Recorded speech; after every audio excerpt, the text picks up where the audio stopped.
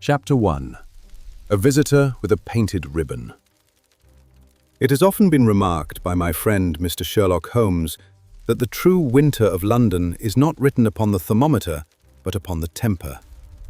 A grey, lowering February had settled upon Baker Street, and the city wore the hue of an old pewter plate.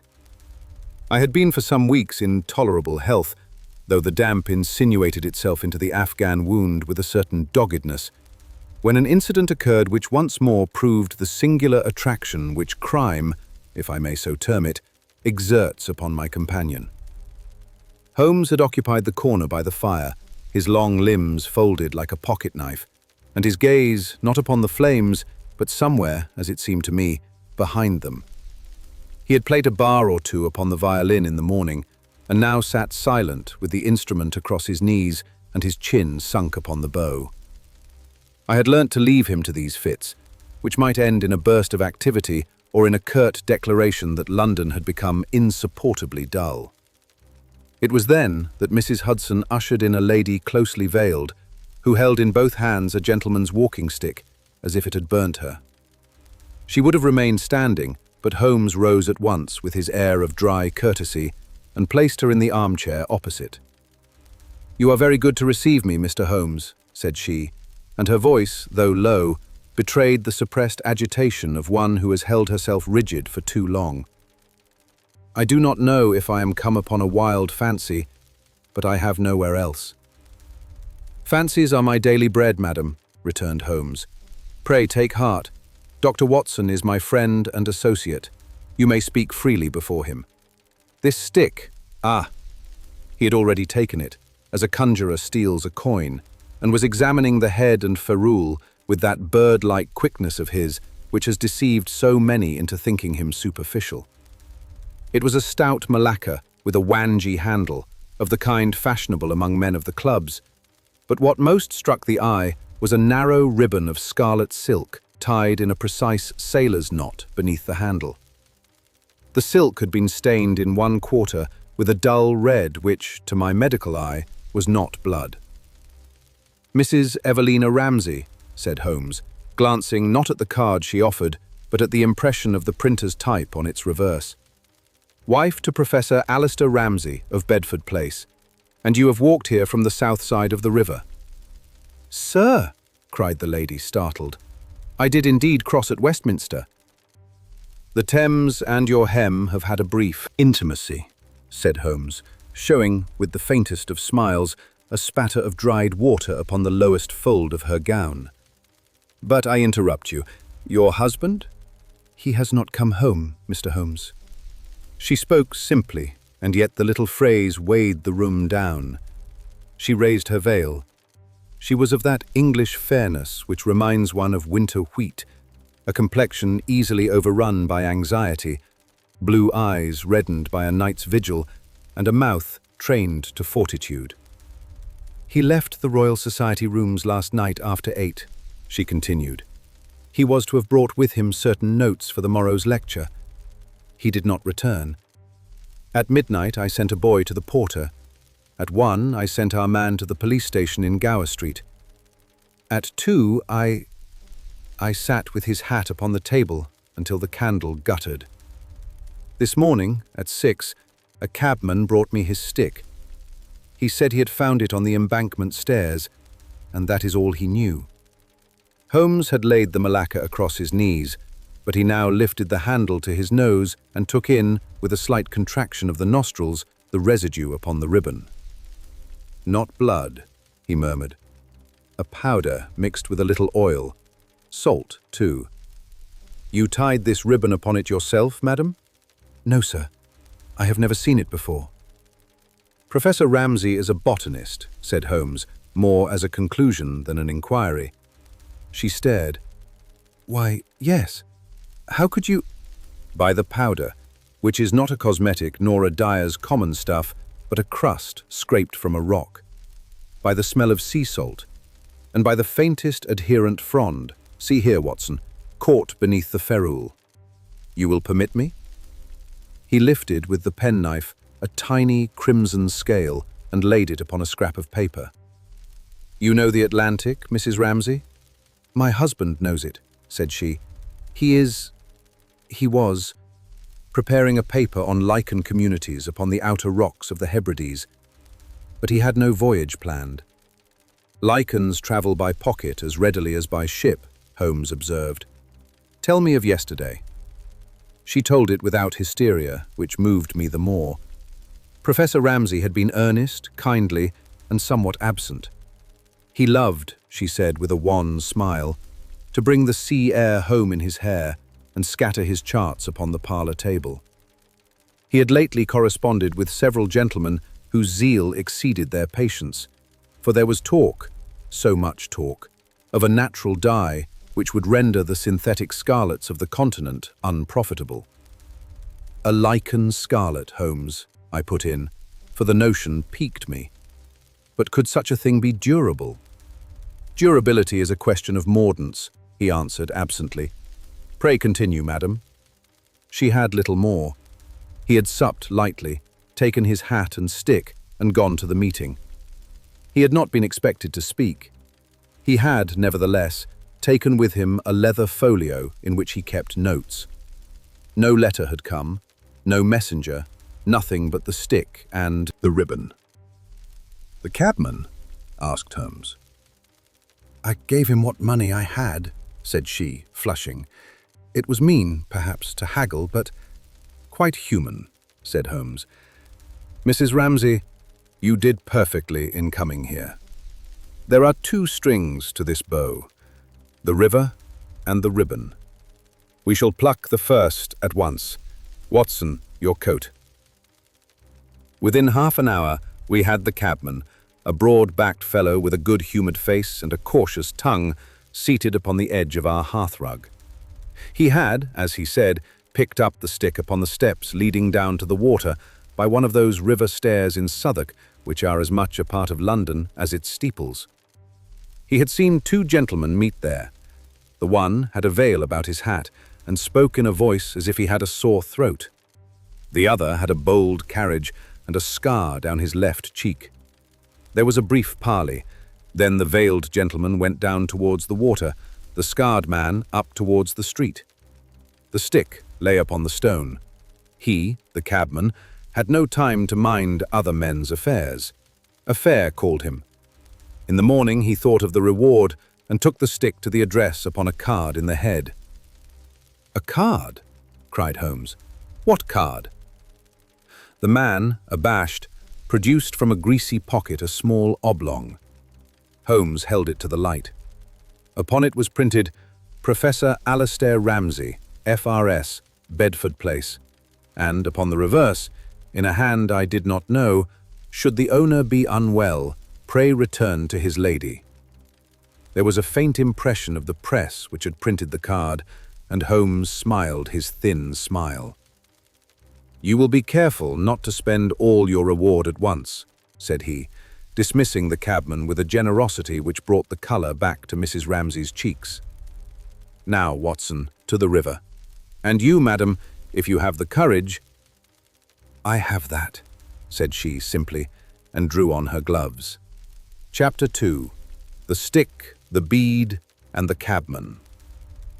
Southwark is to me a region of palimpsests, where new brick scratches its name over old timber and the river writes every hour what it will.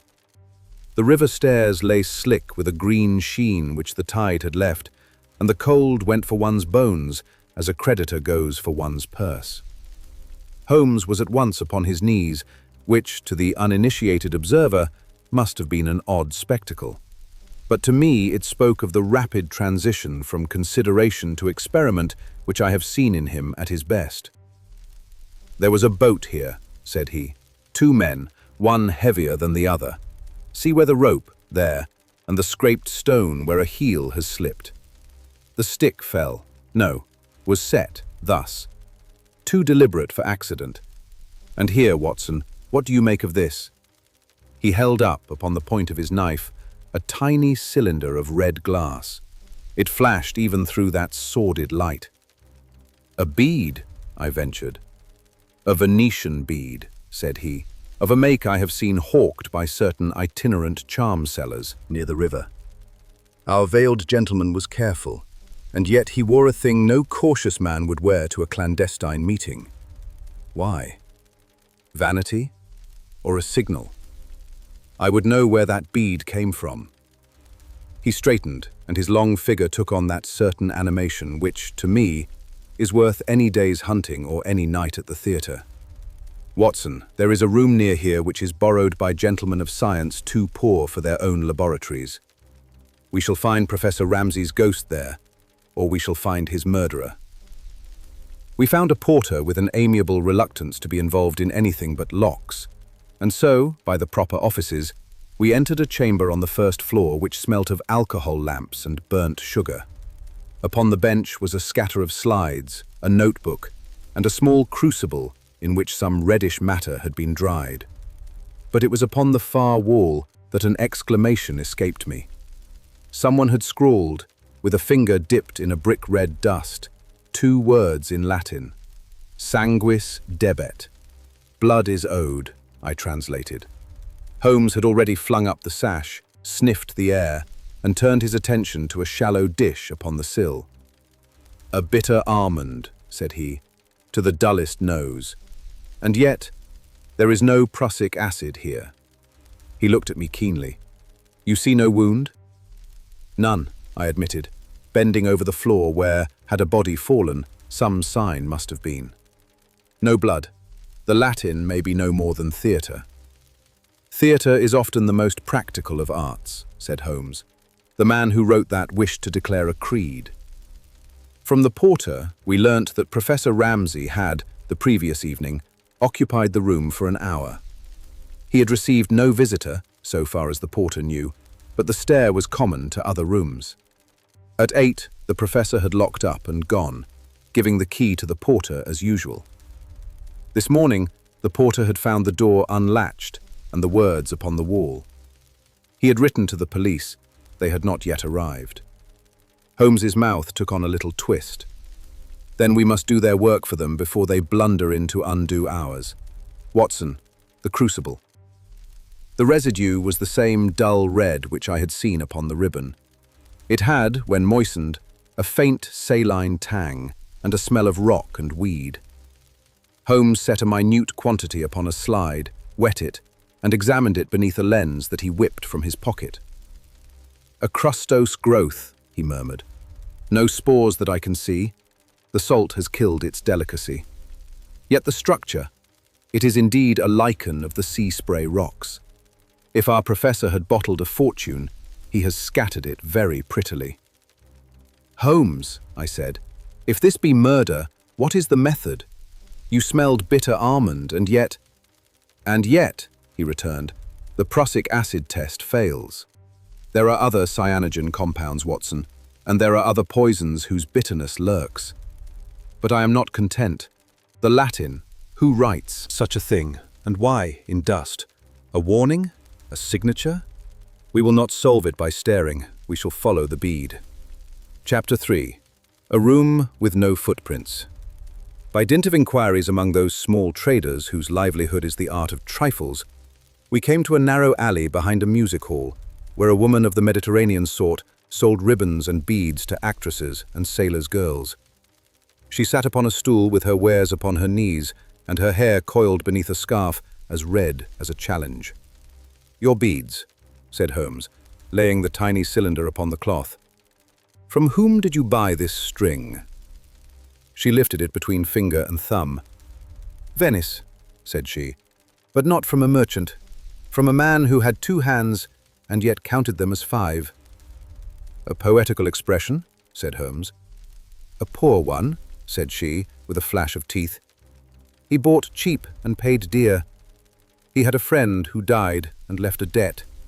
He talked too much. He said red would save him." "His name?" She shrugged. "In London, a man has as many names as he has pockets." "Try one," said Holmes. "Ramsay," she said, watching us. For a moment I felt Mrs. Ramsay's silent figure at my elbow, as if I had forgotten she stood there.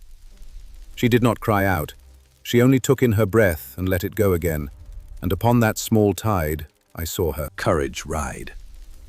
"He bought beads for me," the woman went on more softly, "because my father made such things and ruined his eyes. He said he would cut my father in upon a great red fortune. He said there were 4 hands in the covenant, and a 5th which was owed. Then he went away and did not come back." Holmes inclined his head. "If London were built upon beads, madam, I should think your stall a palace. I thank you." We had not gone 3 paces when a man with a pale scar down his cheek came out of the music hall door and would have passed us. But Holmes, with that cat's motion of his, turned so as lightly to brush the man's sleeve. The man flung him a glance in which caution wrestled with insolence, and then he laughed in an easy baritone, as if the world were a decent joke. "Captain Kincaid," said Holmes, in a tone which would have been greeting had it not been so wholly devoid of warmth. "The river keeps its own calendar. Will you dine?" "I do not dine with strangers," said the man, and then, with a tilt of his head, "But I confess I am curious. I admired your little performance with the sleeve." "You have an admirable memory for cloth," said Holmes. "You will need a better one for Latin." The man's hand went, almost imperceptibly, to his cheek, and then he showed his teeth in the manner of a man who does not mean to display them twice. "Words on a wall do not frighten me, sir." "I am glad," said Holmes, "for the wall cannot follow you, but there is a tide which will." He looked past Kincaid to the stage doorkeeper, who had pricked up his ears. "Come, Watson. Mrs. Ramsay, courage." We returned to Baker Street by way of the Embankment. The river had the colour of cold tea and the patience of an old creditor. Holmes was silent until we had reached our sitting room, and the fire had been encouraged to a more generous blaze. "A covenant of 4, he said at last, "and a 5th that is owed. A lichen that stains, a bead from a Venetian girl whose father was ruined by the dye trade. A dead man who may or may not yet be dead. There are times, Watson, when the palette is so vivid that one suspects a forger. And yet—" He took up the scarlet ribbon and let it run through his fingers. "And yet, what better title could there be than A Study in Scarlet?" I confess I laughed. "You grow fanciful, Holmes." "On the contrary," said he, "I grow methodical. We shall take the colour where it leads, and if it lead us to the Hebrides, we must purchase oilskins. Pray write to Lestrade. I will have him keep his large boots from my small clues. And Watson, warm your hands. The next step will be cold." There is a peculiar hush which attends a household wherein anxiety has taken up quarters. It is not silence, for the bells still ring and the scuttle still rattles. Rather, it is a muffling of the usual human notes, as if someone had pinned felt about the very edges of life. Such a hush lay upon Bedford Place when Mrs. Ramsay admitted us to her door. Holmes, who is as tender to an atmosphere as a barometer is to a storm, removed his hat at once and trod as softly as if a patient slept above. He asked for her husband's library, and she led us to a back room that had the agreeable chaos which belongs to a genuine worker's den. Books lay open upon chairs, maps, pinned and repinned, made a reef of paper across one wall. A glass case contained specimens in small, corked vials, their labels pointing, like a regiment of tiny bayonets, in excellent order. "The professor kept his charts here," said Mrs. Ramsay. "You will find them less than serene." "Serenity," returned Holmes, with that dry flicker which serves him for a smile, "is the least valuable of the sciences." He began without fanfare. The desk yielded nothing but a clean pen, a blunted pencil, and, from the blotting pad, the ghost of yesterday's words. He drew the sheet to the light and used his little mirror to reverse the impressions. Tide, tramontane, Jessie's figure wrong by 12 minutes. Beads from the girl. Falk evasive, he read. Watson, I do not often thank Providence, but today I thank it for the slovenliness which leaves a blotter unswept. Jessie, I said. A person with a watch and a temper, returned Holmes. We shall meet her soon enough. He turned to the maps. They were charts of the western seaboard, jagged outlines, soundings like pepper spots, marginal notes in a firm, economical hand. At the far corner of the wall, a modest scrap of blue, scarcely larger than my palm, had been affixed with 2 drawing pins. It showed a splinter of rock, not named upon the larger chart, but labelled in pencil in Ramsay's hand, St. Michael's Isle. An affectation? I asked. Or an old spelling, said Holmes. Observe the pins. 4 around the Hebrides, 1 here by Gathon's Cove, 1 on the Glasgow line, 1, curiously, near a London glasshouse in Lambeth. The man pinned his world as he meant to walk it. The glass case of vials was locked, but the key hung upon a cord from the corner of the frame, the absent-minded care of a decent man. Holmes opened, sniffed, held the vials at the light. 3 contained a red crust ground to powder, 1 a little slime of coppery hue, another a grainy salt. He took a fleck from the red crust and touched it with the tip of his tongue. Salt, sea salt, yes, and something bitter but not alkaloid. It has a habit of clinging. Mrs. Ramsay, your husband was not precise in his housekeeping, but in his science he was a martinet. Why, then, is this case disturbed? Disturbed? She leaned, alarmed. Here, said Holmes, pointing with his forefinger. The dust prints. 5 vials were removed, replaced in haste. 1, this, was set back the wrong way so that the label faces the glass. There was a visitor with clumsy hands. My husband allowed few visitors, she returned. Professor Falk of St. Bartholomew's, Dr. Falk, I should say, and Mr. Kincaid, though I never saw him in this room. The others were scientific men, and a Miss Blair. She is a lighthouse keeper's daughter, but precise in her observations. She made my husband laugh. He said she counted the sea by heartbeats. Holmes gave me a brief, bright glance. Jessie Blair, then. 12 minutes wrong. Admirable. He examined the books as a surgeon examines a pulse. 1 touch to the spine, another to the margin. Cryptogamic botany to the left. Dyestuffs to the right. A little economics, rare and useful in a naturalist. And here we have the commerce of Venice, with a fold at the chapter upon glass beads. Watson, do you note how a man writes his confession upon his shelves? Upon the library table lay a leather folio. It was secured by a strap, but not locked. Holmes opened it carefully, as one separates a child's fingers when the small hand has closed upon a thing that will hurt it. Inside were neat pages in Ramsay's hand, tides, temperatures, sketches of rock profiles. At the back, in a different ink and a less regular script, a brief instrument, an agreement among 4 persons, initialed only AR, SK, JB, CF. It promised equal shares in a discovery denominated the Scarlet lichen, its cultivation and any patents arising upon condition of secrecy until a sufficient stock could be raised to break the stranglehold of the continental ring. SK, I said. Kincaid. CF? Colum Fraser? Or Calder Finch? We have met too. Both will do for now, Holmes answered. And here a note, 5th hand to be acknowledged in equity at my sole motion. Generous, dangerous. The world hangs men for less charity than that. Mrs. Ramsay, who had withdrawn to the door as if to keep the house together with her body, spoke low. My husband abhorred the cartel men, Mr. Holmes. They ruined a dozen small colour men along the river.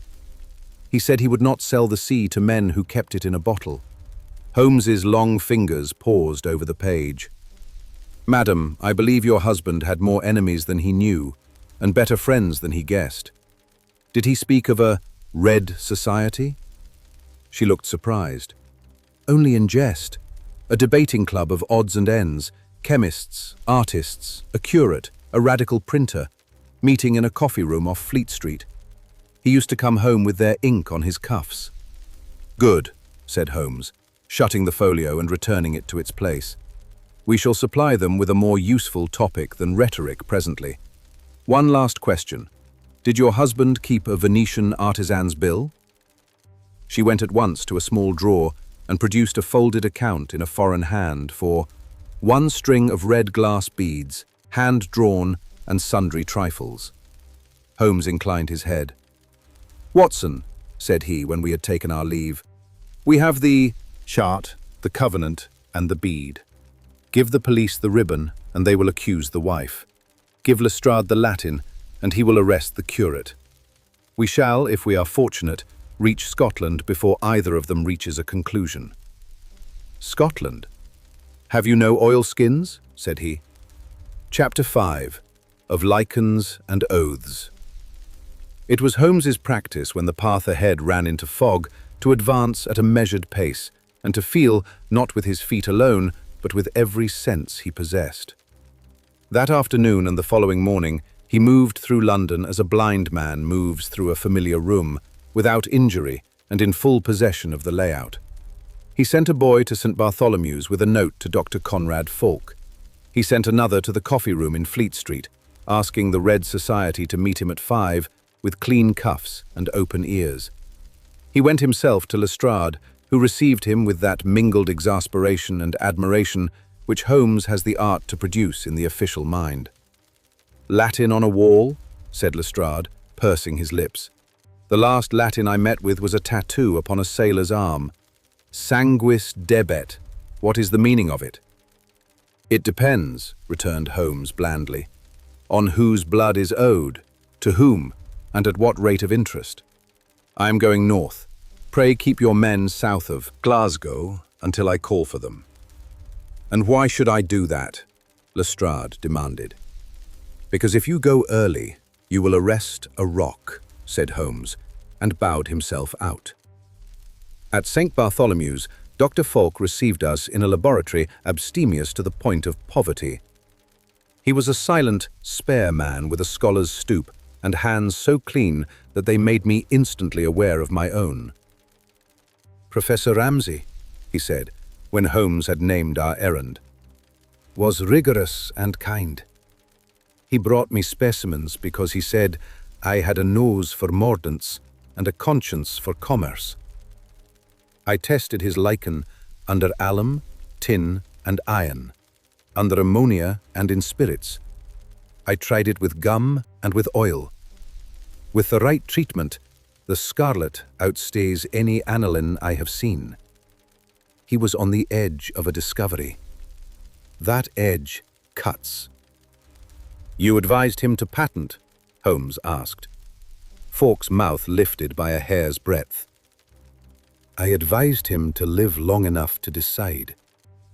A cartel does not fear being undercut so much as it fears a story that merchants love. A story about honest color that the sea gives and London sets upon the cloth. It would travel quicker than dye. You refuse to sell your interest, said Holmes. I have no interest but my craft, said Falk mildly, and no share in a thing I did not discover. If the colour men along the river can keep a penny the cartel would steal, well. He let the sentence rust, and in that rust I read his temper. And the men? Said Holmes. Kincaid, Fraser, Jesse Blair. Falk took off his spectacles and rubbed them with a piece of lint. Kincaid will see a storm coming and sell the ship for the price of a boat. Fraser was afraid of hunger, of the law, of the dark. Miss Blair I did not meet, but I read her tide tables. They were sound. As for Mrs. Ramsay, She paid for my time when the professor would not. She believed in his work. Holmes's eye rested upon a shallow dish upon the bench. In it, a residue of red had dried into a fine, friable crust. "You have lost some of your specimen," he remarked. Falk glanced at the dish. "Not I. A thief with clean gloves removed a pinch while I went to the porter. He upset a jar and set it back the wrong way. I have encountered clumsy men and careful ones, but few who are both." "Kincaid?" I suggested.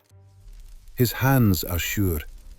He handles a rope as you handle a pen," said Falk. "No, this was a man accustomed to glass and fearful of it. A hospital surgeon, perhaps." "Calder Finch," said Holmes. Falk looked at him without surprise. "The man from the River Hospital?" He asked questions. His eyes were on the dish, not on my answers. He spoke of cramps in the hands and men who die with the smell of almonds in their breath. Holmes's face grew intent. "Pray, doctor, if a man were to inhale a cyanogen vapor in small doses, not enough to kill him on the instant, but enough to leave a ghost of bitterness in the air, what then?" "He would die," said Falk, as if sleep had failed him in the act. "But cyanogen leaves footprints which an honest test can follow. Your room had no such prints? Then I would look for a cousin to it, something that bites the same place and leaves less ash." We left him with our thanks and went at once to Fleet Street, where the Red Society had assembled in a coffee room whose curtains had been dyed, I will swear, with nothing more romantic than beetroot. They were a curious set. An engraver with ink upon his cuffs, a curate whose collar had been laundered into fatigue, a printer who carried radical pamphlets in his pocket as if they were a sacrament, two ladies from the Slade who eyed Holmes as if he were an unusual plaster cast, and a pale medical student who took notes upon his cuff and then, absent-mindedly, wiped his mouth with it. Holmes, who can speak as dryly as a judge or as vividly as a mountebank, chose a tone of kindly contempt, which, I have observed, turns the British amateur into an ally. "You have named yourselves Red," said he, "and therefore you believe yourselves bold. Let us prove it. A decent man is dead or missing. The color you fancy has been turned into a password by a set of men who think that a wall is a place to boast upon. If you will lend me your eyes and your patience, I will lend you a case. This is your curriculum. Learn to listen to the river, to watch the tides, to see where the glass comes from and where the cloth goes.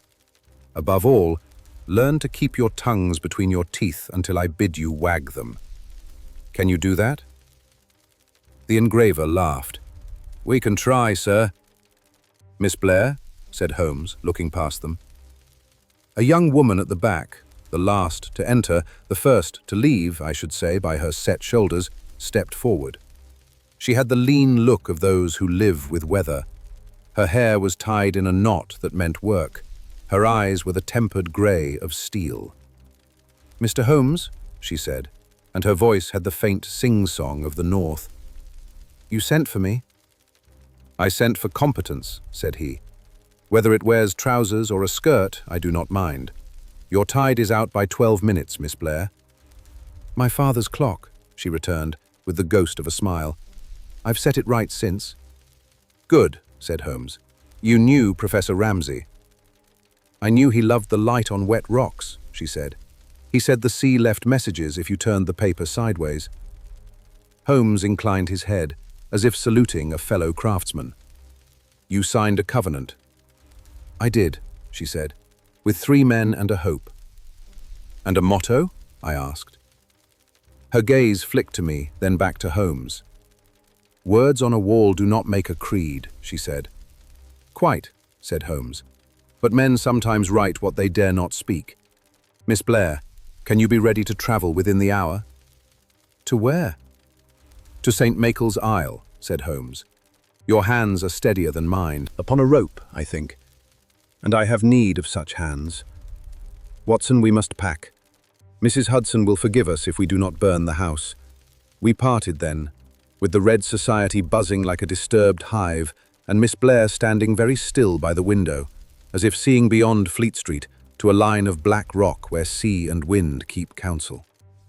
Holmes's long stride took him down the stair. Mine followed, with a certain soldierly thrill which I am ashamed to confess I feel whenever a railway ticket is pressed into my palm. At the door, a boy brought a telegram. Holmes tore it and read, "From Lestrade," he said. "Body found. Cullum Fraser. Latin upon the wall. Request your presence. Urgent." So our tide runs both ways, Watson. North for the living, south for the dead. "Which way?" I asked. "Both," said Holmes. "The mind goes where the body cannot. We take the night mail for Glasgow at 8. Before that, we pay one call upon the Riverside Hospital. I should like a word with Mr. Calder Finch about gloves, glass, and the smell of almonds." He set his hat upon his head with that air of decision which always lightens my heart. There are men who swell in the presence of an audience and diminish in solitude. Holmes is drawn, on the contrary, to those tasks which put him at hazard with nothing but his wits. The scarlet thread had been cast, and I confess I felt it tighten about us with a not unpleasant constriction. "Come, Watson," said he. "There is a colour in this affair which will not wash out. Let us see what shade Mr. Finch wears upon his conscience." Chapter 6. The Man with the Healed Scar. The River Hospital was a long, low wedge of brick laid parallel to the Thames, as if the architect had decided that illness ought to face the water and take its chances with the tide. The wards smelt of carbolic and damp wool. Down the main corridor, a porter pushed a trolley with the careful indifference of a man who has learnt that life protests and death does not. We asked for Mr. Calder Finch.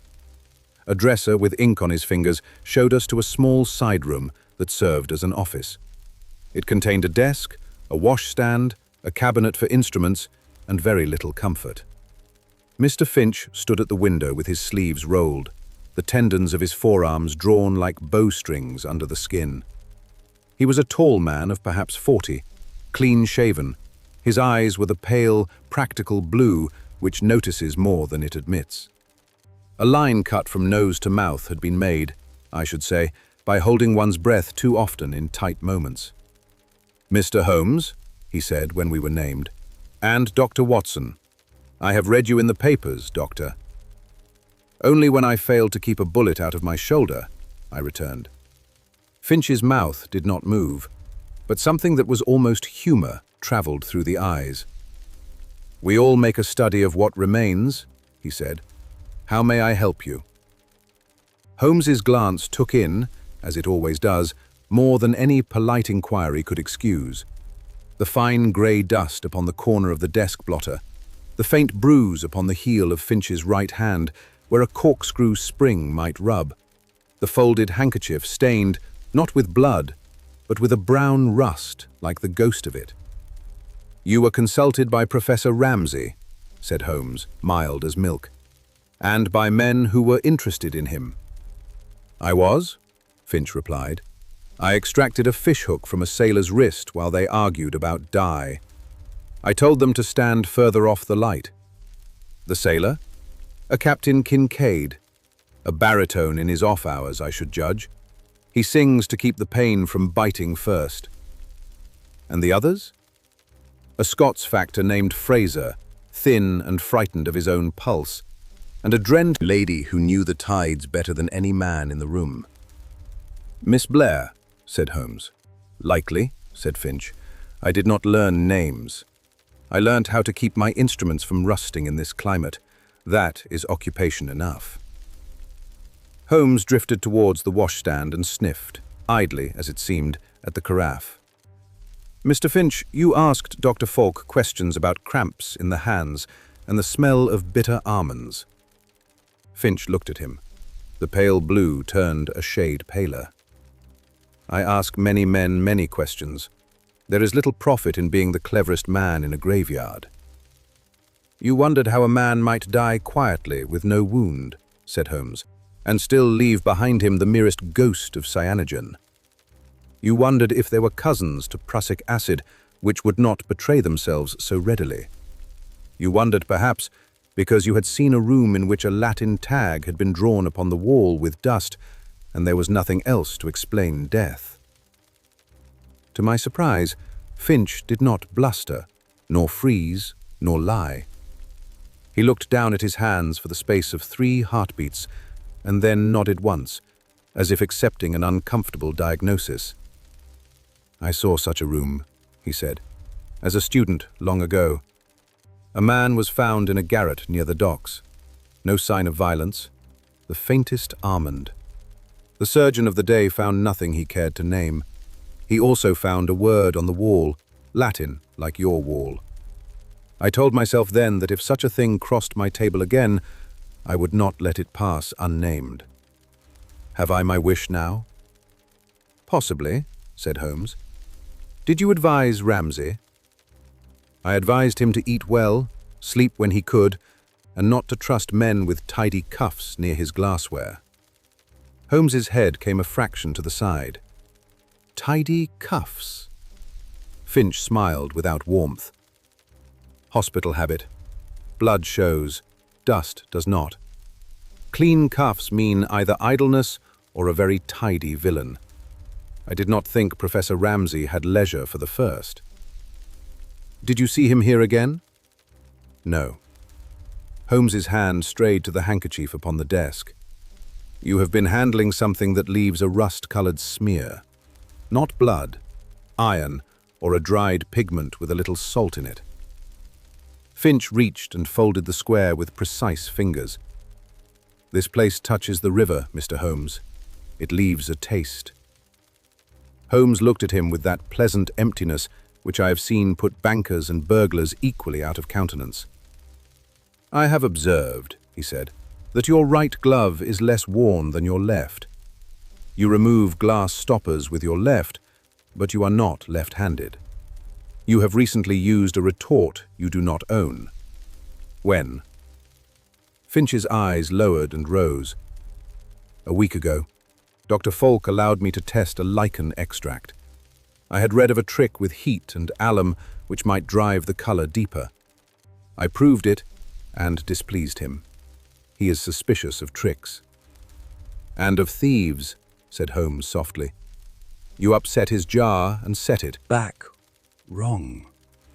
This time Finch permitted himself a sigh. The jar was wrong when I came to it, he said. I put it right. That is a vice of mine. He turned to the window and watched for a moment a brown gull riding the chop of the tide. What is it that you require from me, Mr. Holmes?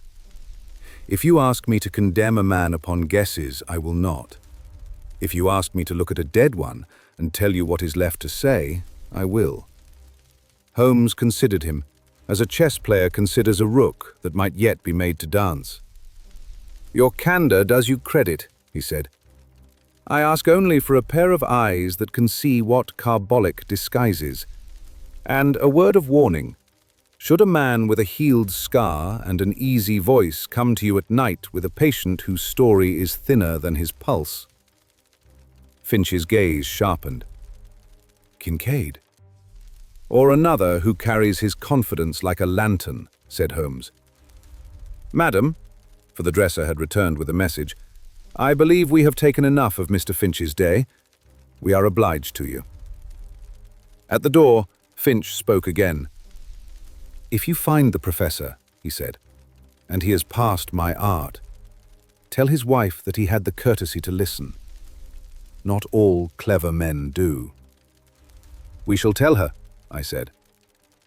We were halfway down the corridor when a voice traveled to us ahead of the man, as a scent travels ahead of a kitchen. It was a baritone, with the suggestion of a song in it, even when it spoke only English. "Doctor," it called. "A word for a poor sailor with more rope than sense." Captain Kincaid came up the passage as if it were a key and he had a ship waiting. The pale scar upon his cheek gave him, if anything, an air of mischief rather than menace. He carried his hat in his hand and a coil of line over his shoulder, the most transparent pretext I have ever seen brought indoors. "Mr. Holmes," he cried, all surprise and good humor, "we are become neighbors." "The world is small where the river runs," Holmes returned, very dry. "How fares your wrist?" Kincaid flicked a glance at the bandage beneath his cuff. "Better mended than my fortunes. The sea takes both with one mouth." "And gives back with another," said Holmes. "Sometimes red." The man's eyes did not flinch. He had that trick of looking straight and letting the lids do the lying. "Red is a flag, sir. I prefer a white one when the weather turns." "You carried one to St. Michael's Isle," said Holmes. Kincaid's smile widened. "Then the wind has a tongue, for I did not think London listened to such whispers. I parleyed, as any man will when tide and time go different ways." "With whom?" "With a girl who knows rocks and a gentleman who thinks rocks are gentlemen," said Kincaid, meaning, I did not doubt, Miss Blair and Professor Ramsay. "You will find little fortune on that island but wet stockings." "I shall risk the stockings," said Holmes. "One last matter, Captain. Latin upon a wall. Does it mean anything to a sailor with a sore wrist?" Kincaid tilted his head, as if hearing the line sung off-key. "Latin is for men who have no tide table. I read the sky." "And men with knives?" Holmes asked. "Ah," said Kincaid pleasantly, "those read me." He touched 2 fingers to the edge of his hat, nodded to Finch, who had reappeared in the doorway, and sauntered away with his coil of rope, whistling a bar beneath his breath that I had heard in the music hall alley, the vulgar ditty about scarlet vows. Outside, the air had the clean bite which follows a winter tide. Holmes stood a moment with his face lifted as if scenting something finer than carbolic. "Well?" I said. "Finch is no fool," he answered, "nor is he honest enough to be useless. He knows a trick and will not sell it, which recommends him. Kincaid is as supple as a new hawser and will pull whichever way the stronger man hauls. For the moment, the stronger man is fear." "Of the cartel?" "Of poverty," said Holmes. "It is a more immediate tyrant. Come, Watson, we have 4 hours to dine, to pack, and to mislead Lestrade by letter. If he sets foot upon that island before I do, he will arrest a lighthouse." "You told him he would arrest a rock." "I give him variety," Holmes returned, and flagged a cab. We reached Baker Street in the blue hour. Mrs. Hudson, who has the instincts of a campaign quartermaster, had anticipated oilskins, flannel, and the smallest kettle in London. While I packed, Holmes wrote 2 notes, one to Lestrade, one to Dr. Falk, and sealed them with a care which tells me more than words, that he expects them to be opened by eyes other than those intended. On the way to Euston, the lamps showed their crowns against a sky not yet given up to night. The city looked, from the cab window, like a map of itself, pinned to darkness with nails of light. Holmes was silent, save for an occasional bar upon the violin he had insisted on bringing. I had, I confess, the spirit of a schoolboy bound for a holiday against orders. The outline of the case sharpened as we rattled over the stones. Scarlet crust upon a stick, a covenant of 4, a room that smelt of almonds and carried a Latin bruise, a surgeon who knew more than he said, and a sailor who said more than he knew.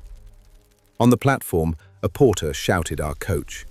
We took our seats in a corner, where Holmes could keep his knees and cigarette case and violin in an arrangement only he understands. The whistle shrieked, the engine took breath, the carriages leaned like runners at the line. Just as we moved, a figure appeared at the end of the platform. Miss Jessie Blair, hair caught back, a small canvas grip in her hand. She stepped aboard without fuss, found our compartment as if she had been born to timetables, and sat opposite us with a short nod. "You are in time," said Holmes. "I am in tide," she returned. "The causeway is passable at 9 in the morning. If we sleep, we will cross with dry feet. If we do not sleep, we will cross with eyes open." Holmes's eyes lit.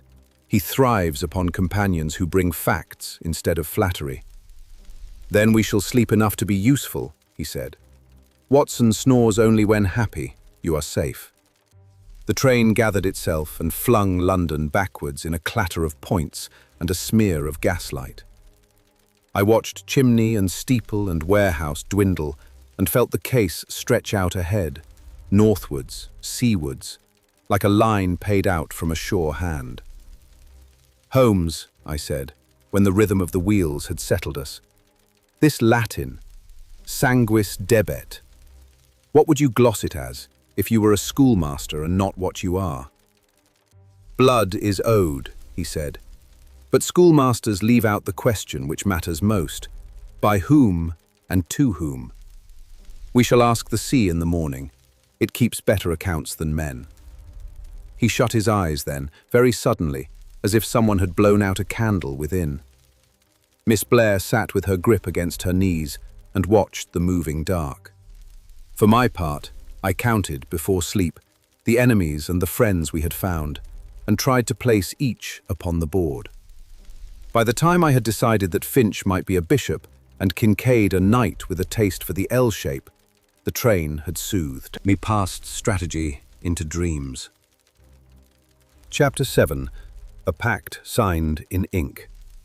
I have observed that a railway carriage at night can be a study in truths which daylight denies. Faces become statements.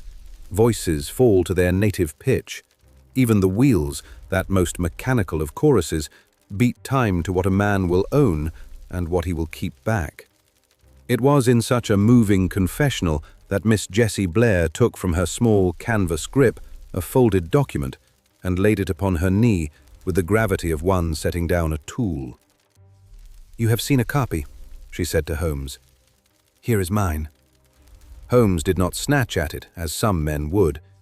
He has a way with papers that is half courtesy and half craft. He leaned back, steepled his fingers, and regarded the thing as if it might declare itself without the indignity of being handled. "The Scarlet Covenant," he said. 4 hands, 4 initials. The paper is not stationer's common, but a heavier foolscap, watermarked. The ink... He paused, and now he took it, gently, by the edges. The ink is of 2 kinds. The body in a black with a tannin bite. The signatures in a blue-black, newer and less honest. The pen that wrote the body has a medium nib. The signatures include a hand which has worn its point to a wedge and another that presses too hard upon the downstroke. Miss Blair watched him without impatience. She had the air of one who has already tested a rope in a gale and will not be offended if a landsman tugs at it. "Read, if you please," she said. Holmes slipped the paper from its fold and spread it upon the seat between us. The carriage lamp gave a mild, steady light. The words stood clean. "Covenant made this day between A.R., S.K., J.B., C.F., for the cultivation and equitable disposition of a naturally occurring scarlet dye-yielding lichen, hereinafter the material, for the protection of the same from monopoly by the Continental Ring and its agents, for the maintenance of secrecy until such stock be raised as shall make ruinous retaliation unprofitable, and for the equal division of any profit or patent right arising after costs of collection and culture be met. And it is agreed that none shall sell or bargain the material to any company or person without unanimous consent, that none shall reveal the place of its growth without the same, and that, should any breach occur, the remainder may take such steps as shall preserve the common good, saving life where it may be saved. A.R. shall, for the present, hold the common purse, and maintain correspondence with such chemists and colourmen as may advance the work. SK shall furnish transport and seamanship. JB shall maintain the tide tables and observations. CF shall act as factor upon the mainland and keep accounts. A fifth hand, not here named, to be acknowledged in equity at AR's motion and provided for from first honest profit. Signed at London, etc. The initials followed, each in its style. AR firm and modest. SK with a maritime flourish. JB clean as a surveyor's mark. CF a cramped, parsimonious hand that made the letters look as if they were passing a toll. Professor Ramsay wrote the body, Holmes said. He has avoided the jargon which lawyers sell dear and which honest men can neither read nor keep. He has conceded purse to himself, dangerous, and accounts to a factor, more dangerous still. He has made secrecy a virtue and a problem. The phrase, saving life where it may be saved, is the hinge. It is the wound, Jesse Blair returned. He meant to keep us from rash acts. He did not keep us from all of them. Holmes's head moved a fraction. You hold that Ramsay wrote this? You were present? I was, she said, in a coffee room off Fleet Street. He wrote it on a clean cloth first, with a stump of pencil the waiter brought, to see if we would fall to quarrelling before the ink dried. We did not. He was... She searched for a word and settled for the simplest. Kind. He did not condescend. He spoke to me as if my tide tables were a chart a man might trust his bones to. CF, I said. Colum Fraser? Calder Finch? Colum Fraser, factor at Gathens Cove, she answered. He could read figures faster than I could count gulls. He was afraid of poverty in the marrow. He said fear would keep him honest. Fear is a bad usher to honesty. And SK is Kincaid, Holmes observed, who will parley with pirates if their deck lies higher than his own. He signed with a flourish and went to the music hall to celebrate. Did any other hand touch this paper? Jessie's grey eyes flicked to the margins as if she saw, as Holmes did, the ghost of finger oil and dust. Evelina Ramsay held it when the ink was wet, she said. She blew on my name as if to wish it luck. No other. The fifth hand, I ventured, would be the Venetian artisan's child, the bead seller. Jessie gave me a quick, appraising glance, not unkind. If Professor Ramsay meant her, he did not say. He meant to, later. He said a man spends money better when he knows the name he spends it for. I would have pressed him, but he had a way with my temper. He would stand at the window and ask me to count the lights across the river until I forgot to be cross. Holmes's long forefinger rested upon the line which named the cartel. The Continental Ring has ears in London. This paper is a noose if it falls into such hands. How many copies? 4, 1 each. Ramsay kept the cloth for sentiment. And now one signatory is missing. One, if Lestrade's telegram speaks true, is dead. One sings in hospitals and alleys, and one sits opposite me on a night mail train, Holmes summed. It is a poor balance sheet. She did not bridle. A balance sheet improves when you turn the page, she said. You have not yet seen St. Michael's. Holmes folded. The covenant again, with the same care. I will add to your page this footnote, that a creed has been daubed upon 2 London walls in a red dust. Sanguis debet. Jessie's mouth tightened. Men who write on walls rarely pay what they owe. Then you do not own the motto? I own the color, she said, simply. Not the threat. The train rattled on. Outside, stations came and went like thoughts one has and cannot keep. Holmes smoked, sparingly, as he does when work profits more than nicotine, and now and again he touched the folded paper as if to test whether it had grown heavier. Presently he said, as one man might say to another that a cloud lies low over the hills, Miss Blair, What you will tell me now, I will not repeat to Lestrade, unless life or liberty demand it. Whose fear did you carry from London? She did not faint. Fraser's, she said.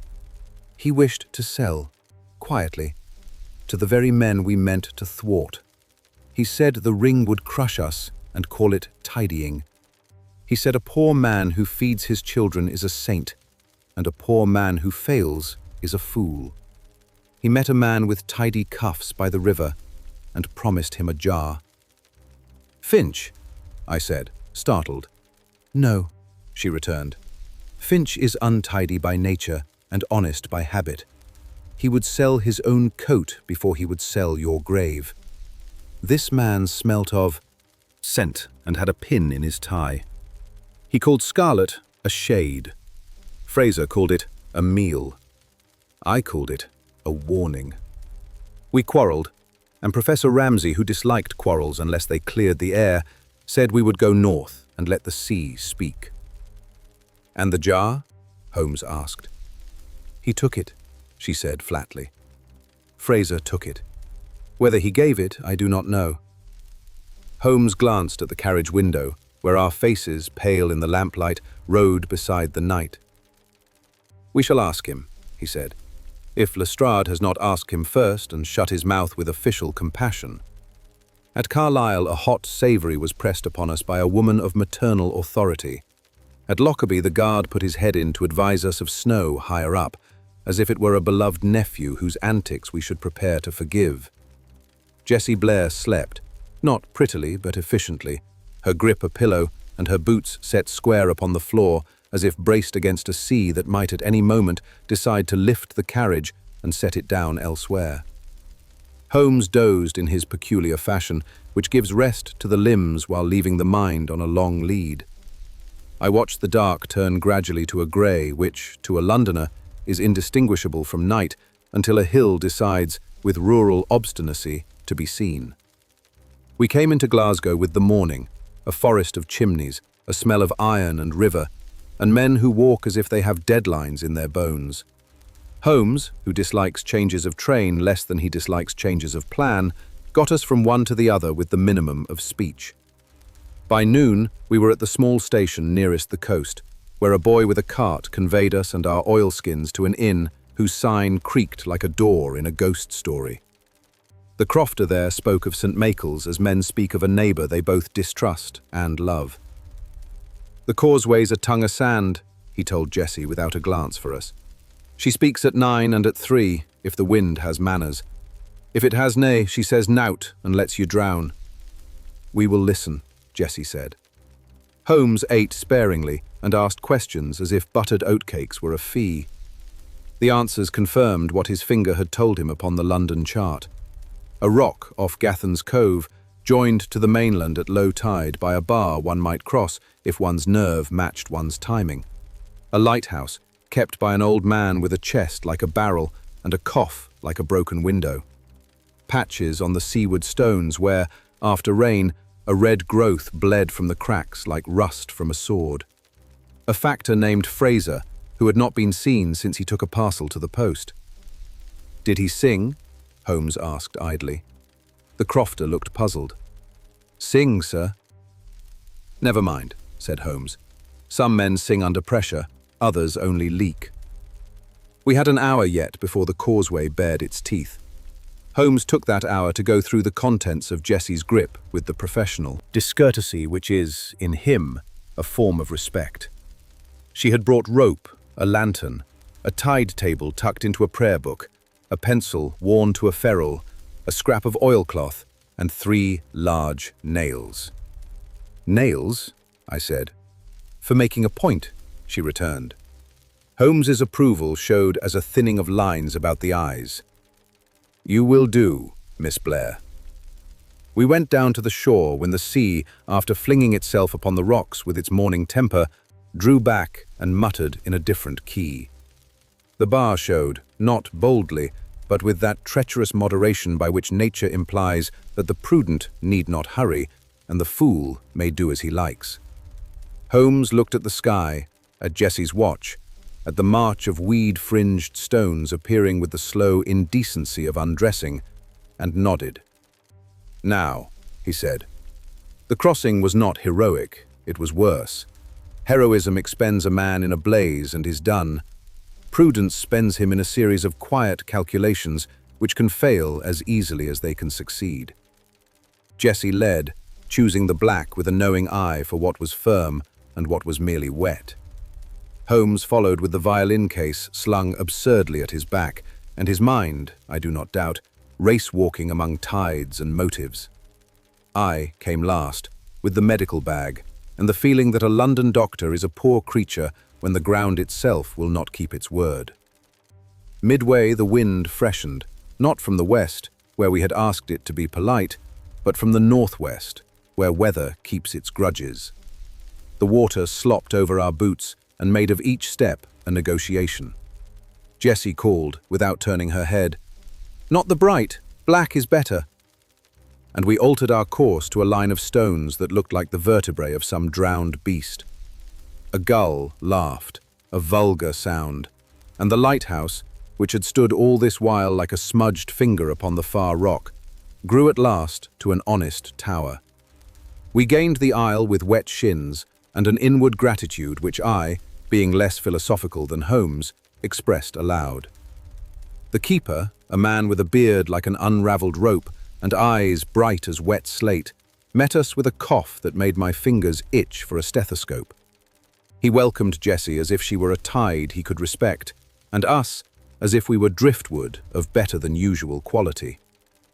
"You're o'er early for a storm, and o'er late for breakfast," he observed, which, translated, meant we could come in and sit. The room was low, with the economy of those who live in a cylinder. What there was of warmth came from a stove that sounded like a contented animal. Jessie spoke with him in quick, practical sentences that had the sea's idiom and none of its romance. Holmes drifted to the narrow window and looked, not out to the wild, but down at the rock itself.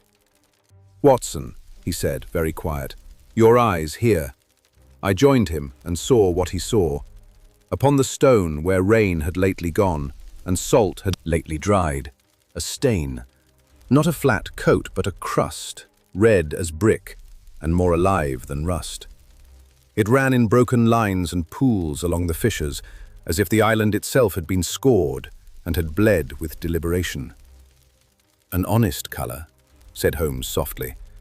"No vat, no alkali, no smoke, only time and tide, and a cartel which cannot summon either to a shareholders' meeting."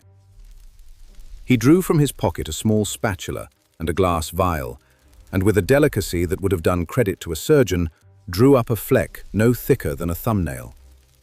"We will not be thieves," he added to the keeper. "We will be witnesses." The keeper spat, politely, into the stove. "Witnesses is dear enough when the law's busy," he said. "You'll have heard of Fraser?" "We have," Holmes answered. "We shall hear of him again before we sleep." He said it not as a prophecy, but as a program. The light, which had felt friendly when we entered, now took on the blankness of a man withholding information. The sea, which had at least been honest about its appetite, resumed muttering. Jessie Blair stood with her hands upon the back of a chair and looked from the stain on the rock to the covenant folded in her pocket. Between them, I confess, I felt a tightening in the air, as if one more instrument were needed to complete the quartet, and someone had, by design or by fear, failed to bring it. Holmes closed the vial, placed it in the inner pocket he reserves for things which will not bear police attention, and turned from the window. "Miss Blair," he said, "you will show me the cave where the ledger lies. Watson, you will persuade our friend here to allow you to listen to his chest for 3 minutes. 3 minutes only. I have a prejudice in favor of keeping men alive who can tell me what they saw." The keeper grunted, Jessie nodded, and the light, which had seemed indifferent, flickered once upon the stove, as if a draught had sighed under the door. If there is a moment when a case ceases to be a puzzle and becomes a place, this was it. We had crossed into the colour itself. Chapter 8. The Sea Cave Ledger. I have long maintained that the difference between a man who survives the country and a man who adorns a gravestone is not courage, but attention. Holmes's attention, when bent upon a landscape, produces in him the same animation that a dissecting room gives to a student. He becomes at once more alive and less visible, as if his outline thinned to make room for facts. Jessie led us down a stair hacked from the rock and along a path where the wind had worn a groove as neatly as a knife. The keeper muttered that the tide would turn its mind in an hour. My watch, which had affronted Afghan sand and London fog, submitted meekly to Jessie's correction. Below us, the causeway lay like a scar. The sea was deciding whether to heal or open. "The cave," she said, pointing to a seam in the basalt where darkness pooled, "takes the swell from the northwest. The ledger is above the wash unless the wind is ill-tempered. Keep left of the weed where the rock glistens. Black is honest, bright is treacherous." Holmes inclined his head as a pupil to a master. We picked our way along a ledge no wider than a church sill, feet finding the confidence that eyes could not supply, and came to the mouth where the air changed, salt and iron at once, and the sea spoke with a deeper chest. Inside, the light became the sort that makes men philosophical, enough to show trouble, not enough to show its edges. "There," Jessie said softly. Upon a flatter shelf, beyond the first splash of the swell, lay a leather folio weighted by 3 stones the size of a fist and the color of old blood. Holmes tested the shelf. His fingers are never content to believe what his eyes report, then shifted 1 stone and drew the folio free with that deliberate tenderness of his which makes even thieves trust him with their property. He passed it to me while he lit the little lantern he carries for moments when a match is a sermon and a steady flame is a god. The cover had taken salt and time with equanimity. Within, the pages were numbered, dated, and neat in Ramsay's hand. There was a pleasure here quite aside from detection. The pleasure of seeing a good worker set the world down in an order which it had not, by itself, suspected. Tide heights, weather, profiles of rock faces in a draftsman's clean line, notes of sheen and wetness, a sequence of sketches in which the scarlet crust had been observed to bleed after rain and tighten to a fine, darker edge when the wind went round to the east. On 3 pages, the red itself had been painted in with a slurry, a cautious swab that had dried to a brick-bright patch and left the paper stiff. "Honest carefulness," Holmes murmured. He took colour as men take testimony, only enough to prove a point. Another sheaf, looser, held accounts in Fraser's tight hand, figures cramped like a miser's fingers, jars purchased, rope replaced, 2 shillings to a lad for carrying, a hired cart to Gathan's post. A marginal sum had been double underlined, as if underlining could make a loaf larger. At the back lay what we sought, and what I confess I had not expected to find. The professor's private notes, written more hastily and with the impatience of a man whose thought has outrun his pen. S.K., restive, speaks of cartel men with clean cuffs. J.B., sound as the bell, tied to the minute though her father's clock cheats 12. C.F. will either starve for honesty or sell for fear, must not let hunger choose for him. A 5th hand is owed. Venetian artisan's child? Bead girl, honest as glass. Tell Evelina. The line broke. A drop had fallen there. The ink had spilt into a little black star. Holmes's finger rested lightly against the margin. He meant to write his wife's name into his equity, he said. And then the sea interrupted. Another page, later in the sheaf, held a note which made Jessie draw breath through her teeth.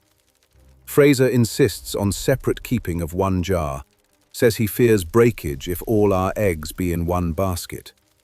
I mislike the proverb, but like the thrift. Have marked his jar with a nail, single scratch upon the cork. If lost, we shall know which man dropped it. Holmes's eyes lifted to Jessie's.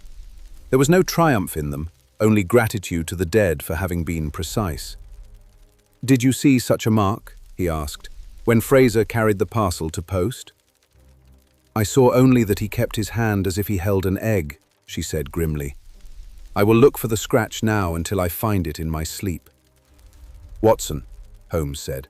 "The dates." I turned back to the headings. The last complete entry stood for the evening before our London room acquired its Latin bruise. 20th. Rain afternoon. Rocks bled as never before. Sample taken by Falk method in alcohol, salted, decanted. Notes to Dr. F for alum trial. JB tied wrong by 12. She will wring the neck of that clock. SK gone to Glasgow to see about a sailcloth. CF talks of his sister's bairns. Fear of poverty eats like lie. Below it, in a later, more hasty hand. 21st. Letters, coffee room, covenant, signed. E blew the ink. Again, the line failed. The next page was blank, then a single sentence written in a different place and pressure, as if the writer had stood while he wrote and his body had interfered with his hand. "If not back by morning, look to the river stairs." The lantern burned low. Holmes closed the folio and replaced it beneath the 3 stones. His hands lingered a second on the leather, with that curious justice of his, which always pays some thanks back into the world he robs for evidence. "Is there more?" I asked. "There is always more," he said, "but the tide will not wait for our curiosity. Come." As we turned, a small sound slid along the cave like a fish, too soft for a foot, too deliberate for the sea. Holmes's head came round like a bird's. Jessie's hand went to one of the nails in her pocket, with an economy which told me she had used them as a tool in more than one sense. The lantern showed only wet rock and weed, no man's boot mark, no shadow that did not belong. "Wind under a lip," Jessie said at last, but she did not believe it entirely, and neither did I. We made our way out, the sea tapping our ankles with a hand that grew less playful. The keeper waited above, coughing into a rag, as if his lungs were trying to come up for air on their own account. I prevailed upon him to let me listen. 3 honest minutes, as Holmes had prescribed. The sounds within were as I feared, a wheeze and a rattle, a chest that spoke of years of damp and devotion. "You will live to complain about the government again," I told him, "but you will do it better with a flannel and a spoonful of this." I measured the tincture. "When the wind goes west." He grunted something that might have been thanks or merely skepticism, and glanced at the vial Holmes had pocketed. "They say lawyers talk ye blind, and doctors talk ye deaf," he observed. "What is it you've come to say?" "That a man wrote careful notes and vanished," Holmes answered, "and that somewhere between your rock and the river stairs a bargain was offered, and either refused or accepted too well." "You'll be wanting the cairn then," said the keeper, with that island practicality which does not waste pathos on strangers. "Fraser stacked stone above Gathan's Cove when he went. I dinna like cairns where no body lies." We went up by a different path, the light turning the wet rock to lead. On the landward side, not 20 yards above the tide line, stood a small cairn of stones, honest field stuff, not from the sea, stacked with an awkward care that said less of ritual than of a mind wanting to leave a mark without saying for whom it was left. Holmes went to one knee and lifted the second stone from the top. Under it, dry in a little dish of slate, lay the circular cork from a glass jar. Across its face, a single, straight scratch. Jessie did not speak. She looked at the scratch as if it were a wound on skin she knew. "Fraser marked his jar," Holmes said, unnecessarily, because the visible truth sometimes needs a voice to settle in the mind. "He left proof for those who could read it. Whether he left it in hope or despair, I cannot tell." He replaced the cork and the stone. We stood a moment looking seaward.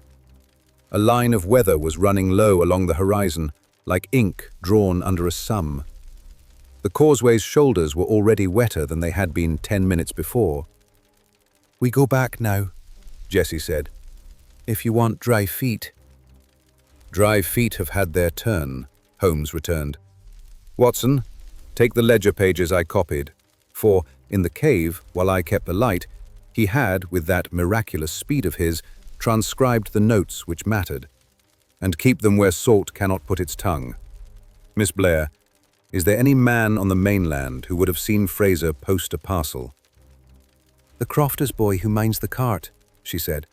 He is 9 and lies only when life requires it. Then he is old enough to be useful, Holmes said. We will ask him what he saw and pay him in a coin he respects. What does a boy of 9 respect here? Flints that spark, she said at once, and rope ends, and stories about men who drown, provided the men are strangers. Excellent, said Holmes. We have flints enough and strangers in abundance. We took the causeway back under a sky which had mislaid the memory of kindness. Halfway, the sea asserted a small right and made us pause to let a sheet of water swing its hem across the bar. Holmes stood easy in the middle of the mischief, as if the city had taught him confidence that the sea could not cancel. Jessie balanced as if she had been born to it. I practiced the English art of appearing to be in control of whatever one cannot control. On the mainland, the crofter received our news with a nod that conceded exactly one thing, that the day had become more interesting than he had expected. The boy with the cart told us, after due inducements of flint and alarm, that Mr. Fraser had indeed posted a parcel wrapped in oilcloth and rope, and addressed to an office by the river with a name he could not remember and a seal he could. A small red wafer pressed with a hand. A hand? Holmes said. A wee hand, like a bairn's, the boy said, pleased to have found an image that would fetch praise. Jessie looked at Holmes. The 5th hand, she said. Or a mocking one, Holmes returned. Cartel men enjoy a jest when they think no one will live to fail to laugh. He paid the boy with the solemnity which makes children feel they have been hired into the service of a serious empire, then turned to me with that light in his eye, which means he has seen the next step and hopes it will still be there when his foot comes down. Lestrade will have your man Fraser before night, if not yet by. Name then, by habit, he said. We must be back in London before the ink on his report dries, or before someone obliges him to blot it. There is a glass house in Lambeth, and a tie-pin with scent upon it. There is a river stair with a memory, and there is a covenant which has drawn blood in Latin twice. And the island? Jessie asked. The island will not move, said Holmes. Its worth lies exactly there. Guard what you can, hide what you must. If Kincaid offers you a white flag, give him tea and no more. If a man with tidy cuffs asks you for glass, show him the door and the sea. She nodded once. I will count the tides and keep a nail for each hand that steals. We shook hands with the keeper, his cough permitted him only a grunt, and began the walk up from the cove. The wind had taken to speaking in a different register. Somewhere out beyond the line of sight, the sea was putting on its heavy coat. At the top of the lane, a messenger in a post office cap came stumbling down towards us, hat clapped to his head and mouth open upon a name. Mr. Holmes! Mr. Holmes! He cried. Telegram from London! Urgent! Holmes tore it open. The paper crackled like a fire with too little fuel. From Lestrade, he said.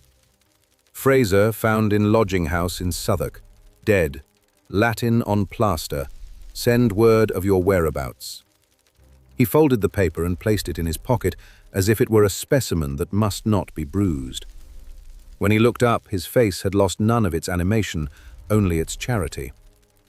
Watson, he said, you will write quickly to Mrs. Ramsay and tell her we have her husband's words, if not yet his body.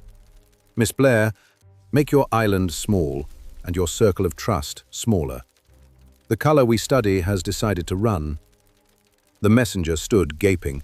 The wind tried our coats as if they were sails, and for a moment the three of us stood like figures set upon a chart to show scale. One man measuring, one woman braced, one friend ready to be ordered. Then Holmes tipped his head landward. Euston by night, he said, and London by morning. The rock keeps its truth. The river spends it. Let us see who profits. Chapter 9. The Room with the Latin Bruise.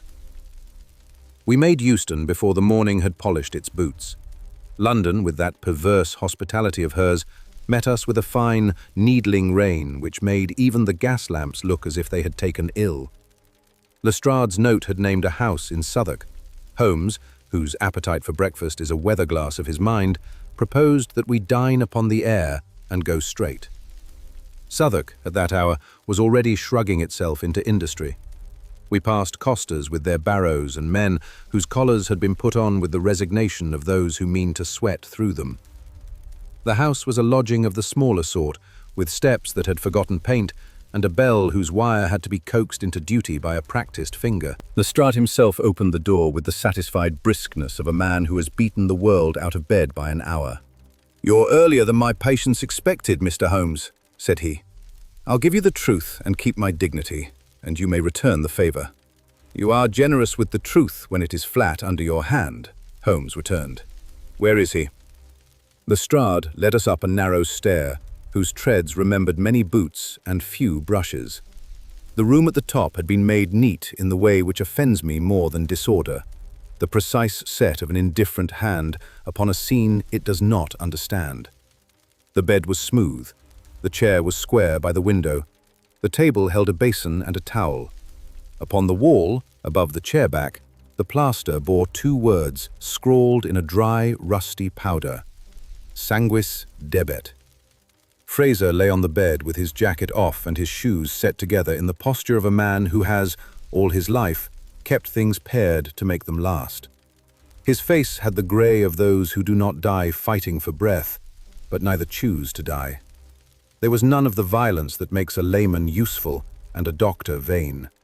The air had the faintest ghost of that bitter almond breath which I had smelt before and failed to trap in a test. "Found at 5. Lestrade said. "Lodger below complained of a tread at 2, up and down, as if a man had forgotten something and remembered it again. Door not forced, window latched. No wound, no glass, save the basin there."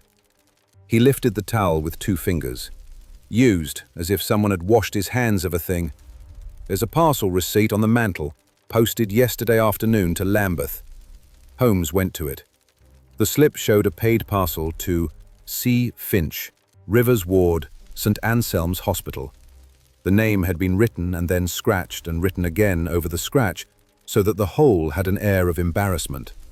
Beneath it, in a small, tight hand, "Care of Glasshouse, Cross Row, Lambeth." "Finch," I said involuntarily. Lestrade sniffed. "You know him?" "A surgeon of a practical cast," Holmes put in, eyes still on the receipt. "Less foolish than vain men, and less vain than foolish ones. He asked questions in the right places. It seems our factor meant to send him more than inquiries. Or someone wrote the name to mislead a clerk," Lestrade said.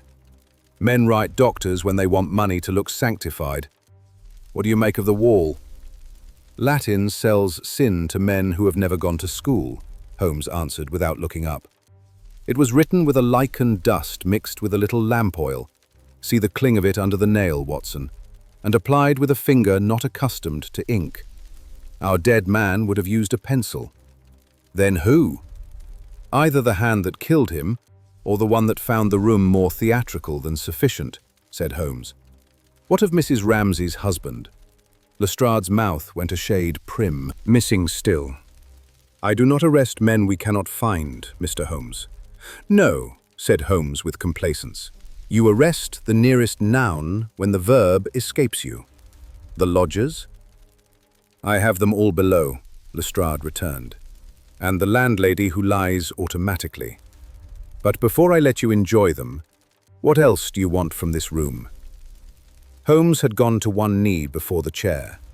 He sniffed the plaster, touched it lightly with the back of his knuckle, and then peered at a place by the skirting where dust had arranged itself upon the floorboards in a fashion I had learnt to recognize as immodest. "A man stood here for time enough to leave a ghost," he said. He turned his head towards the window and then away, He wore boots, new enough to squeak if the polish were not old enough to dissuade them. He smelt faintly of a sweet scent, violet perhaps, which no carpenter wears. He set down a small bag, not heavy, a medicine case or a glass worker's roll. Lestrade's eyes narrowed. "Glass house," he said. "I'll have a man to cross row within the hour." Holmes's glance flicked once towards the bed. "Watson, his fingernails." I took the hand. The fingers were calloused where rope and ledger both leave marks. Under the right thumbnail, a dark grain was lodged. I teased it free with my penknife and set it upon the washstand china. It was a crumb of red, dulled now by grease and dust, but still itself. "Lichen," I said. He had handled a jar not many hours before. Holmes nodded once. "Lestrade, you will find no poison in his stomach that you can name before luncheon. You will conclude, honestly, that he died of a thing you cannot see. You will then arrest the man who wrote Latin badly because he offends you twice. Resist that reflex." "You ask a good deal," Lestrade returned tartly. "Do you offer anything?" "I offer you a name to put upon your report when the Yard asks why you have allowed a wall to insult the language," said Holmes. "The name is at Cross Row." Lestrade, who would rather ride a risk than be thought to have walked away from it, rapped upon the banister and set his men moving like the legs of a centipede. While he did so, Holmes took from the dead man's waistcoat a folded scrap which Lestrade's first, tidy search had either missed or considered beneath its dignity. It was a shaving of paper with 2 numbers and a word. 315, Doc, Angel. "An appointment," I said. "A hand," Holmes murmured, "a white one." We took our leave with the new energy which a corpse gives a case. There is a horrid economy in the official mind, which prefers events that can be docketed over men who can be pitied. Holmes's temper, which had been cool as steel upon the island, now warmed. His stride lengthened. His voice took that tone which makes even hansoms wish to be used. "Cross Row first," he said. "Then St. Anselm's. Finch will tell the truth, if only to spite a liar." Cross Row lay in that tangle of Lambeth where trade, piety, and the river intersect in a perpetual misunderstanding. The glass house announced itself by warmth and a breath of something sweet and hot. Within, men with the patience of saints and the lungs of sinners drew through pipes that looked like bishops' staffs and set their breath to work upon molten honey. It is a beautiful and dreadful labor to watch. Holmes, by some kink of grace I have never fully understood, can enter such places and be taken for what he is not. Within 5 minutes he had the foreman answering questions with the sullen candor of a man who despises his own fear. "Beads?" the fellow grunted. "We do beads when we must. Venetian tricks, pretty, useless and hard upon the temper. Came a man yesterday to ask whether we sold red-drawn glass for strings. Looked like a clerk who had forgot to grow old, smelt sweet as a dancing girl." "He bought?" Holmes said. "He handled," the foreman countered. "Talked about shades. Said our red was too honest. Wanted a Venetian." "Asterisk?" Holmes asked. The man spat. "His word. Said he'd fetch his own and show us what he meant, if we'd set a kiln to it." "A small sample," Holmes guessed. "Enough to teach a trick and betray a secret." "We told him to teach his aunt," the foreman said, with the honest contempt of a craftsman for a man who brings fashion to a furnace. "We melt for men, not for monkeys." He left a card. Holmes palmed it. In neat copperplate it read, "Mr. Evelyn Grace, Agent, Crossrow," and below it, in pencil, "Wednesday, 3:15. "Grace?" I said. "Angel?" Holmes's eyes smiled a little. Men who disguise themselves in synonyms do not rate Latin on their walls. He gave the card back, with thanks too civil for the foreman's liking, and we repaired to St. Anselm's. Finch received us with less surprise than courtesy. He looked tired in the way which is not to be cured by any bed in London. His very bones had rehearsed disappointment too often. Holmes told him plainly of the receipt and the scratch. Finch listened with the steadying stillness of a man whose worse suspicions have confirmed themselves by becoming facts. "He meant to send me the jar," Finch said, when Holmes had done. "He spoke of it in the courtyard. He asked whether a little heat and a little alum could make a permanent shade. He asked as a man asks who hopes to be told no. I said yes. He said fear would drive him into the river if he did not have a reason to go on land. I said fear is a bad ferryman." "Who else knew?" I asked. "Any man who reads a poor man's face," Finch returned. "A courier who carries desperation in his pocket will not keep light fingers off it." Holmes said, very low, "Did a man bring you a parcel?" "No," Finch answered. "But a man came at 3 with a card, Evelyn Grace, agent, asking whether I had need of coloured glass for teaching. He smelt of scent and wore a pin. He admired my hand lamps and told me his firm could put a thread of red into a surgeon's shade. I told him red did not suit the complexion of a wound. He laughed and went away. He had the boots of a man who thinks pavements are proof of providence." "Lestrade moves upon him now," Holmes remarked. "He will find a room that smells of sugar and violets, and a little kiln for cooking small sins. He will arrest a pin and a perfume and call it a day's work." Finch's pale eyes lifted. "You do not think Mr. Grace killed your factor?" "I think Mr. Grace wrote Latin poorly and will argue about declensions in the dock," said Holmes. "But, no. He is the mouth of a pipe that another man blows. Tell me, Finch, if a man wished to kill without fuss and leave the faintest ghost of cyanogen, how would you mix such a spirit with a poor man's fear?" Finch was silent for a full half-minute. The muscles upon his jaw stirred once, like a sleeper turning, and were still. "There are salts," he said at last, "which, heated with a little acid, give off a breath that seizes the locks inside a man and will not let them go. A fool can smell it. A careful man can scarcely find it afterwards. A rag, a lamp, a basin of warm water to make the air eager, these would serve. If a man wished to write Latin without ink, he would find in a lichen what vanity needs for a finger." Holmes inclined his head, as if a chess problem had done him the honor to take its place upon the board. "If such a man existed, would he be more likely to keep his shelf in order or his cuffs?" "His shelf," Finch said. "And his cuffs too, if he had a nurse for a wife." Holmes's mouth did that faint thing which, in another man, would be a smile.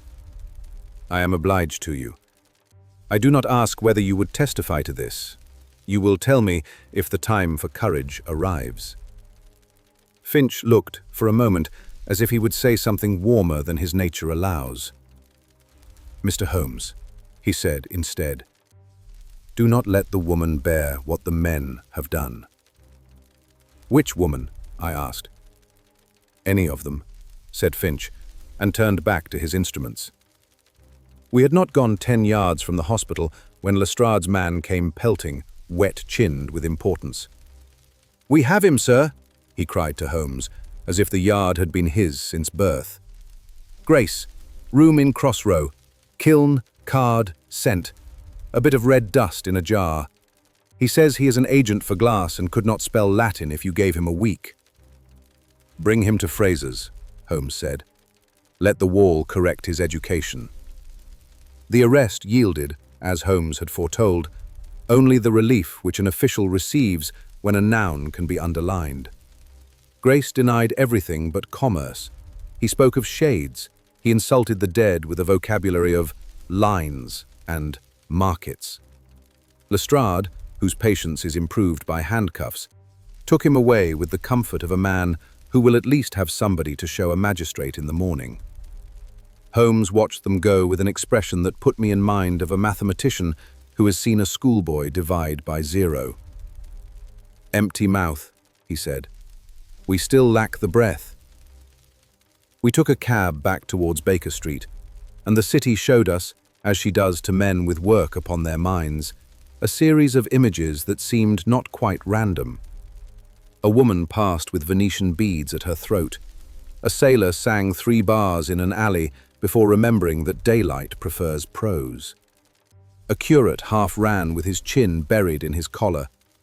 Holmes's fingers tapped on the window as the signs arranged themselves in a pattern only he could see.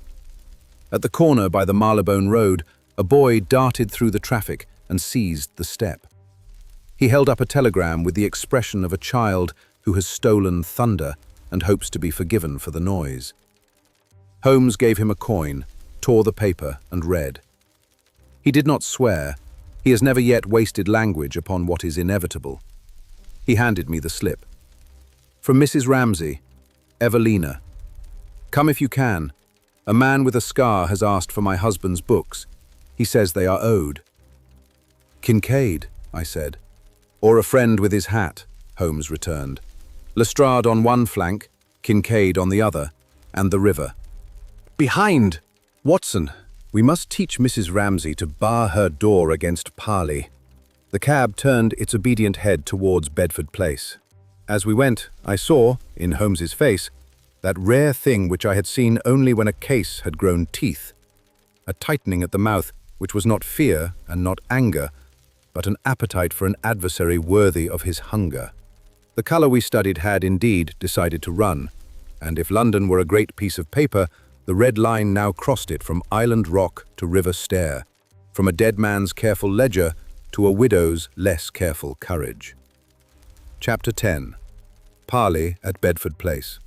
We found Bedford Place wearing the anxious look of a street which knows a story has invaded one of its houses and hopes, with the hypocrisy of neighbours, that it will not be required to act in it. Mrs. Ramsay's door, which had yesterday admitted us with the docility of routine, now resisted with a chain. At our ring, a voice from within, hers, called, "Who?" And then, without waiting, "Mr. Holmes?" "Yes," Holmes said, and laid his card against the crack, as if the pasteboard could reassure a chain. She slid the hasp. Her face, though pale, had acquired that firmness I have seen in women who have discovered that fear, like cold, may be held at bay by movement. "He is in the library," she said. "He said the books were owed." "Leave him to us," Holmes returned, and the phrase, which might have sounded theatrical from another mouth, had here the simplicity of a prescription. We entered to find Captain Shorus Kincaid at his most domestic. Hat upon the table, glove tucked into belt, the other glove tugged off and held idly, as a man might hold a thought he intends to finish later. He had a respectful distance from the shelves, and the manner of one who could break a room and has chosen not to. His scar, which in the hospital had looked almost playful, here had the indecency of a footmark on a parlour rug. "Mr. Holmes," he said, as if surprised to meet a man in his own chapter. "I come as a friend to tidy a dead man's things before enemies throw them into the street." "Name your enemies," Holmes replied, very quiet. Kincaid's glance went to Mrs. Ramsay and back. Men who read prophets and call it prayer, the same who would come for these books with a cart and a receipt. They will find them gone now. I will save a lady the interview. "And by what right do you remove them?" Holmes asked. "By the right of a signature," said Kincaid cheerfully, tapping his breast where, I had no doubt, he kept his own copy of the covenant. "AR gave equal title to SK, JB, CF. If AR is taken by the Lord or the river, the remainder have duty. Duty is a stubborn thing. I bow to it when I cannot drink to it." "Duty," Holmes observed, "does not wear scent nor leave calling cards at glass houses." Kincaid laughed outright. Mr. Grace. He will hold the window while another man looks out of it. I did not ask him to wash my conscience." Holmes moved to the desk. He opened the leather folio with the air of a host inviting a guest to admire his own furniture. "Captain," he said. "You shall have copies of every page that concerns your seamanship. You shall not have the original ledgers which concern the property of a widow and the liberty of any man within reach of a magistrate. We have seen what happens to men in possession of jars and receipts." Kincaid's lids drooped. "Fraser was a fool," he said without malice. "Fools drown. Clever men sell boats.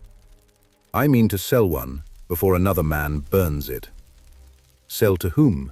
Holmes asked. "To the Ring," Kincaid returned, and there, for once, he did not dress his truth. "They will kill my venture and leave me alive. That is a bargain a man with a sore wrist might accept.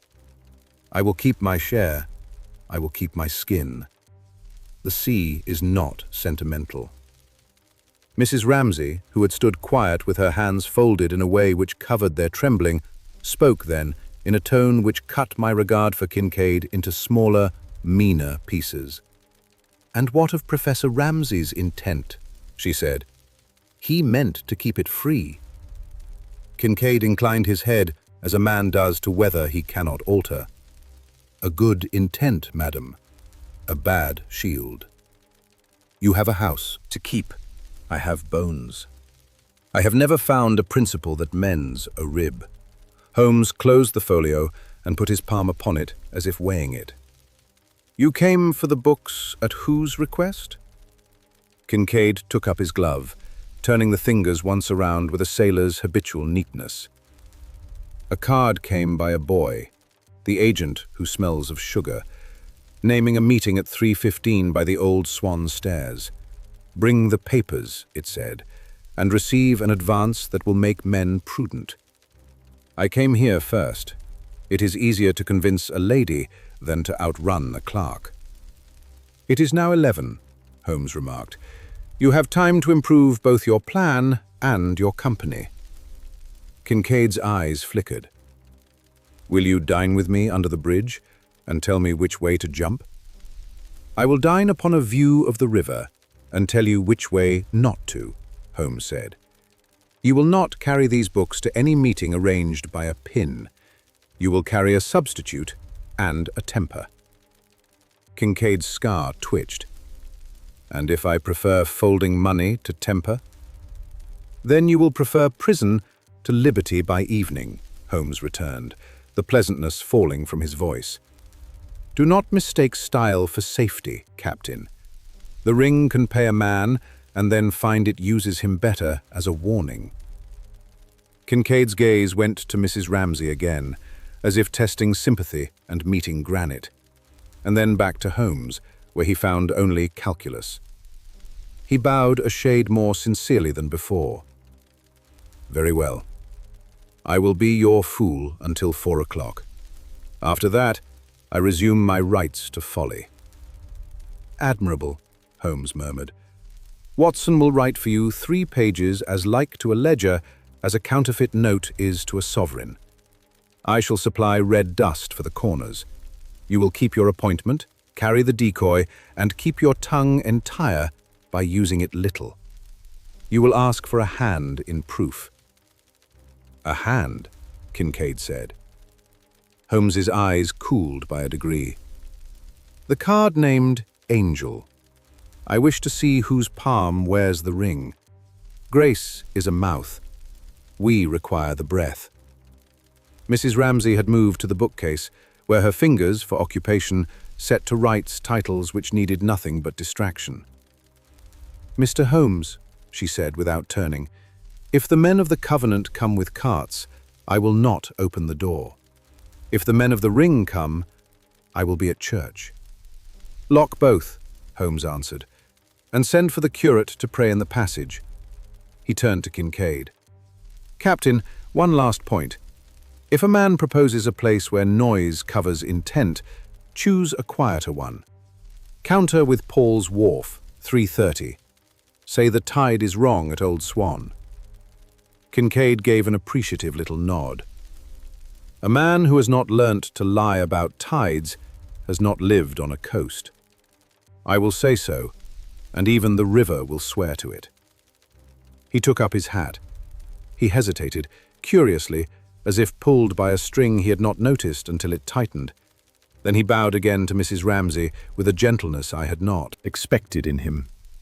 "Madam," he said, "if your husband is alive, he is cleverer than his enemies.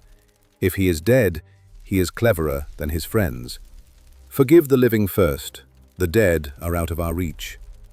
She inclined her head, and Kincaid went out with his coil of charm and danger wound tight as a hawser. Holmes watched the door close, listened to the stairs as a musician listens to a departing phrase, and then set to work with the speed which is the other half of his patience. From his pocket he produced a small packet of the Scarlet crust, less than a teaspoon, and a scrap of lamp oil. With these he touched the corners of 3 clean foolscap sheets, so that each took, at the edge, a smear of red like a careless clerk's thumb. He directed my pen to copy, not too well, the totals and headings of Ramsay's ledger. Jars, weights, small sums which would gratify a pin's appetite without feeding a brain. "Too neat, and he will smell a trap," he said. "Too clumsy, and he will summon a policeman out of vanity. We require the middle register, able but tired." "And Kincaid?" I asked as I blotted.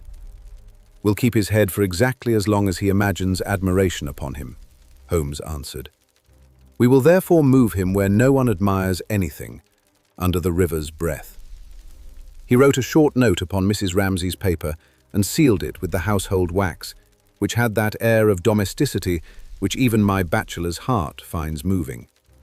He left it upon the mantel, where any eye would see it, and none could interpret it but the one he meant, Jessie Blair's, should she come before we returned. The note contained, in his spidery economy, 3 words and a figure. Paul's, 3:30, wind east. To Mrs. Ramsay he said only, "If a man calls himself an agent, he is not. If he calls himself a friend, he may be. If he calls himself an angel, lock the door." And to me, as we took our leave, "We will tell Lestrade exactly half of the truth and give him a point of view which will occupy him by the wrong stairs." We found Lestrade at Fraser's still instructing the wall in English law. He received our plan with a lift of the brows, which meant that he would accept any scheme that promised him a culprit by tea. "You wish me to take Old Swan while you take Paul's?" he said. "What if your fish goes for my hook?" "Then I shall applaud your seamanship," Holmes returned. "More likely, the fish will refuse the crowded water and prefer a quieter eddy to show his fins. You would overcrowd him and call it zeal. Let your men be visible. He will not come, except to see who is watching." Lestrade, who knows when he is being teased and will tolerate it when there is a second plan beneath it, nodded. "And if he brings an oar?" "Then Watson will provide a second," Holmes said, and I resigned myself, not unwillingly, to whatever rowing fell to me. We dined, if the word may be used for a mouthful of bread and a half-cup of coffee, at a stall which had forgotten the trick of heat. By 10 minutes after 3, we had the river under us at Paul's Wharf, a reach where the tide runs with a sincerity I prefer to Southwark's slyness. The stairs smelled of tar and the language of the lighterman. Above, the dome looked as if it had been built to observe men's consciences rather than to comfort their piety. Holmes placed me against the wall, where I could see both the upper step and the waterline. He positioned himself 2 treads up, in silhouette to those coming by land and a shadow to those coming by water. Kincaid, to do him justice, kept the appointment to the breath. He came from the west, not the east. His hat was tilted to keep rain from his glove. His other hand carried the folio with the not quite right weight of a decoy. At 3:22, a man descended the upper step with the certainty of one who has discovered that wharves are simply corridors with more weather. He wore a brown overcoat with a velvet collar and a hat too new for the river. His boots had been cleaned by a boy who did not understand tide mud. His tie bore a pin. The scent arrived half a second before the voice. "Captain Kincaid," he said pleasantly. "Angel, forgive the figure, Mr. Grace's principal. You have something owed." "And you have something promised," Kincaid returned. He looked like a citizen discussing the price of coal. Only his left forearm, under the glove, had a tautness which told me he felt the nearness of the water as pressure upon the skin. The man's eyes, city eyes, which read profit as quickly as danger, skipped over the steps and the wharf and failed to see Holmes, who was not being seen. He took from his pocket a small purse. Coins glimmered. "We will ease your conscience and your obligations," he said. "Paper first, then gold." "Hand first," Holmes said from the shadow. The man started. His chin came around. The scent thickened, as if offended. "Mr. Holmes," he managed, and the voice had lost half a note. "I understood you to be elsewhere." "You understood wrongly," Holmes replied. "Give me your hand, if you please." To my astonishment, the man extended it with a gambler's bravado, a smooth, well-kept hand with a small crescent of a scar at the base of the thumb. Holmes did not take it. He only looked, very closely, at the skin between thumb and forefinger, the place where a pipette or a glass stopper leaves its patient little tattoo. There, faintly reddened as if recently chafed, lay a line the length of a farthing's radius. "Glass," Holmes said, "and heat. You boil more than sugar." The man smiled the smile of a clerk promoted one grade above his discretion. "I represent a house which improves raw product, Mr. Holmes. Improvement requires heat. You cannot press virtue cold." Holmes's voice dropped to that pitch which a river carries poorly and a man hears too well. "You killed Fraser in his bed with a rag and a breath. You wrote Latin with your finger to please yourself. You will come now to a place where proof takes better air." The man's right hand went not to his pocket, but to the purse. He flung it downward. Coins skittered like startled fish across the treads. 3 lightermen, who had been content to be audience, surged without thinking, as honest men do when the river offers silver.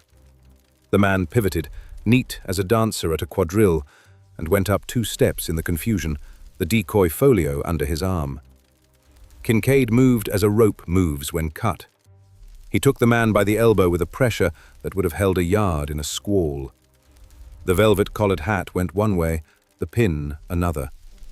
For an instant, the man's face, bared to the equally vulgar impropriety of rain and accusation, displayed the thing beneath competence: fear, quick and disbelieving. Then another figure came from below, the riverside, a narrow boat nosing in, a man in it half rising with an oar as if to fend. The fellow wore no pin, no scent. His cuffs were tidy, and his jaw had that stubbornness which is either courage or obedience. "Down," he called. "Angel, down!" Kincaid, cursing with the fluency of a man whose first language is weather, wrenched the clerk sideways, so that the oar struck the post and not his skull. Holmes was already at the keel, his hand upon the boat's gunwale. He pushed it 3 feet back with a force that startled me, knowing as I do his strength to lie more in nerve than in arm. The boatman lost his footing, recovered, and chose the river over the stairs, a wise choice for a guilty man when there is no gallows fitted to a tide. The clerk, Angel, did the follies opposite. He tried to scramble over Kincaid's hold. Kincaid solved the problem with a sailor's practicality. He lifted. It was not elegant. It was sufficient. Angel landed with his back against the tread and his breath expressing its descent. The purse lay like bait at the edge of the water. 1 coin dropped with an impudent plunk. The lighterman swore with the justice of men deprived of a windfall, then laughed, because a scuffle by the river is the city's small theatre, and they had enjoyed it free. Lestrade's men, placed by Holmes at a distance which insulted nobody's intelligence, came on at an honest jog. They made a parcel of Angel. The boat had already gone. The oar's scrape on the post was the only note it left behind, and that, being wood upon rank, will not play for a court. Holmes took the decoy from under Kincaid's arm and offered the captain his hat, which had, like many hats, been more loyal to its owner's vanity than to his skull. "Well done," he said. Kincaid shook rain from the brim as a dog shakes philosophy from its coat. "A white flag would have saved my wrist," he suggested. "A red one will save your neck," Holmes replied. He turned to me. "Watson, Mrs. Ramsay's house. I smell the ring turning polite. A polite ring is a noose." We left Lestrade to express legal satisfaction to Angel and to chase a boat he would never catch. As we went up from the wharf, a bell somewhere tolled a quarter. The dome watched like a magistrate that has seen worse, and the river resumed its patience. Holmes kept a pace which would have shamed a constable. Kincaid, without invitation, kept stride. "Have I earned tea?" he asked. "You have earned an instruction," Holmes said. "If a man offers you money at a river stair, watch the water first. The river does not pay, except in proofs." "What proof?" I asked, breathlessly curious despite my lungs. Holmes's eyes flicked. Humor for me, warning for himself. "That we will not be allowed to keep our house in order by kindness. Someone will go tonight where politeness has failed and look for a ledger with a nail scratch in its memory. If they do not find it at Bedford Place, they will go further back, to a cave." Kincaid whistled, low. "Then we have until the tide turns." "Exactly," Holmes answered. "And we are, for once, on both shores at once." He lengthened his stride. I tightened the strap upon my bag. Mrs. Ramsay's street drew nearer with every step, and with it the recognition, not new to me but always newly sobering, that in London the shortest distance between a promise and a danger is often a man's front door. Chapter 11. The Books That Would Not Move. Mrs. Ramsay admitted us a second time that day with the expression of a woman who has learnt the weight of her own front door. Holmes asked for the library and for hot water, the one because the scene belongs to a case, as a wound belongs to a surgeon, the other because he had, I saw, a domestic plan which would serve as well as any forensic scheme. "Captain," he said to Kincaid, "you will oblige me by sitting at the desk, as if you wrote a receipt. Watson, draw the curtains, no chink, and pull the rug 2 inches from the door. Mrs. Ramsay, forgive our liberties. We shall put the house back as soon as we have misled your enemies." She nodded and fetched the kettle herself, as if to deny danger the right to make a servant a witness. Holmes took 2 towels, soaked them, and laid them along the gap at the foot of the library door. He poured the remainder of the water into a basin and set it upon the hearth. He then, to my surprise, opened both sashes an inch. "You will smother and ventilate both?" I asked. "I will deny a vapor a level it likes," he returned.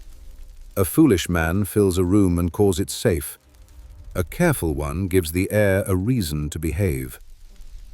He had placed the ledgers, Ramsay's true books, in the fire grate, not to burn, but to make of their proximity a threat a thief would believe. The 3 decoy sheets we had prepared lay upon the desk beneath Kincaid's hand. The note for Jessie, on the mantel, remained where he had set it. He turned down the lamp to a civility just this side of discouragement. "Now," he said, "we receive callers. Watson, you and Mrs. Ramsay will take the back parlour. At the first sound of a chain touched with a gloved hand, shut your door and press the wet towel under it. Captain, if a man offers you courtesy, return it. If he offers you a rag, upset the basin. And if he offers me an argument?" Kincaid inquired, unworried. "Let him save his breath," Holmes said. "He may require it." He took his place behind the inner curtain like a shabby footman sent to overhear his betters. I sat Mrs. Ramsay down upon the horsehair sofa of the parlour and tried, with an honesty I cannot praise in myself, to talk of trifles. She answered as women do when they understand that politeness is armour. We had been so engaged just 5 minutes when a sound came up from the stair, 2 steps taken with a discretion Englishmen call good breeding and which continentals call contempt. Mrs. Ramsay's hand found mine on the cushion and pressed once. I shut the parlour door and slid the towel into place. We sat, therefore, with the damp wool under our fingers and the muffled sense of men making little arrangements 2 rooms away. A polite knuckle tapped the library door. Kincaid's voice, easy as tide chat on a key, said, "Who calls?"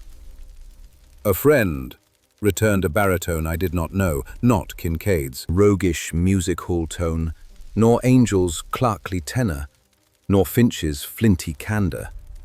This voice had that well-groomed woolliness which one hears in committees. "Open, if you please." "Our door opens for names," Kincaid answered.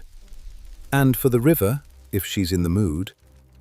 "Name yourself. Mr. Grace sent me," said the voice. "You have papers owed."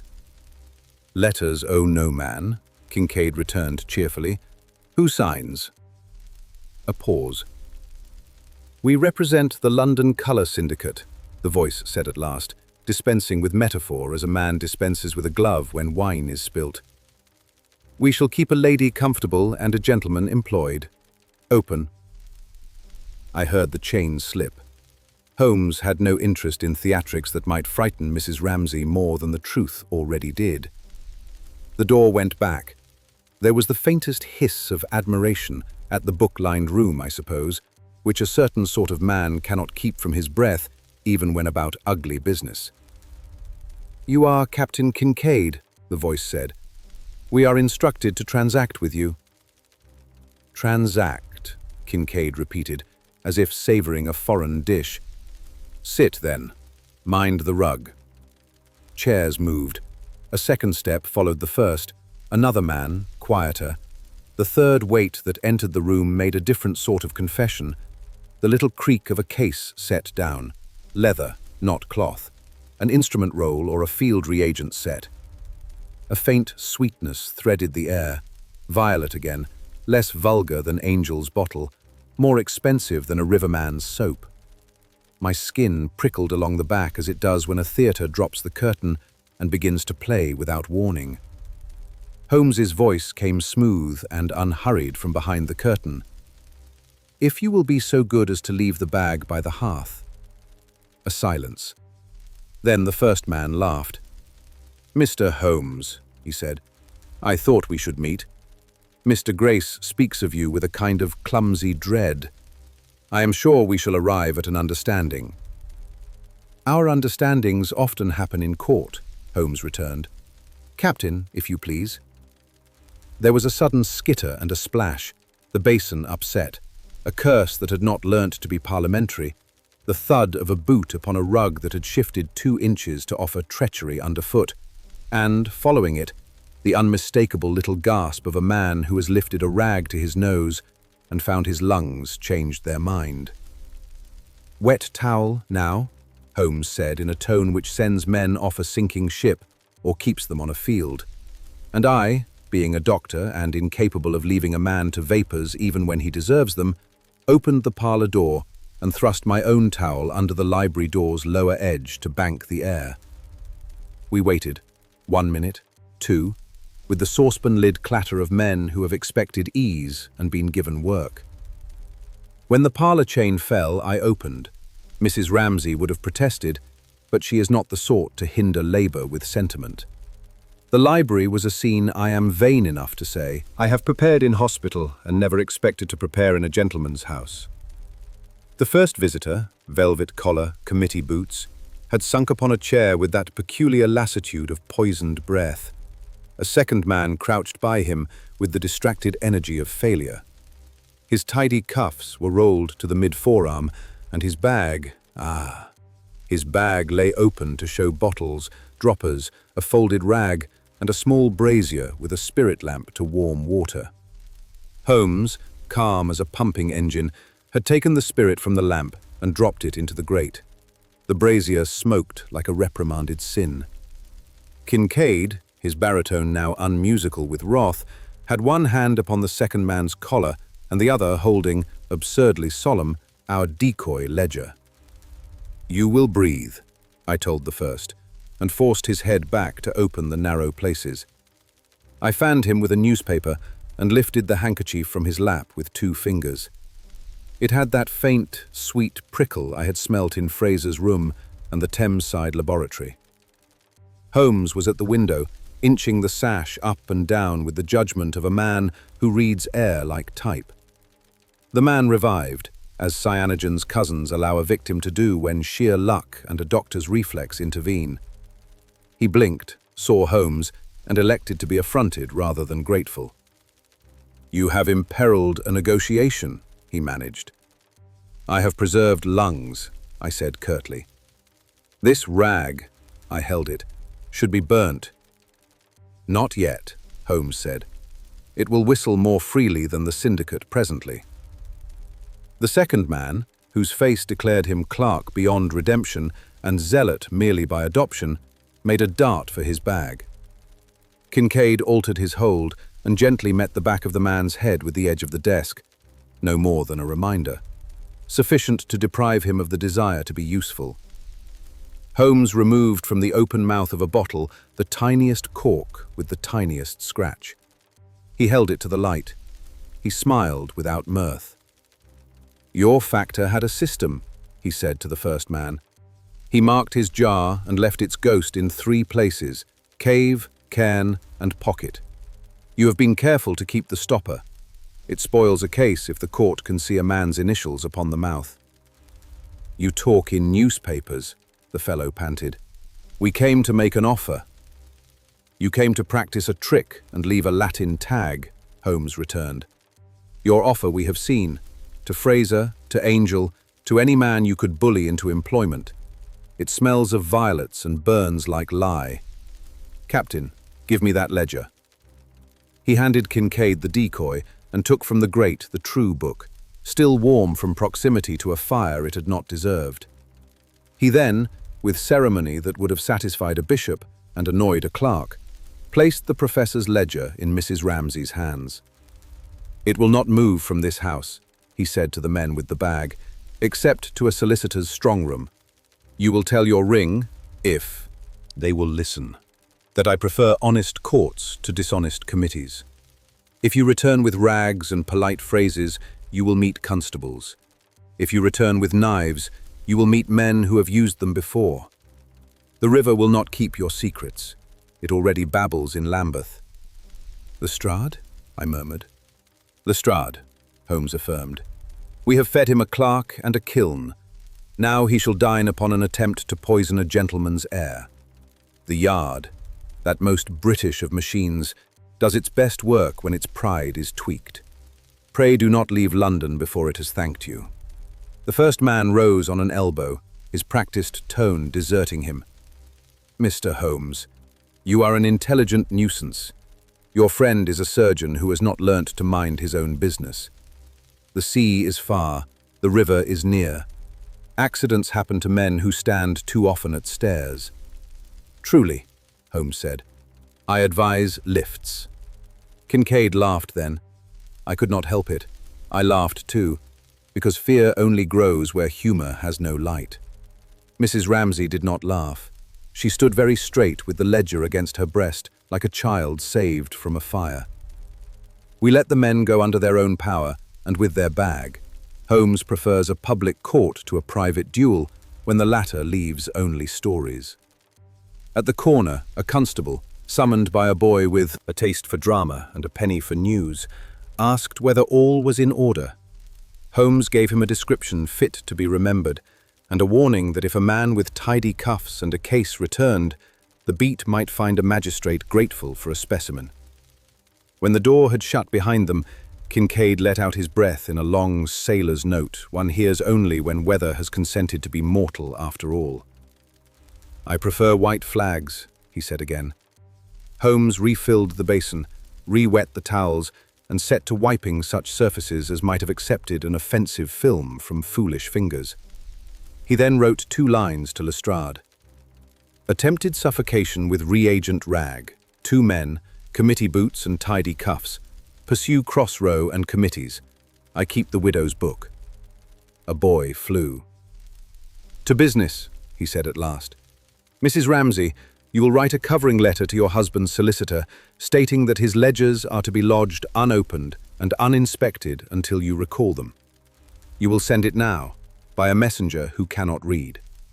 Watson, you will escort it with a brow so grave that the clerk will be flattered into haste. Captain, your parley pays at Paul's Wharf has made you a marked inconvenience. For the rest of the day, be dull. No music halls, no bridges. And this evening? Kincaid asked. This evening, Holmes said, men who have failed politely will try impolitely elsewhere. They will not break this door again before dark. The British dislike being seen to trouble women, but they will hire a man who is not British to, he made a small gesture, tidy the island ledger. Miss Blair must be met halfway. By who? I demanded. By you, he returned. You will telegraph the keeper to light at half power at 9 if a boat lies off the cave. Full power if none. You will take the night train north and the first cart to Gatham's Cove. You will arrive, if the world is kind, with dry matches and a pistol only you remember you own. You will prevent a stranger with tidy cuffs from opening a slate dish. And you? I said. I will keep London from following you, he answered, and there was that in his face which told me how eagerly he would have liked the sea path for himself. I will set Lestrade to bark at committees and keep Finch at arm's length from Rags. I will stand between Mrs. Ramsay and a polite inquiry which means theft, and I will listen at Paul's Wharf to see whether any coin lands where a conscience would. Mrs. Ramsay looked up at him then, with the expression which concerns me more than gratitude, trust.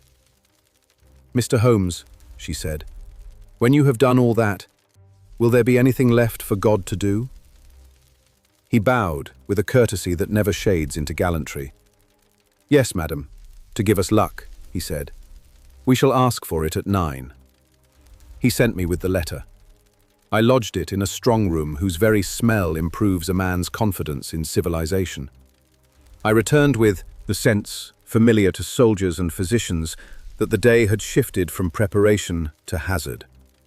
Holmes had scrawled a message for Jessie on a telegraph form without the poetry she deserved.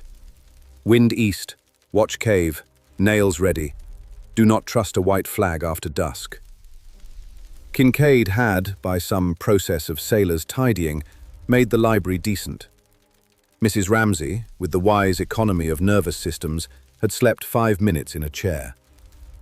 At 6, I stood on the Euston platform with a small case and that pistol from my drawer, which I had brought home from a hotter country. Holmes's hand upon my arm had the grip that means more than words, friendship, command, and a certain envy which I hoped I did not deserve. Write on the train, he said, so that if you fall into water, the paper will at least tell me where you intended to drown. And if I find only rocks and a patient keeper, I asked. Then keep them so, he returned. If you find a man with tidy cuffs, remember that cuffs turn red like any cloth. The whistle cried.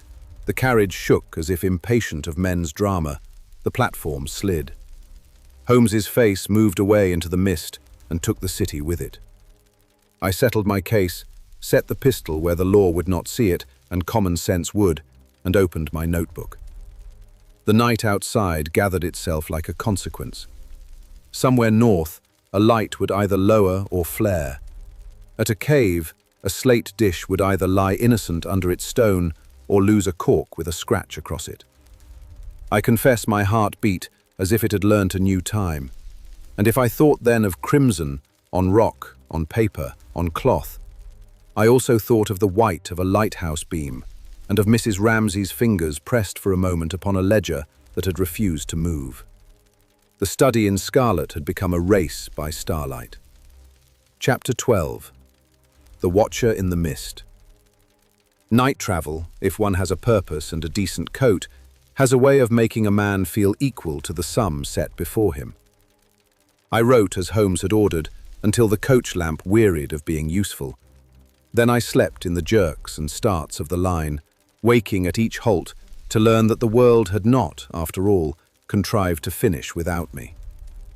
By dawn, the country had that washed look which belongs to hills that keep counsel and to fields that prefer sheep to men. At the coast station, The crofter's cart met me as if I had been posted like any parcel.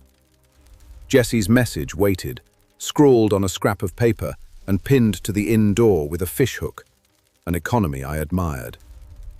Clock set right, wind east, causeway plain at 8:50. Keeper coughing like thunder. Saw skiff at distance at dusk, no flag. Will keep nail for strangers. J.B. I ate what could be eaten in motion, a heel of bread, a slice of something which claimed the name of ham, and set out.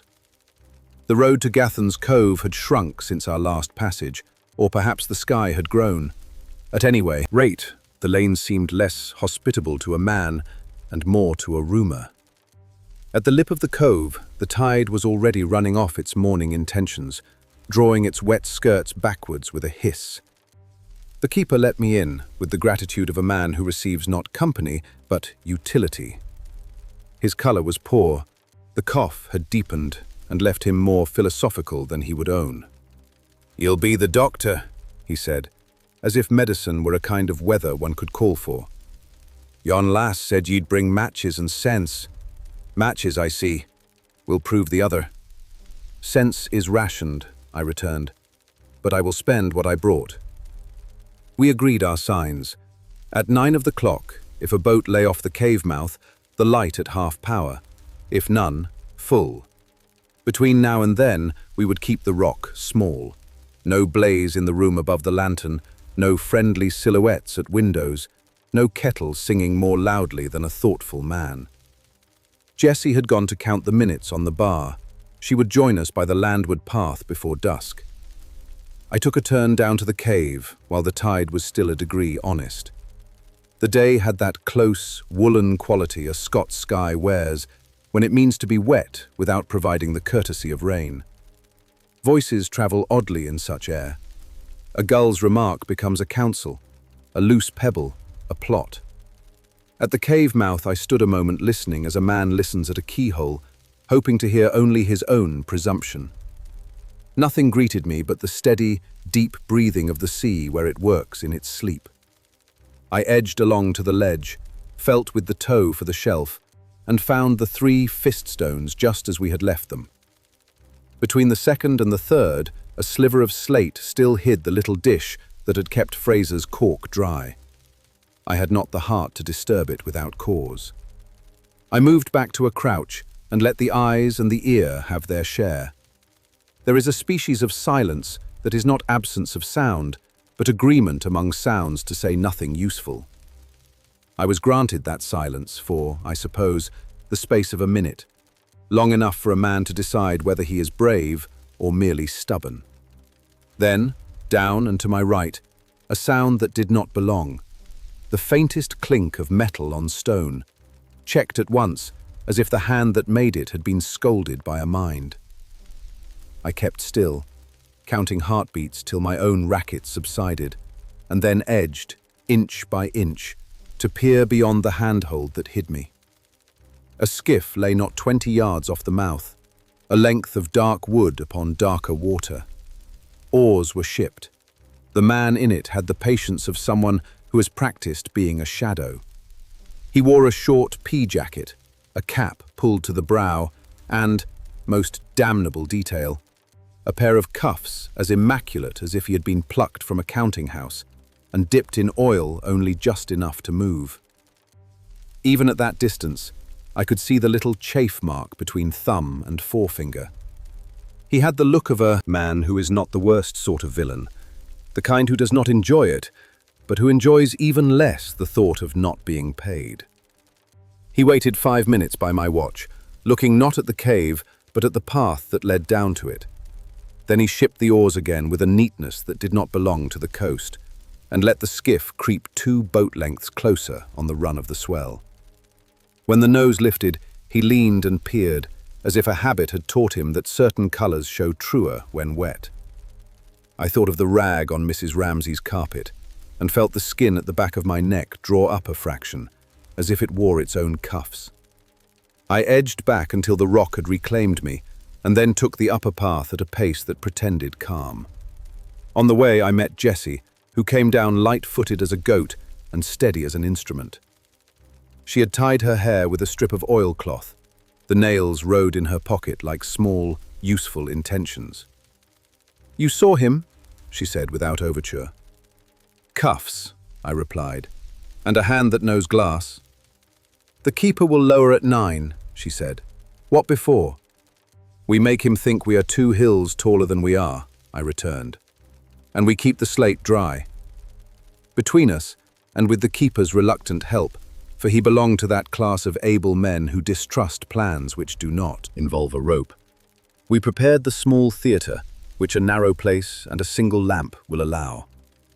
I cut from my case a strip of white linen and wrapped it round a driftwood spar to fashion a makeshift target.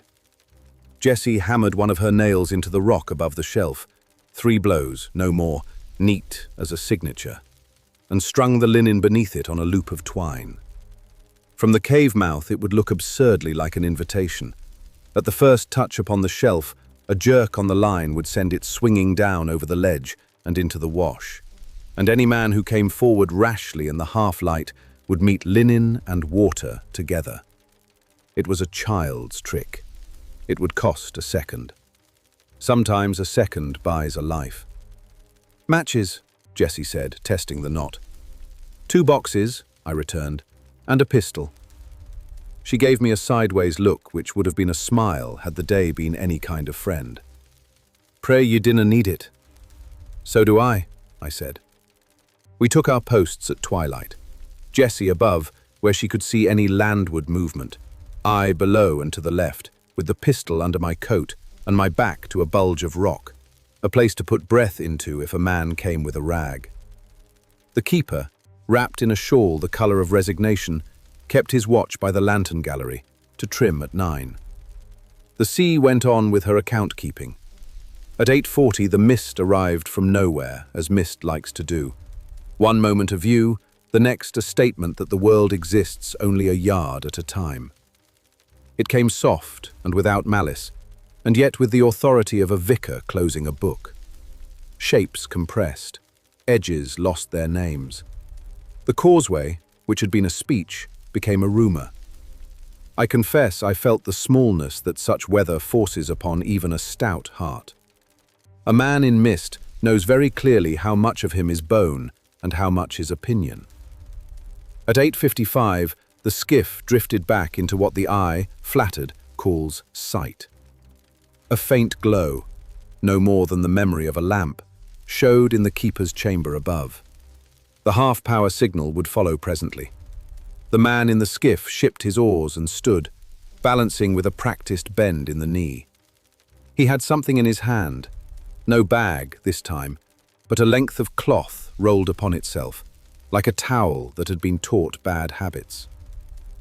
"Now," Jessie breathed, though I could not see her. And I had the absurd notion that the rock itself had spoken. The light above dipped. What had been a dim glow became a prudent economy. Shadows thickened. The man in the skiff smiled. I saw the teeth, square and city-bred. He reached under the thwart, brought up a hook on a short line, and cast for the ledge with the easy wrist of a man who has poached more than fish. The hook bit the linen. He tugged once, twice to test it. Then, with the left hand, he began to pull himself in on his own deceit. I let him come. There is a kind of patience in ambush that requires a man to mistrust even his own readiness. The nose of the skiff kissed rock. He bent his head and looked along the ledge for the slate dish. His fingers, careful even now, crept towards the stones. I took my pistol out and set the hammer back. The sound, small as it was, carries differently in a place where rock has opinions.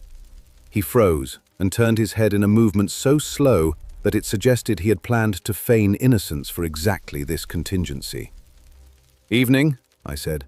"London sends its compliments, hands where the sea can see them." He was not a brave man, few hirelings are, but he had the sort of obedience to a plan which makes them dangerous in the first 10 seconds of its failure.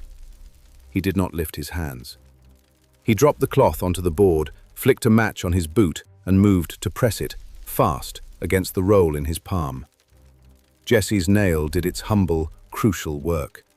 She jerked. The linen fell. The white flap smothered his hands and the match together. He swore with a crisp, educated fury and let go the line. The skiff slewed on the swell. The hook skittered free. I took 2 steps, only 2, out upon the slick lip and put the muzzle an inch from the rolled cloth. "If you light it," I said, "I drop this into the drink and you after it. Pick." He looked at me then, as men look when they realize that a plan which included everything forgot, by some oversight, the existence of other men. His cheeks had gone slick with mist. A bead hung from the line of his ear like a woman's poor jewel. Up on the path, Jessie let the linen swing to and fro on its string, pendulum and warning. He made the right choice, if a scoundrel can be said to choose well. He opened his fingers. The cloth fell with a little slap onto the rock. He lifted both hands to shoulder height, with the irritability of a clerk made to wait in a draft. "Good," I said. "Now you will back water, slowly. If you do anything with your left hand that your right does not understand, I shall be unmedical." "You're the doctor," he said, perfectly civil. "I'd hoped for the other one." "So have many," I returned. "Back." He obeyed. 3 strokes, neat and resentful, and the skiff slid from the lip. I kept him covered until the hook dangled clear, and the swell had stolen the advantage from him. Then stepped back to my place and allowed breath into the lungs in a manner unbefitting the literature. "Name," Jessie called, very low. He smiled again, though it cost him. "Ask the Thames," he said. "It keeps better books than I do." "Tell London," I said, "that Slate is poor reading, and that if a man with tidy cuffs comes again, the island will dress him for the colour he trades in." He gave a little nod that said he would pass the message because it sounded like nonsense and would therefore amuse his betters. And then, with the same efficient contempt he had brought, he laid his oars to and ghosted into the mist. We waited until the sound of him became indistinguishable from the small, deceitful noises the sea invents to keep men listening. Then Jessie came down, light and quick, the nail twirling between finger and thumb like a medal too modest to hang. "You were in time," she said simply. "We were more numerous than he expected," I answered, which is almost the same thing. At 9, the keeper dipped the light once, the signal agreed, and then, with a certain private triumph, ran it up to full. The beam struck the mist and made, for a minute, a white wall where there had been only grey. Then it found the holes in the weather and made of them windows.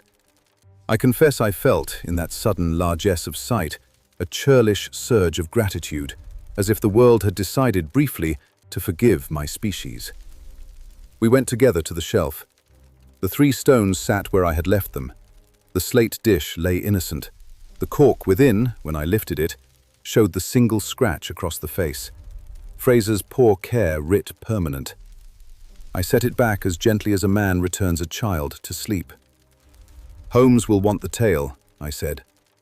"Aye," Jessie returned, "and the smell it. We'll keep the rag till the morning wind takes the sore out of it." We walked up to the light with that special tiredness which is not quite fatigue and not yet relief. The keeper poured us each a dram of something that tasted of peat and duty. He coughed, swore at himself for an indecency, and sat as if the rock had granted him a chair after a bargain. "You'll have given London a long night," he observed. "London returns the favour daily," I said. "We merely pay back a tickle." I wrote by the lantern's kind light, noting times, lines, the mark between the fingers, the cloth and match, the swing of Jessie's linen. I sent the account at once by the morning boy, who carries truth better than wine. Then, with my case under my head and the pistol where only my conscience might find it, I slept the short, deep sleep that soldiers, doctors and fishermen know. In the grey before dawn, the wind changed its mind. It came round, soft at first, as a man who has altered an opinion he meant to keep, and then with more purpose from the southwest. The mist thinned in strips. The cove's edges reappeared with that shy vanity of things, that know they are handsome only when half hid. I went out to breathe and to be grateful for nothing having happened that could not be recounted without shame. On the path down to the cave I saw it, not the man, not the skiff, but a mark as clean as a printed letter upon the wet grit, a heel, narrow, with a peculiar notch in the rubber I had seen once before upon the stair in Southwark. It pointed landward, away from the cave. There were no returning prints. "Watcher," Jessie said at my shoulder, very calm. "Not the one we saw." "No," I said. "The one who likes rooms and towels." We stood looking at the single sign until the sea took it, as the sea takes everything that presumes to be solitary. Then we went up to wake the keeper and to boil water for a day that had decided to be frank. In my breast pocket, the scratch on the cork was as present as a pulse. In my mind, I could already hear Holmes's violin finding, somewhere between a major and a minor, the exact note that averted plans require. I sent a second message south. Skiff repelled, rag unlit, half power worked, heel mark with notch, Southwark kind. Wind veers southwest, rock holds. And then, because a man must sometimes deserve his luck, I went to count the tide with Jessie, and to make sure the path which had admitted a watcher in the mist would not be so ready for his return in daylight. London would be moving its pieces. We had kept, for one night and a ledge's width, the honest red from a dishonest hand. Whether the city would allow that small victory to matter, I could not tell. But for an hour, with the beam doing its plain office and the sea practicing hers, the colour we studied belonged to no ring, no ledger, no Latin, only to rock, salt, and patience. Chapter 13. A Lighthouse Interlude. Weather, like London gossip, improves its accuracy as it grows louder. By noon, the southwest had come up in earnest, shouldering the sea into white sentences that broke themselves at our feet.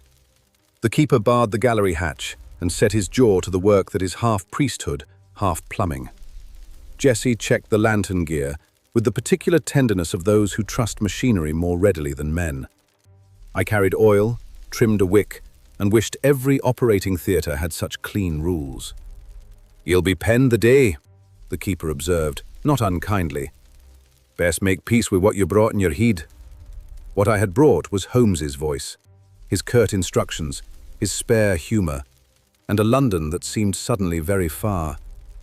It is a mercy, at such times, to be given tasks that will not wait for the picturesque. We stowed the spare lamp chimney where it would survive a tumble, lashed the small table, rolled the bedding, and wedged the book of tides where Jessie's hand could reach it without looking. The tower settled into the storm, like a man buttoning his coat against an argument. At 3, a boy from the village scrambled up with 2 telegrams and a packet of oatcakes inside his shirt to keep them dry. The first wire was in Holmes's quick strokes. Grace charged, attempted administration of noxious vapour. Lestrade, now zealous. Syndicate perturbed, meetings like ants. Watch for second boat by dusk. Kincaid temporarily biddable. Finch honest. Keep him from committees. Keep Cork. H.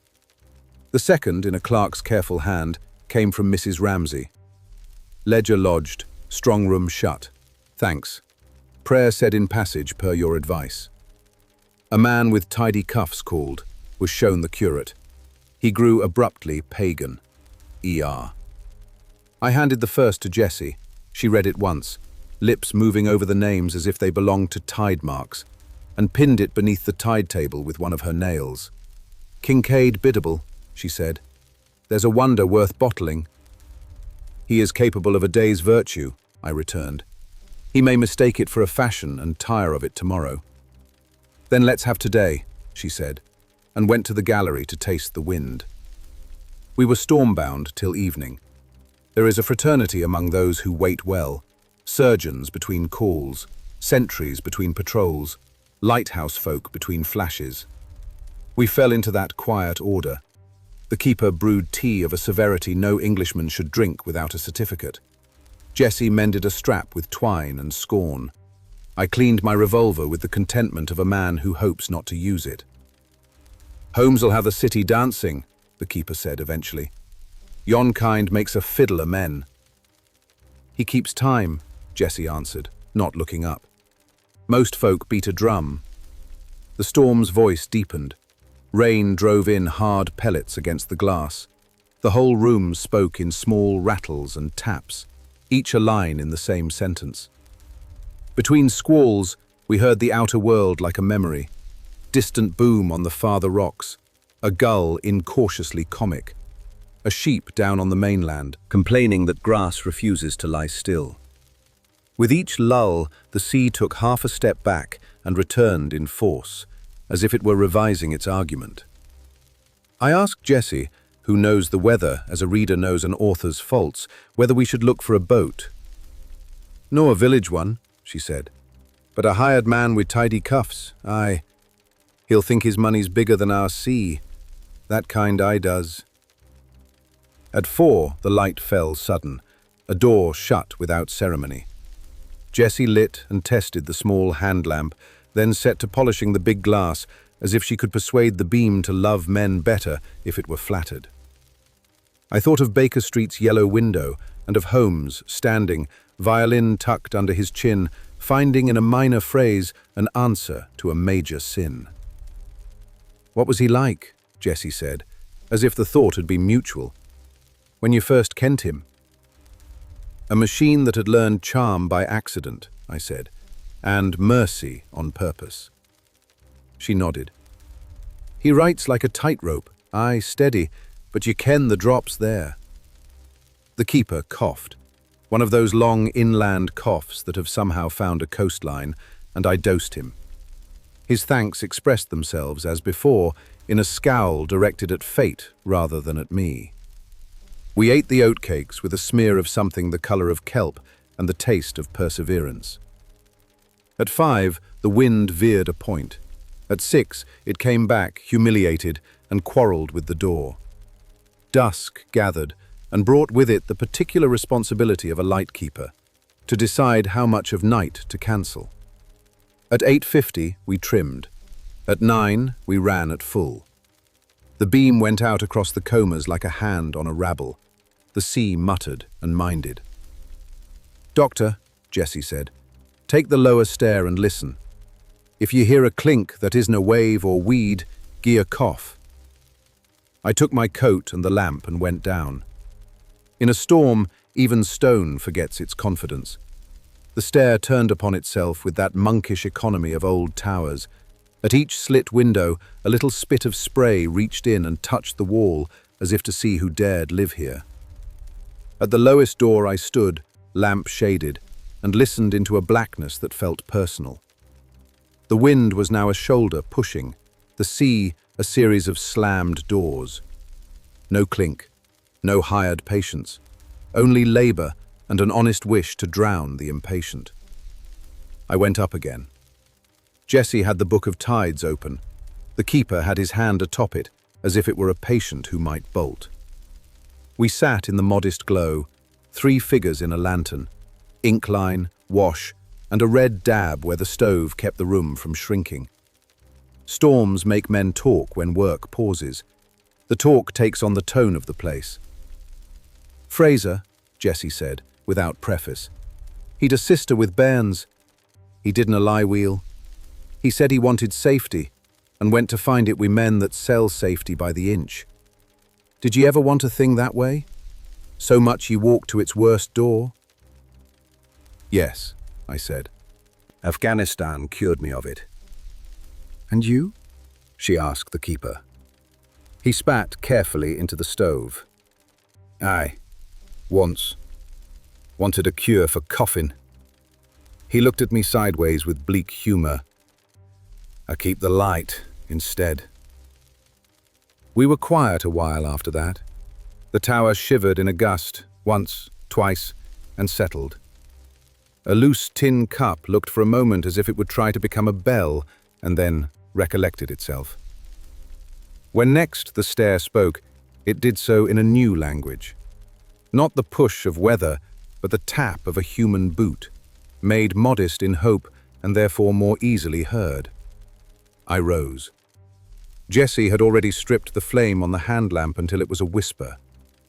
We took our places by habit now. She above, where sight comes earlier, I below, where an argument can be made personal. The keeper, who mistrusts heroics in his house, stood by the weight gear with a hand on the governor. The knock that came at the lower door would have passed for polite on a Baker Street morning. On a night like this, it was impertinent. "Light!"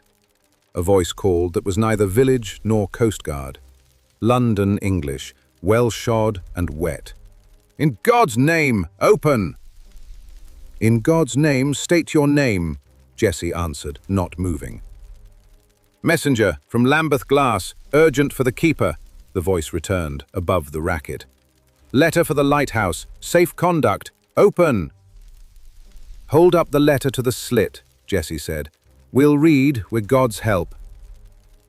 A square rose at the window, black on black. Jessie bent, laughed once without kindness, and nodded to me. The seal was the same small hand I had seen on the parcel receipt in Southwark. "Back for the door, man," she called. "I'll lower a line." She did so, the simplest of island tricks. The letter came up on a loop, daintily wrapped in oilcloth, stamped with the hand. Inside, not a letter at all, but a folded rag and a bottle stopper with the scratch scraped nearly smooth. There was a well-mannered breath about it which no storm could quite blow away. Jessie let the rag drop back into the oilcloth, retied the line in a slip fit for a calf and not for a clerk, and leaned to me. "He's alone. Maybe a boat below to pick up a quit man. Or no. Either way he does not come in," I said. "Sir," I called through the slit, "this light has seen all the rags it means to for one day. Take your message to the mainland and tell it to the constable. He keeps hours." Silence, except for the storm.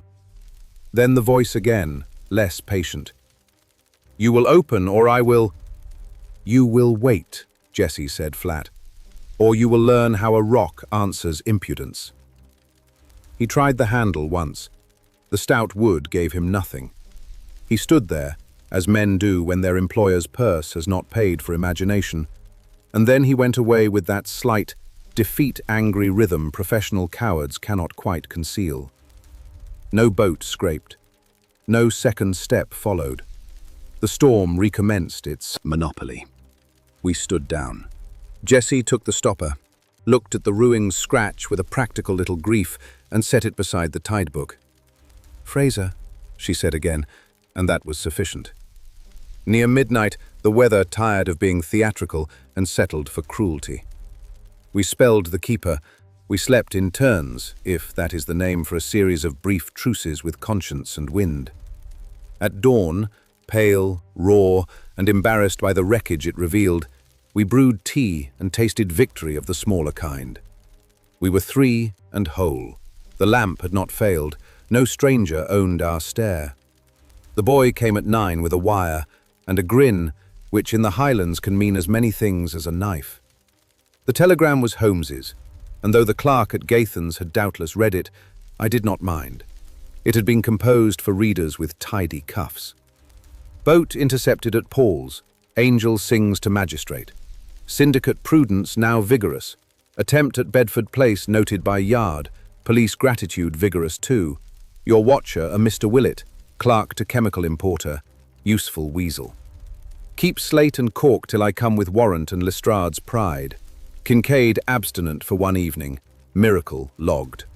H. Abstinent, Jessie repeated, eyebrows up. We should light for that alone. We did, I said, the whole night. I wrote my report, the rag in the letter, the impostor seal, the retreating heel, and sent it south with the boy and a sixpence that bought him a story.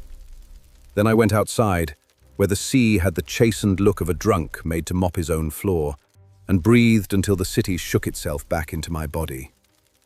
Towards noon, we saw the mainland path take on shape enough for men to move without drama. Jessie shaded her eyes and pointed. A figure, compact, fast, entirely himself, was already coming down, coat flapping like a crow's wing when it cannot be bothered to fold. Another followed, longer, more official, trying to keep up with the idea of the first. I knew them both at once. "Holmes," I said. "And Lestrade," Jessie added, not displeased. "Make the room decent," the keeper grumbled, though it needed no such kindness. "And gie me the cough left o' me." We met them by the door.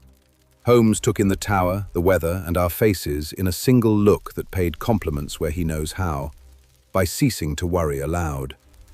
He gripped my shoulder. He bowed to Jessie as if the Admiralty had introduced her. He told the keeper that London owed him breath and would never pay it. "Your heel mark, man," he said without preamble.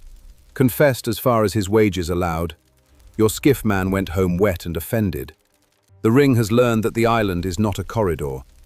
Let us teach it that London is not a parlour."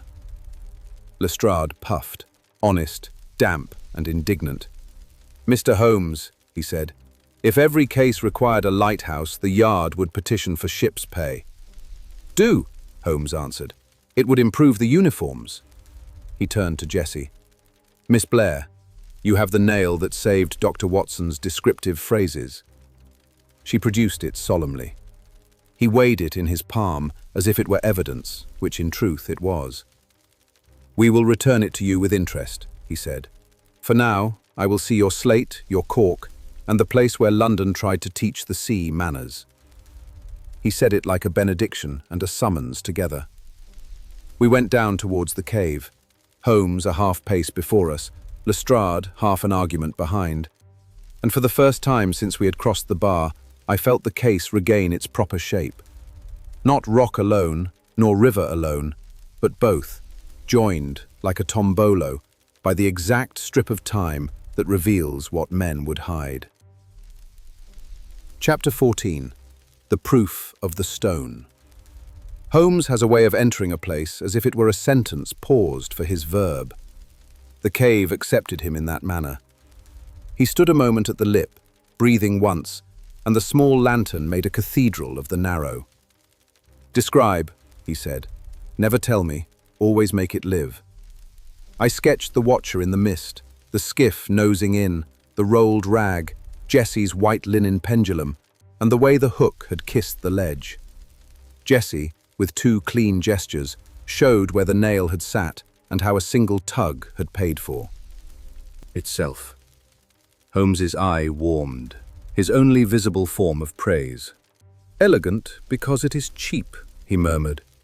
"The syndicate has too much money for imagination." He went to one knee at the shelf. With the spatula from his pocket, he lifted, not the slate, but the crust of dried spray that ran like a sugar rime along its edge, sniffed and touched it to his tongue as a monk tastes ink. Then, very gently, he raised the slate dish. Ah! The little circular cork lay precisely where we had left it.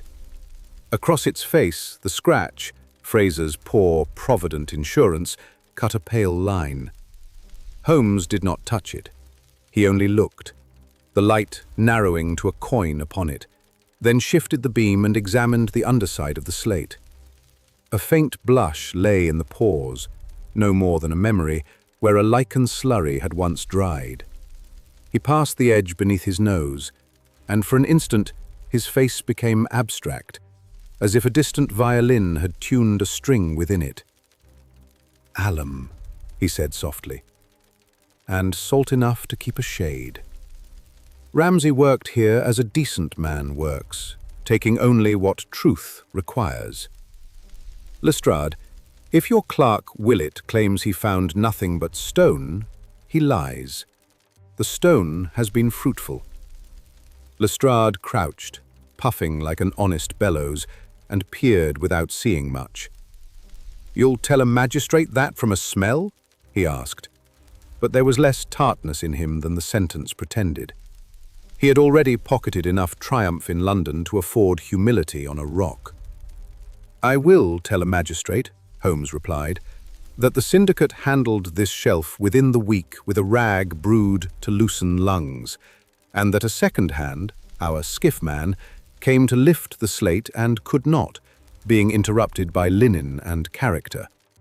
I will tell him also, he indicated a minute chip at the front of the dish, that a hook, thrown by a man who has poached before, took this lip and left his mark. We shall compare that bruise to the hook in Willet's locker and enjoy the rhyme. He lowered the slate, set his palm flat upon the rock, and looked outward where the light from the gallery ran a white blade across the combers. "Watson," he said, "your man in the mist. Height?" "An inch below my brow," I answered, "and neat in the way city clerks are neat when frightened." "Good. And Jessie, your letter lowered on the line?" She handed him the oilcloth with the impudent little seal, the pressed hand. He turned it in his fingers. "The ring enjoys jokes," he said. "Very well. We shall tell it one. Lestrade, when we are ashore, you will take this seal to Cross Row, along with our clerk and Mr. Grace's scent, and you will ask in front of proper witnesses whether the firm of Angel and Grace has begun to issue safe conducts to lighthouses. They will deny it. You will then produce Willet's oar, his hook, and his borrowed stopper with the scratch filed thin. Magistrates adore a procession." Lestrade permitted himself a rare smile. "And you?" "I will fetch the fifth hand," Holmes said. Jessie's head came up. "The bead lass?" "The Venice child," he nodded. "Ramsay wrote, 'to be acknowledged,' and then died mid-sentence. Men who die halfway through a good deed do not forgive us for leaving it so. The syndicate is the syndicate. We will have its throat in due time. First, we will mend the covenant." He straightened in that flowing, economical fashion of his, which often convinces me he has been designed rather than born. "There is one more matter. Miss Blair, the nail." She gave it. He set it for a moment upon the slate beside Fraser's cork, like two coins laid before an altar. "A mark for honesty, a scratch for warning," he said. "Between them, they have kept the color free for another night. That is not law, but it is justice enough to carry us to London." On the way up the stair, the sea made its case again upon the entrance, booming once like a judge bored with eloquence. The keeper hawked, glowered, and collected our small party into the warm cylinder where men can think straight. "Your lamp," Holmes said to him, "has this night lit more than ships." "It aye does," the keeper replied, with no thanks in the tone and all the thanks in the eyes. We ate, for ceremony's sake, a mouthful of oatcake that had reabsorbed the weather, and a dram to prove we remembered we were mortal. Holmes wrote 2 telegrams with a pencil that travelled like a skater. One to Falk, "Keep alum notes, expect warrant, speak only science." And one to Mrs. Ramsay, "Ledger safe, island proof, expect visit with thanks and nails." He left Jessie a third, which said only, "Count tides, keep cork. I will bring you a door the law can lock." By mid-afternoon, the wind had remembered mercy.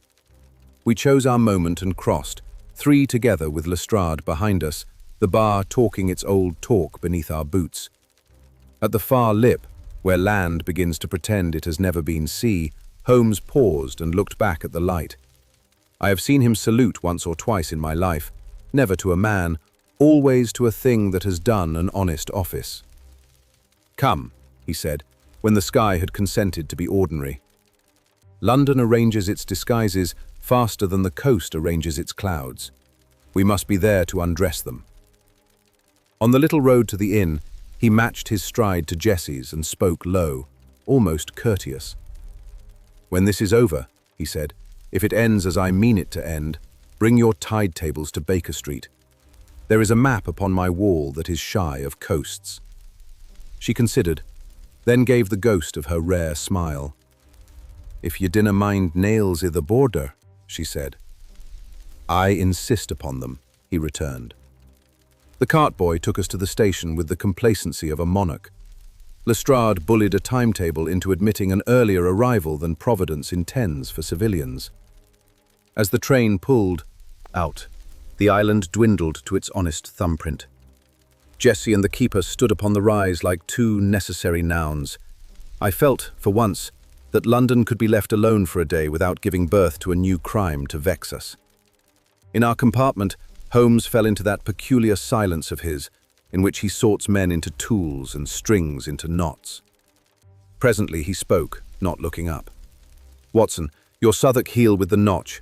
Tell the boy at the yard's photographic room to make a plate of the print by description and carry it to Willet's lodging. If he blanches, we are in clover." "And the fifth hand?" I asked. "Evelyn Grace's invoices will tell us the glass child's address if my nose does not," he said. "Lestrade will seize, I will sew, and you will see that no one bleeds to excess while we do both." The train beat time. London rolled towards us like a sum we were prepared to show our working upon.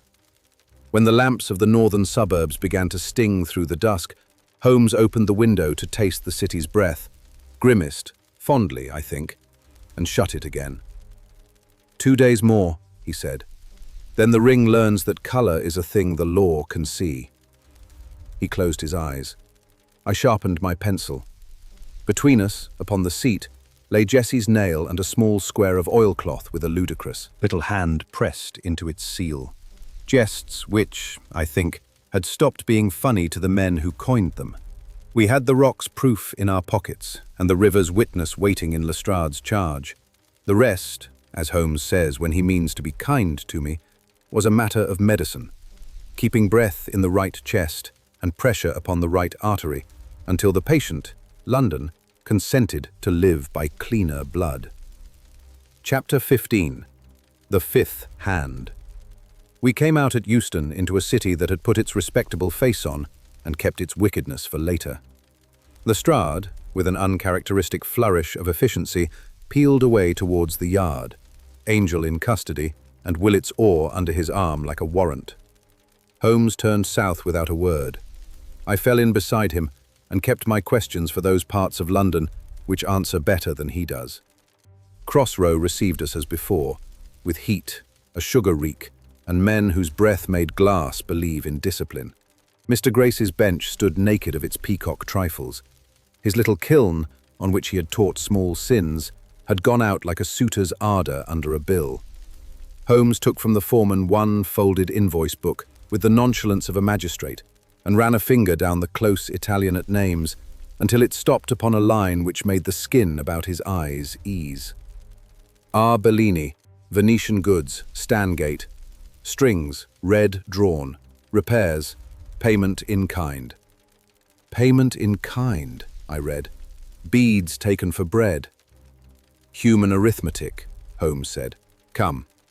Stangate, when we found it, was a seam of narrow shops stitched to the river's hem, cobblers, tin men, rag merchants, and, between two shutters painted with saints' days faded to piety, a window full of beads. It was not abundance, it was defiance, rows and loops of red, green, milk, and a blue the colour of a first honest sky. A small bell admitted us to a room steeped in the faint glassy smell that Venice must exhale when she sleeps.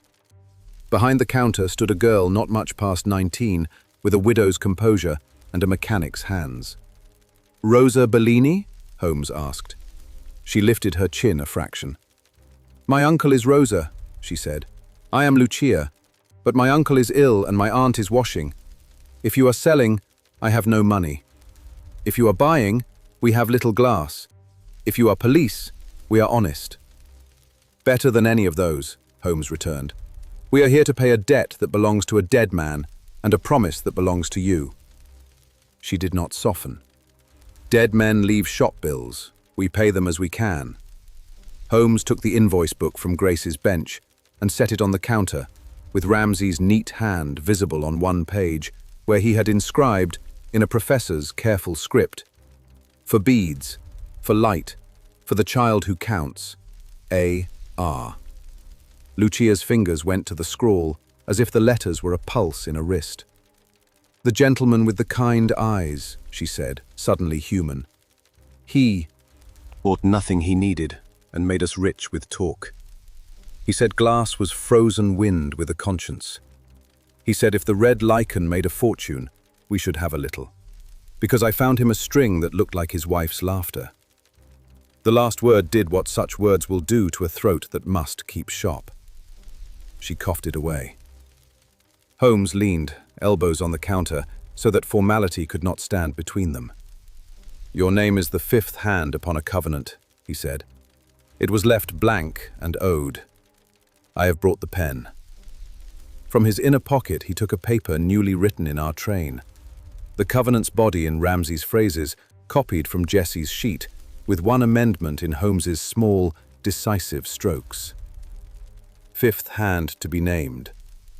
Lucia Bellini, in equity, for glass given and glass to be given. For cheer, without which science is miserliness.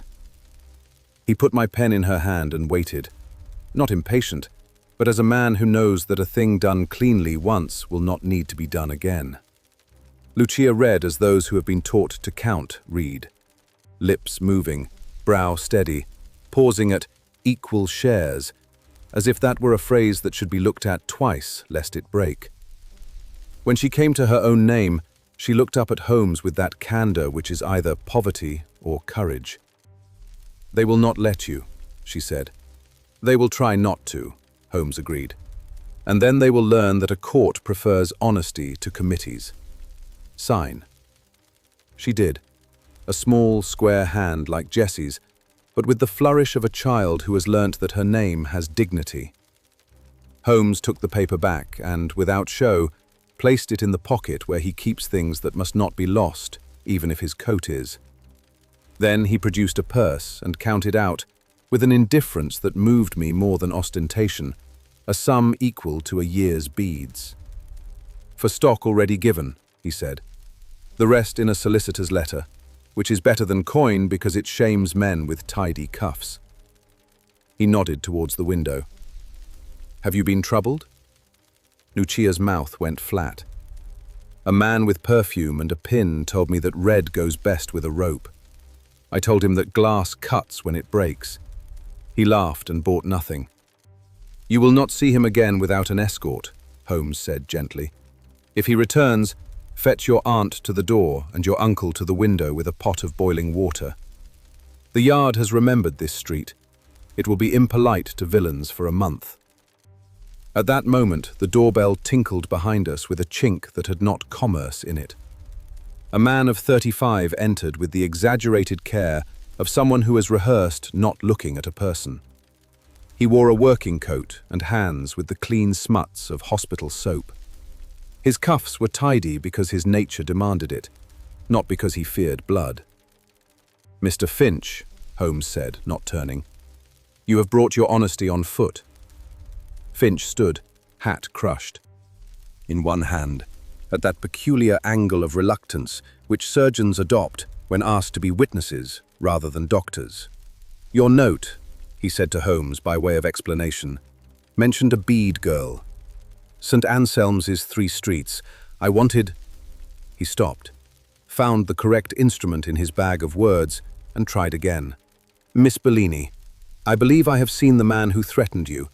He came to my ward to admire lamps. I can describe him to a clerk who draws. If you find him troublesome, I will walk past your door every evening for a week. My constitution likes river air." Lucia looked from one to the other with that weary astonishment Londoners acquire when 2 unrelated kindnesses happen in the same place. "Sir," she said, with that foreign economy which makes respect sound like a gift, "I sell beads between 6 and 8. If you walk past then, I will put a string in the window that will tell you I am well." Holmes's eyes did their small warming again. "I have seldom seen a case accept its own repair with such speed," he murmured. "We must strike while the habit is fresh. Come, both of you. There is a coffee room off Fleet Street where rhetoric can be made to do a day's work." He led us to the Red Society, those amateur Jacobins with ink on their cuffs and zeal in their pockets, and with 3 sentences turned their indignation into utility. The engraver took Lucia's name upon a plate as if making a coin. The printer promised a handbill that announced honest color and honest trade, without once using the word cartel. The curate, who had been born for more dangerous liturgies than his bishop allowed, offered a vestry for a meeting that would smell of tea and argument. Jessie Blair arrived with pockets that still held nails and eyes that continued to prefer horizons to men. When she saw Lucia, she gave the girl that look which competent women exchange. No romance in it, all complicity. "Ye've a pen where your bead needle should be," Jessie said, tapping the covenant. "About time." "About time," Lucia agreed. The day ran forward with that purposeful trip which belongs to a London afternoon driven by Holmes. Lestrade's message came. Willett confessed to the hook and to the letter lowered at the lighthouse slit. Angel, faced with the rag and the lamp and the magistrate's distaste for adjectives like noxious, became cooperative to the point of hygiene. The syndicate, deprived of its clerk and its mouth, had receded into meetings which, as Holmes observes, is how conspiracies commit suicide. Mrs. Ramsay's ledger sat in a strong room and improved in character by proximity to iron. The professor's blotter lay in the library at Bedford Place like a domesticated ghost. Kincaid sent a note written upon a public house bill: sober till sunset. If rescued, send rope. At 6, Holmes declared the city fit to hear the truth in small doses. He summoned Lestrade, Fulk, Finch, Jessie, Lucia, the Red Society, Mrs. Ramsay, who came with a composure borrowed from her curate, and even the foreman of Cross Row, who, after one look at Lucia's beads upon Jessie's wrist, decided that if truth were to be told, he would like to see who paid for it. We crammed into the Fleet Street coffee room until the cups looked like arguments and the saucers like juries. Holmes stood with his back to the window and spoke as he fiddles, without ornament and with perfect time. He laid out, piece by clean piece, the island crust, the alum blush on the slate, Fraser's scratch, the receipt with the small hand, Angel's kiln, Willett's hook, the Latin bruise written with lichen dust, the rag and the basin, the polite attempt at Bedford Place, the skiff thwarted by Jessie's linen, the cork saved, the covenant completed. When men interrupted, he did not disdain them, he improved them. When Lestrade tried to arrest the foreman by imagination, Holmes redirected him to law. When Finch offered a chemical footnote, Holmes pinned it to the board and asked him to name the vapour in court. When Mrs. Ramsay faltered at her husband's name, he let the pause stand, and the room stood with it. "And the motto," someone cried at last, our eager engraver. "Sanguis debet, you've left it like a smudge." Holmes's mouth flickered. "Because, Mr. Godfrey, it is a smudge. The syndicate meant it as blood is owed to them. They wrote it on plaster for theatre. We will write ours upon paper for posterity. Fides debet. Faith is owed. To covenants, to fifth hands, to rocks that bleed when it rains, and to men who refuse to bottle the sea for profit." "Latin in a coffee room," Lestrade muttered, but he did not spoil it with a grin. Holmes turned to Mrs. Ramsay. "Madam, your husband was not made to be a martyr to magistrates or to chemistry. He was a worker who meant the work to be kind. We shall put his name to a patent, if a patent is needed. We shall put his ledger into the hands of a factor who will not sell supper for shares. Until then, we shall make of his story a very dull article in a reputable journal, which the cartel will dislike because it is both honest and cheap." Mrs. Ramsay looked at Lucia and Jessie and seemed, for a moment, to see her husband's ink not on a blotter, but in a room. "Then do it," she said. "And when you have leisure, find him."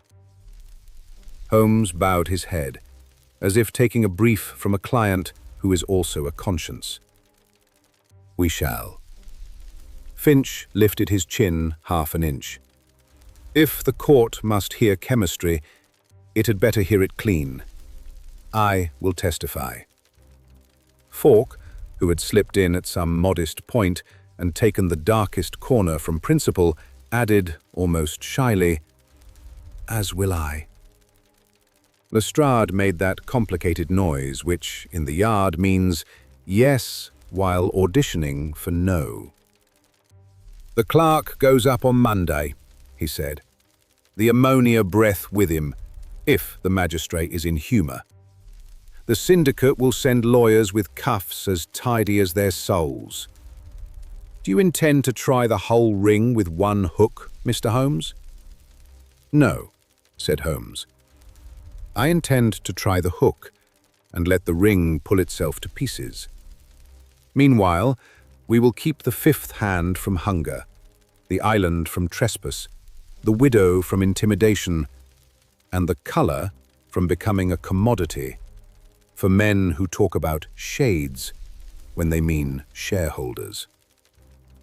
He let the room breathe. Then he said, almost lightly, "Oh, and Captain Kincaid."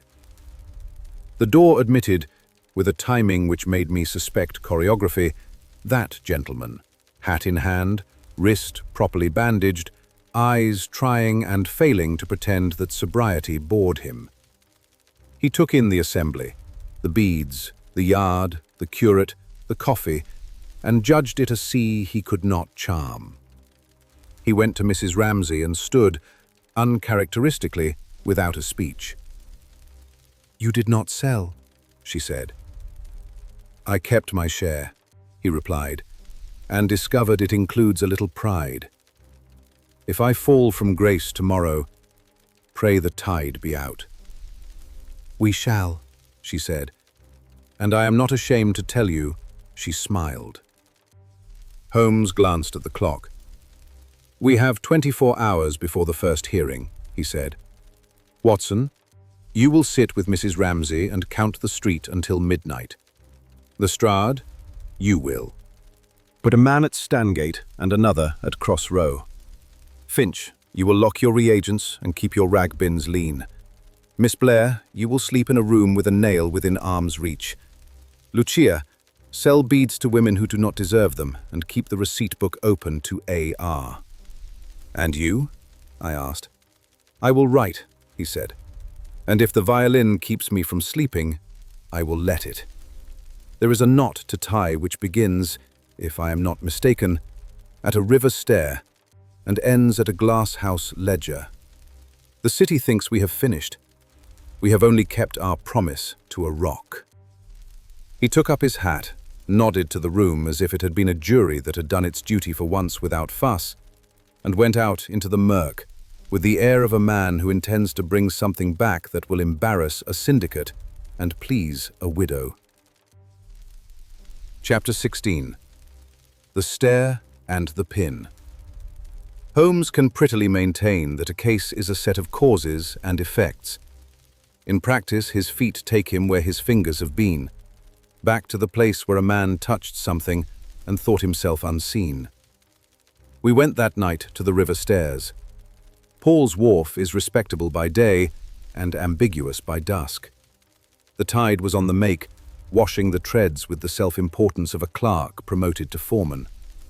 Holmes had written and dispatched his article to a sober journal whose name terrifies rogues. He had posted Lestrade on his little chessboard. He had set Mrs. Ramsay to bed with Mrs. Hudson's tea. He had told Finch to sleep in his clothes. Now he wanted one more verb for his sentence. "The pin," he said, as we stood above the slime line. "A man buys perfume from any mountebank. He buys a pin from a single street." He took from his pocket the tie pin Kincaid had knocked into the river steps melee, the stone gone, the setting scratched. He drew me along the embankment to a jeweller's whose shutters were still up, because profit keeps longer hours than piety.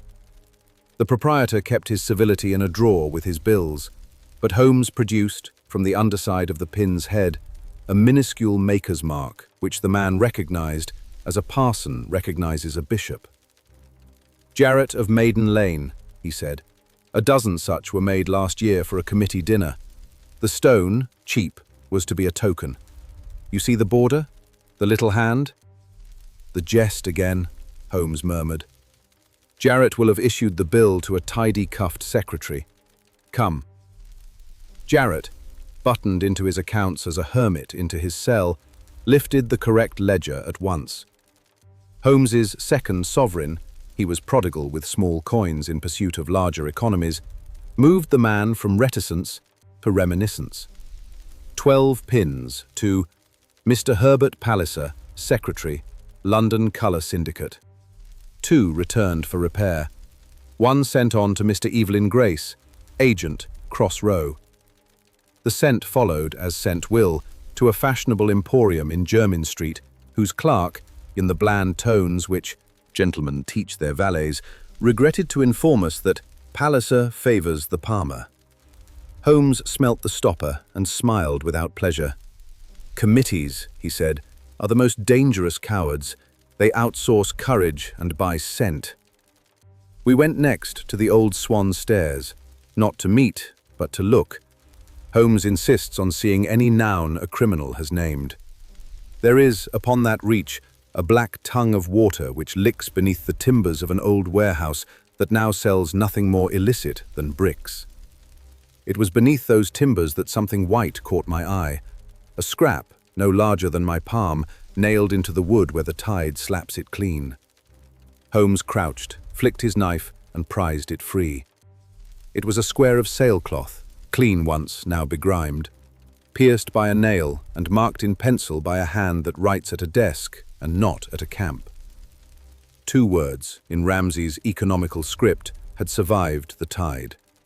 Angel lies. Holmes held it a second between finger and thumb, and then passed it to me, as surgeons pass a ligature when the pulse is a secret between them. "He was here," he said softly, "and alive then. He spoke in the only ink the river respects." "Where did he go?" I asked. "Where men who are alive and inconvenient go," he returned, "to a cellar with breathing holes." He rose, thrust the square into his pocket, and stared under the wharf as if the dark could be made to blush.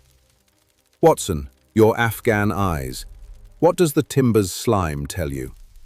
I peered. Along the 3rd post from the stair, a stripe of clean ran higher than its neighbours, wiped, recently, by something that had risen and fallen in the water. A boat's flank, rubbed by a hand which did not want barnacles to betray a call. Farther in, a rope end hung, not quite as a boatman leaves it, but as a clerk assumes he ought, coiled too neatly. "Willett," I said, "and a man like Willett, but better dressed." "Palliser does not sully his cuffs," Holmes replied. "He hires men who will ruin theirs. He came in a skiff when no one watched. He left a note when someone did. He lied to his hired mouth and his hired hands with equal ease. Our professor nailed the lie under a public stare."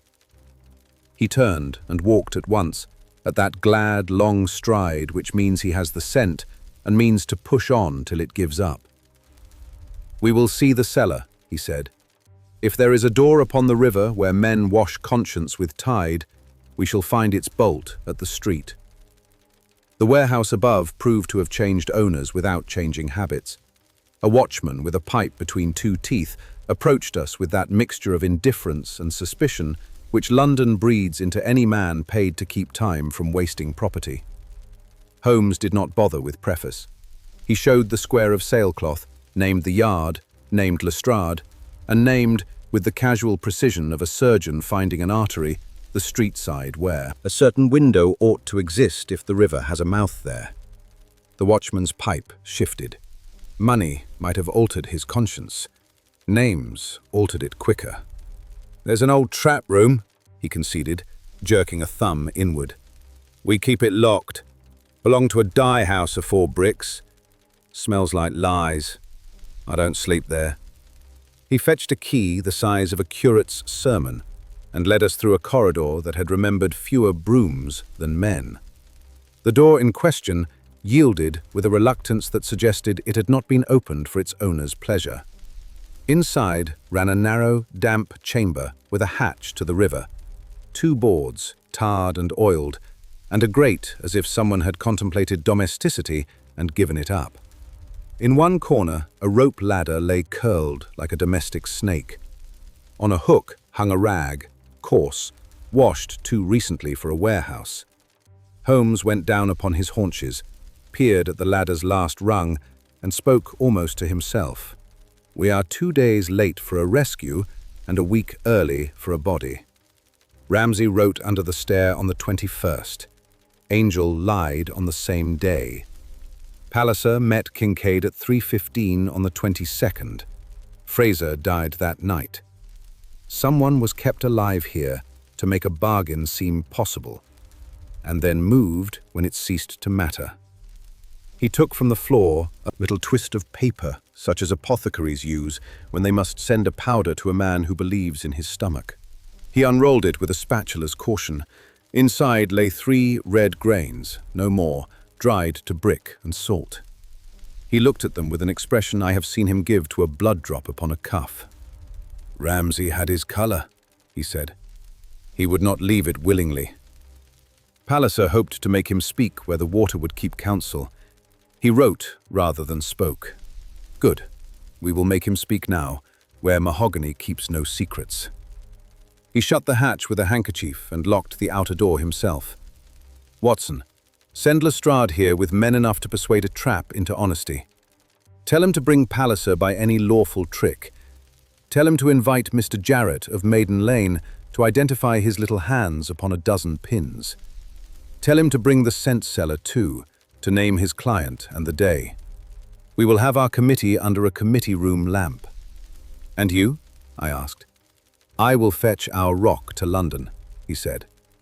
"You mean—" "I mean Jessie Blair, with the ledger's copy and the nail and the patience to say no to 10 barristers without losing her temper on the first," he replied. "And the bead girl with her name in equity. A 5th hand shames a ring." He left me at the yard with a message that gave Lestrade 3 pleasures: an address, a warrant, and the prospect of surprising a gentleman indoors, and took the Strand like a man walking downhill. When I rejoined him at Baker Street near 11, his violin lay upon the sofa unplayed, a sure sign that action had eaten melody. On the mantel, Mrs. Hudson had arranged 3 cups and an optimism. Holmes glanced at the clock with that slight sardonicism which he reserves for time when it threatens to be uncooperative. "They will come," he said. "Lestrade will bring Palliser by the respectable arm. Jessie will come with a bag and no apology. Lucia will come with a receipt book and a bead at her throat. We will hold a meeting in a constable's room more honest than any syndicate's, and before morning a magistrate will write, 'Remanded in the only ink a ring understands.'" The bell rang as if the city had heard its cue. Jessie first, boots damp, hair tied back, nail in pocket, ledger under her arm. She nodded at me as at a colleague on a gangway and sat without fuss. Lucia next, shawl tight, cheeks pinched by respectable cold. Finch 3 steps behind her like a man who has found out that guardianship is a better narcotic than insomnia. Falk came shyly with a brown paper parcel, which proved to contain a modest bottle and a paper of notes, in case the court likes to smell virtue as well as vice. And Lestrade at last, damp with triumph, Palliser between 2 constables wearing his committee face and his committee cuffs. Palliser is of that tribe of Londoners who present to the world a forehead untroubled by thought and a mouth untrammeled by appetite. His eye is his confession, quick, judicial, and perfectly free of pity. He saw Jessie. He saw Lucia. He saw the ledger's copy in Falk's neatly roped parcel. He adjusted a cuff that did not require it. "Mr. Holmes," he said, "theatres close at midnight." "Then we shall be brief," Holmes replied. "You will be charged with conspiracy to administer a noxious vapour, with incitement to assault, with the unlawful detention of a gentleman, and with a dozen lesser, tidier words which Lestrade likes for breakfast. Your clerk will sing, your boatman has already whistled, your jeweler will name your dinner, your perfumer will scent your motives. Palliser smiled the mild smile of men who believe in judges because they believe in fees. "You have no body," he said. "No," said Holmes. "We have a man." He put upon the table the square of sailcloth with angel lies upon it, Jessie's nail, Fraser's scratched cork, the pin with the little hand, and Falk's bottle in which sat, in honest spirit, a fleck of rock the colour of a magistrate's blush. Then he took up the invoice with Lucia's name newly written in equity and placed it upon the top. "The court will enjoy your motto," he said. "It will enjoy even more ours, fides debet. As to Mr. Ramsay, if he is dead, London will hang the men who made him so. If he is alive, we will take him from whatever cellar you have moved him to and show him daylight, and his wife." Palliser's eyes flickered, only once and inward, but I saw it. It was not fear of the yard. It was the error of a man who has thought the river the only witness and now finds that stone can speak. "Where?" I asked Holmes, when the men had gone to their formalities and the women to Mrs. Hudson's better tea. He took up the violin and set the bow to the string, not to play, but to hear how the note would like his thought. "A place with a hatch to the water and a smell of alum," he said. "A glass house whose furnace has been kept lit for one piece only. The ledger upon Ramsay's wall pinned Lambeth for us. There is a small chapel in Prince's Street, deconsecrated, with a cellar let to a firm that calls itself Mercia Dyes Limited.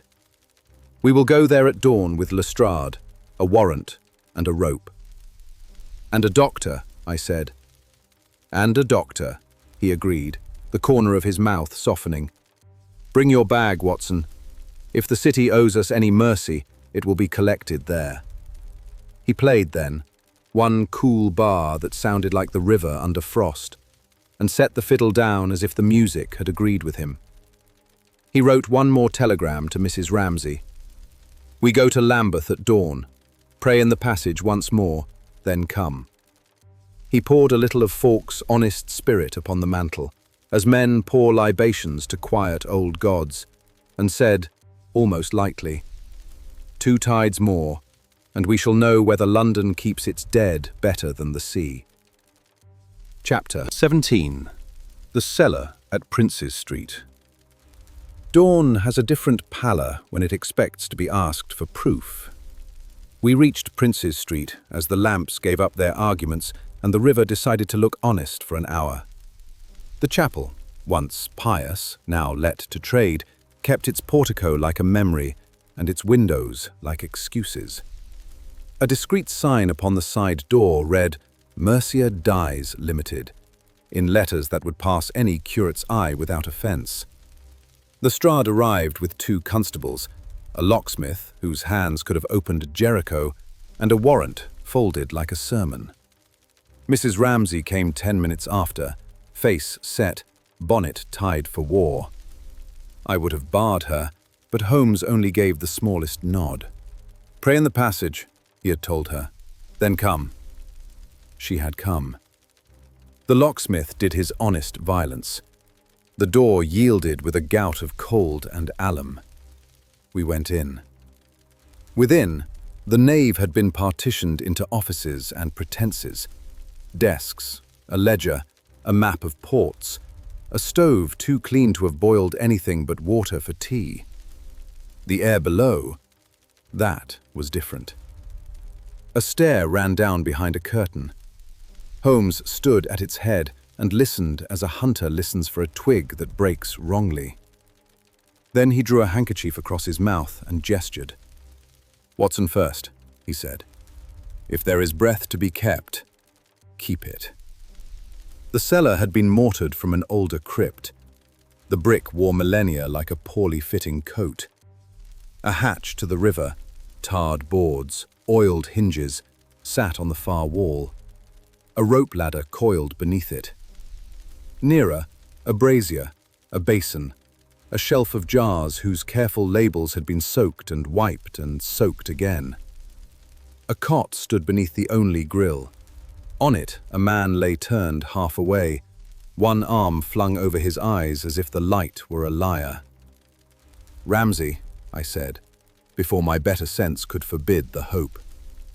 He stirred, flinched at the scrape of our boot, and tried, not like a prisoner but like a gentleman, to compose himself for visitors. The hand fell. The face was leaner, the eyes were too large. The beard, once academic, had become a precaution against cold. It was Ramsay, and something in my chest approved of the universe again. "Doctor," he managed. "Don't try for eloquence," I told him, at his side. Pulse, thready. Respiration, shallow but obedient. Cyanosis? No. A lassitude that spoke of too little air and too much fear. I took out the small phial Falk had given me and let a scent of common ammonia tickle the reluctant nerves. Gently. We would not be the ones to bludgeon a chest that meant to live. "Can you sit?" "With a reason," he said, and looked past me to the one man who never needs introduction. Holmes lifted 2 fingers in that slight benediction of his.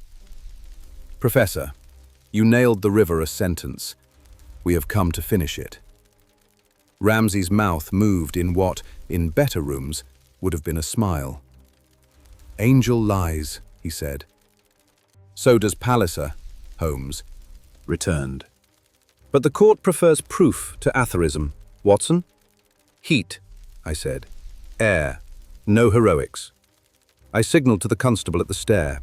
He opened the street door above. The cellar took a lungful of London like a sinner accepts baptism, suspiciously, and then with relief. Lestrade, who had prowled the periphery with a magistrate's appetite, raised the latch of a cupboard. Inside lay 2 familiar offences, a rag, laundered too late, and a tiny bottle with a ground glass stopper scored faintly across its head. He held them up and gave Holmes a look which, in him, is the equivalent of applause. "Palliser?" I asked. "In custody," Lestrade said with satisfaction. "He was in the vestry counting conscience when we knocked. The clerks ran like partridges and were fetched like ferrets." He nodded to the hatch. "You were right about the river. They liked to talk where the tide kept secrets." Mrs. Ramsay had stopped at the foot of the stair, both hands upon the rail, as if she were at the rail of a ship and uncertain which way it leaned. "Arthur," she said, as if a private letter had been misdelivered to a public room. He turned his head. There are looks which shame eavesdropping. I busied myself with band and pulse and made professional remarks on hydration. Holmes, meanwhile, went along the shelf, as a reader goes along a well-known book, letting his fingers learn what labels tried to hide. He lifted a jar, sniffed the cork, alum and salt, the honest ghost, and set it down. Then he took from his pocket the square of sailcloth with "Angel Lies" and placed it upon the grate as one places a relic near a lamp. "Professor," he said, "you will say, later, who brought you here and why you were kept alive. For now, did you sign a paper? Did any man put a pen in your hand and bargain breath for equity?" Ramsay shook his head, once with surprising force. "They wanted the rock. They wanted the trick. They wanted me to name the bar. I told them to read the rain." "Good," Holmes said. "Then our covenant remains what it was, unbroken except by fear, repaired by hands." He looked to Mrs. Ramsay. "Madam, your husband is ill-used but not ruined. We must carry him quietly. Lestrade will hold the room." "Hold it," Lestrade said, affronted that any man should think to question the yard's ability to occupy a cellar. "With witnesses," Holmes added, which soothed him. "Jarrett for the pins, the scent seller for the palmer, the foreman for the hook. Call Mr. Falk to say alum without trembling, and Mr. Finch to say vapor without vanity. The court likes variety." Holmes bent and lifted a small square from beneath the cot, paper, folded and carefully weighted by a pebble. He opened it, and let us read. If I am moved, look to the ledger. The color is for work, not war. Tell Jessie to count the tides. Tell Lucia to charge more for red. A.R. Mrs. Ramsay put her hand to her mouth. Jessie, who had come down with the others, and now stood with one nail between forefinger and thumb like a sacrament, gave a single nod. "He minds the line," she said. "We got him up the stair with the untheatrical care a city affords, when it hopes to mend something without being seen to weep over it." In the passage, Mrs. Ramsay's prayer seemed to have waited, and now attached itself to its subject without fuss. Outside, the street had resumed pretending to be ordinary. A muffin man rang a bell as if conspiracies did not buy bread. Holmes drew me aside. "One more turn of the key," he said. "Palliser will claim he rented a cellar in innocence and objects to air only in principle. He will say his clerks fetched rag to clean and alum to fix colour for demonstration. He will say, Latin is vulgar. We must show him a rope end with his fingers on it." "The hatch?" I said. "The skiff," Holmes answered. "Jarrett named 12 pins. 1 went to Grace, 2 to repair. The remainder? Committee men. The oar mark at the old Swan, Willett's hook on the slate, the clean stripe on the 3rd pile. We will tie the boat to the boardroom. The river has written their attendance." He turned back to Ramsay. "Professor, the square under the stair, the cork at the cave, your note under your bed. Between them we can prove industry against fashion. Will you say so?" Ramsay rested with his head against the cool jamb, eyes closed, the ghost of a smile at work. "I spoke to a rock for a week," he said. "I can speak to a court for an hour." "Excellent," Holmes murmured. "Watson, the carriage. Mrs. Hudson will contrive broth and Finch will contrive air. We will have a bed by a window before noon."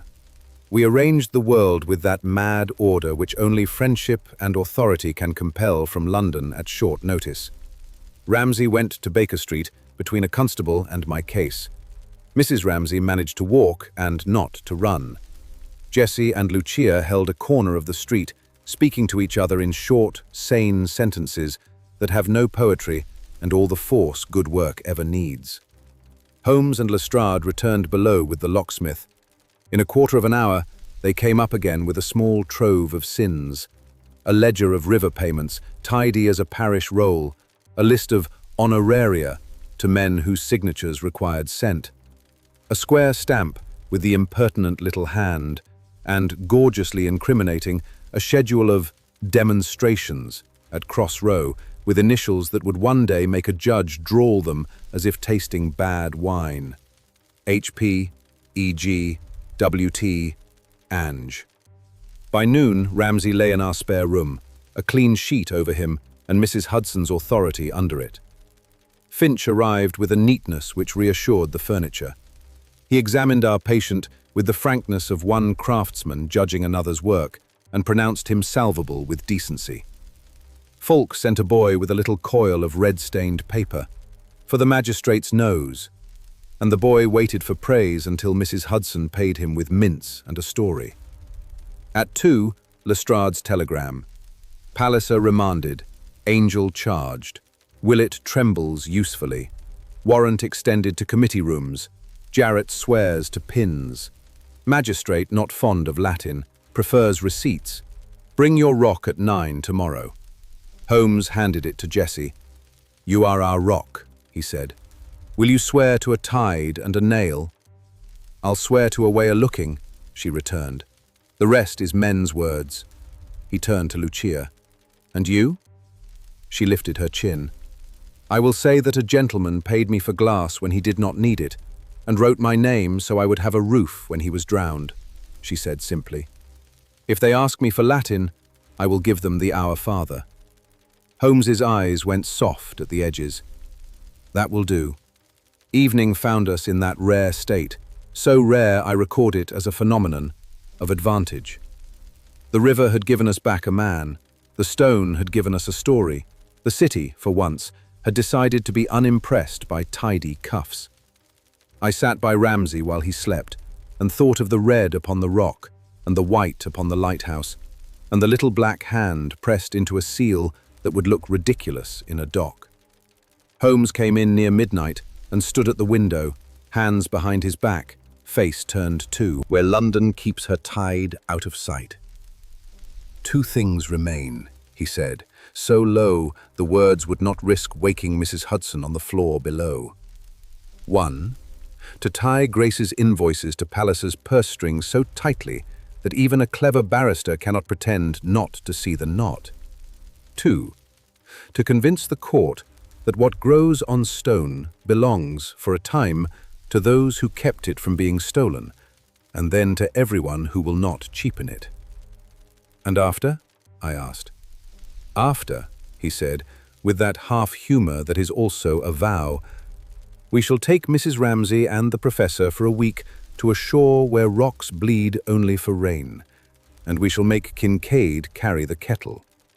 He drew the curtain an inch, looked down at Bedford Place with its proper lamps and improper history, and let it fall again. "Sleep, Watson. Tomorrow we will give the syndicate the only lesson it can learn, that London loves a covenant when it is written in honest hands." Ramsay breathed, steady now. In the grate, a coal made that small conciliatory sound which I have never known a villain to reproduce. Somewhere, a clock counted the hours. When at last I slept, it was with the unromantic contentment of a man whose patient will keep till morning, and whose friend has arranged for justice to have, for once, a fair wind. Chapter 18. The Court that Preferred Receipts. Magistrates' courts are London's conscience in its working clothes.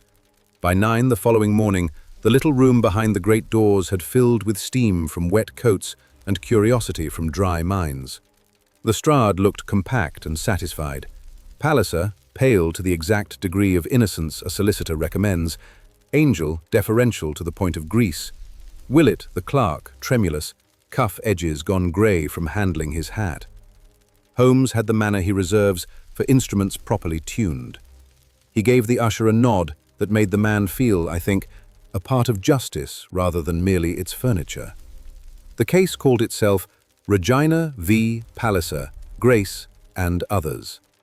The magistrate, an elderly gentleman with a farmer's common sense and a schoolmaster's dislike of adjectives, looked over his spectacles and invited Lestrade to begin. Lestrade, for once, did not embroider. He placed upon the table, in the order Holmes had drilled into him, 1, the pin with Jarrett's little hand, 2, the scent stopper named by the Jermyn Street clerk, 3, the rag from Fraser's room and its fellow from Prince's Street, 4, the oar from Willett's lodging with the chipped hook, 5, the square of sailcloth from Old Swan, Angel lies, and 6, Fawkes' bottle, stoppered, a modest fleck of the Scarlet rock folded in honest spirit. He added, almost as an afterthought, the committee ledger seized at the chapel, payments to boat, glass, and demonstrations, each in Palliser's tidy hand. "Receipts, sir," Lestrade said, and stood back. The magistrate's mouth did that tight thing which means satisfaction in men who dislike to admit it. "Very good. Witnesses." Jessie went first. Nails in pocket, truth in voice. She told the river tide like a timetable and the cave like a shop list. She named the linen trick without pride and the skiff without drama. "You swear to the mark upon the stopper?" the clerk asked. "Aye," said Jessie. "A scratch like a wee moon. Fraser's fear made honest." The court smiled collectively, then remembered itself and pretended not to. Lucia followed, shawl neat, courage neater. She spoke of the professor's kindness, the invoice with her name, the agent with the pin who spoke of ropes, and the covenant now signed in equity. "You expect to profit?" The solicitor for the defense purred. "I expect to eat," she returned, and the clerk wrote laughter in court into a record that would not show it. Falk and Finch shared the work of vapors and alum. Falk named the fix. Finch described the rag's breadth without show and with the decency of a man who has smelt worse and prefers not to say so. The magistrate asked short questions which improved the answers merely by existing. Jarrett identified his mark upon the pin, the scent seller his palmer upon the stopper, the cross-row foreman his refusal to melt Venetian vanity in an English kiln, the watchman at Princes Street his dislike of the trap room's smell of lies. Each piece clicked, none rattled. Then Willett, poor, useful Willett, told of the hook, the letter lowered at the lighthouse slit, the instructions to retrieve a stopper with an old scratch, and the order to wash a rag before it is seen. His eyes slid once to Palliser and away again. Rats learn quickly which boards will not bear their weight. Angel, offered a choice between bravado and the dock, chose the latter in the form of industry. He arranged meetings, observed the river, and conveyed samples. He could not spell Latin. The court believed him on that point with relish. Palliser's solicitor rose, arranged his well-kept cuffs, and proposed an alternative universe in which committeemen are lambs, clerks are wolves, and sellers rent themselves. "My client," he said, "administers colour, not conspiracies. He deplores ragged housekeeping in lodging-houses. He denies knowledge of chemical trifles. Holmes's turn. He did not declaim. He placed upon the rail the square of sailcloth with "Angel Lies," the ledger page with Palliser's entries to "boat" and "glass," and the chapel room stamp with the little hand. Then, in that white space which follows the last flourish of a barrister's gown, he said, quiet as a tide, "Committees are mouths, these are hands. The court prefers hands." He touched each thing with the tip of a finger, seal, receipt, rag, and looked at Palliser as a surgeon looks at a growth he means to remove with a minimum of fuss. "Mr. Palliser," he said, "your dinner pins were marked with a child's palm. You stamped a letter to a lighthouse with the same small joke. You paid for a boat under a roof with a cross on it and called the street Prince's. You placed a man under a hatch because the river talks less than honest women. London, however, keeps receipts. The court has them." Palliser opened his mouth. His solicitor rose half an inch. The magistrate lifted a single eyebrow. "Remand," he said. Bail refused to Palliser. Bail considered for grace if he continues to remember the alphabet. Willett bound over. The rag and the cellar to be viewed by the bench. "I like alum in cooking. I dislike it in conspiracies." He rapped. The room exhaled. Mrs. Ramsay, steady as a spar, put a gloved hand upon the back of the bench a moment, as if to thank wood for bearing weight. Ramsay himself, seated with my injunction against heroics still in force, had listened with a restraint that became him. At "Angel Lies," his fingers tightened once upon the arm of the chair. At "Fides Debet," which Holmes had taken the unusual liberty to translate for the clerk as "Faith is owed," his eyes closed and opened again. Out in the corridor, Kincaid materialized like weather. "Well then?" "Not yet safe," Holmes said, "but currently legal." "Legal is a cold fire," Kincaid grunted. "I'll keep watch by the river for heat." "You'll keep sober," Jessie observed, without heat of any kind. "For an hour," Kincaid allowed. We made our way down the stone steps into that relief which is not triumph, but the removal of a boot. Lestrade stood a touch taller, pride in harness. "Trial at Sessions," he said, "a fortnight. Palliser fancies the verdict will fall asleep while the jury reads the ledger." "It will not," Holmes replied. "Not while the rock and the river speak." We scattered to our posts. Finch returned to his ward, Falk to his plain, unanswerable notes, Lucia to Stangate with a receipt book that now had a solicitor's address folded inside, Jessie to Bedford Place to sit with Mrs. Ramsay and count the street. Holmes and I walked to Baker Street with that weariness which visits a man only when the worst danger has decided, temporarily, to be procedural. At the door, Holmes paused. 2 loose threads, he said. The Latin bruise, whose finger? And the bar at St. Michael's. Who first told Palliser that a rock could bleed? The finger, I said, was Angel's, lamp oil and dust. Too neat, Holmes returned. He has not the patience for staging. Palliser would never trust him with theatre on a wall. He is a man for pins and purses. I smell a third, tidy, devout, and bored. Devout, I said. He looked down the street, where London had resumed being an income. Our deconsecrated chapel, he said. Clerks, instructed to keep quiet by a man who used to preach it. We will visit the vestry again before night and ask whether an old verger keeps a clean finger and a better memory for Latin than Angel claims. And the bar? I asked. He smiled a little. We will ask the sea. It is the only clerk that never steals. Mrs. Hudson opened. The house smelled of broth and of reprieve. Upstairs, Ramsay slept with his wife's hand upon the coverlet and the red fleck, now labelled, upon the mantel as if it were an amulet. Holmes took up his violin, set bow to string, and let one phrase travel the room. A simple line that felt like a tide going out without stealing anything on its way. We have mended the covenant, he said, almost to himself. Now we will make it dull in print. Nothing kills a syndicate so thoroughly as a paper that every honest dyer can read over tea. He put the fiddle down, reached for pen and foolscap, and began, in his most pedestrian prose, an account which would carry the rock, the rag, the pin, and the small fifth hand into the light where fashion dies and industry lives. Chapter 19. The Verger with the Clean Finger.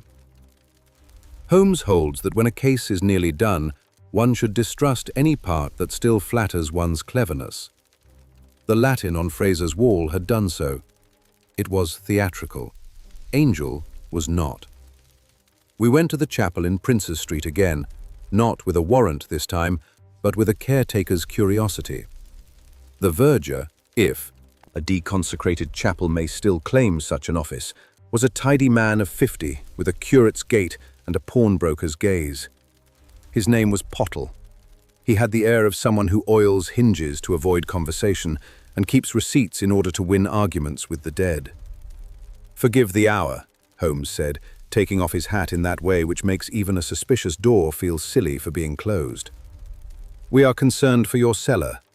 We found there an air unsuited to hymns." "The cellar is let," Pottle replied, lips pursed. "I attend only to the nave. The tenants pay, the drains behave. The Almighty has no complaint." Holmes had his hands behind his back, which is his most impolite posture. It tells the world he is not giving it his hands until it earns them. "You keep the vestry ledger?" he asked mildly.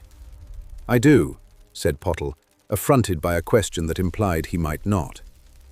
"Then you will recall," Holmes went on, "that Mr. Palliser held a committee here last Tuesday fortnight and paid you for lamps, fire, and silence." Pottle blinked. The blink said yes, while the mouth tried no. "Clubs meet," he managed. "The parish benefits." "Quite," Holmes said. "And you once taught Latin at a charity school in Camberwell before the bishop's economies put you to more practical employment." I started. Holmes had drawn this last from a pencil mark on a hymn board we had passed in the passage.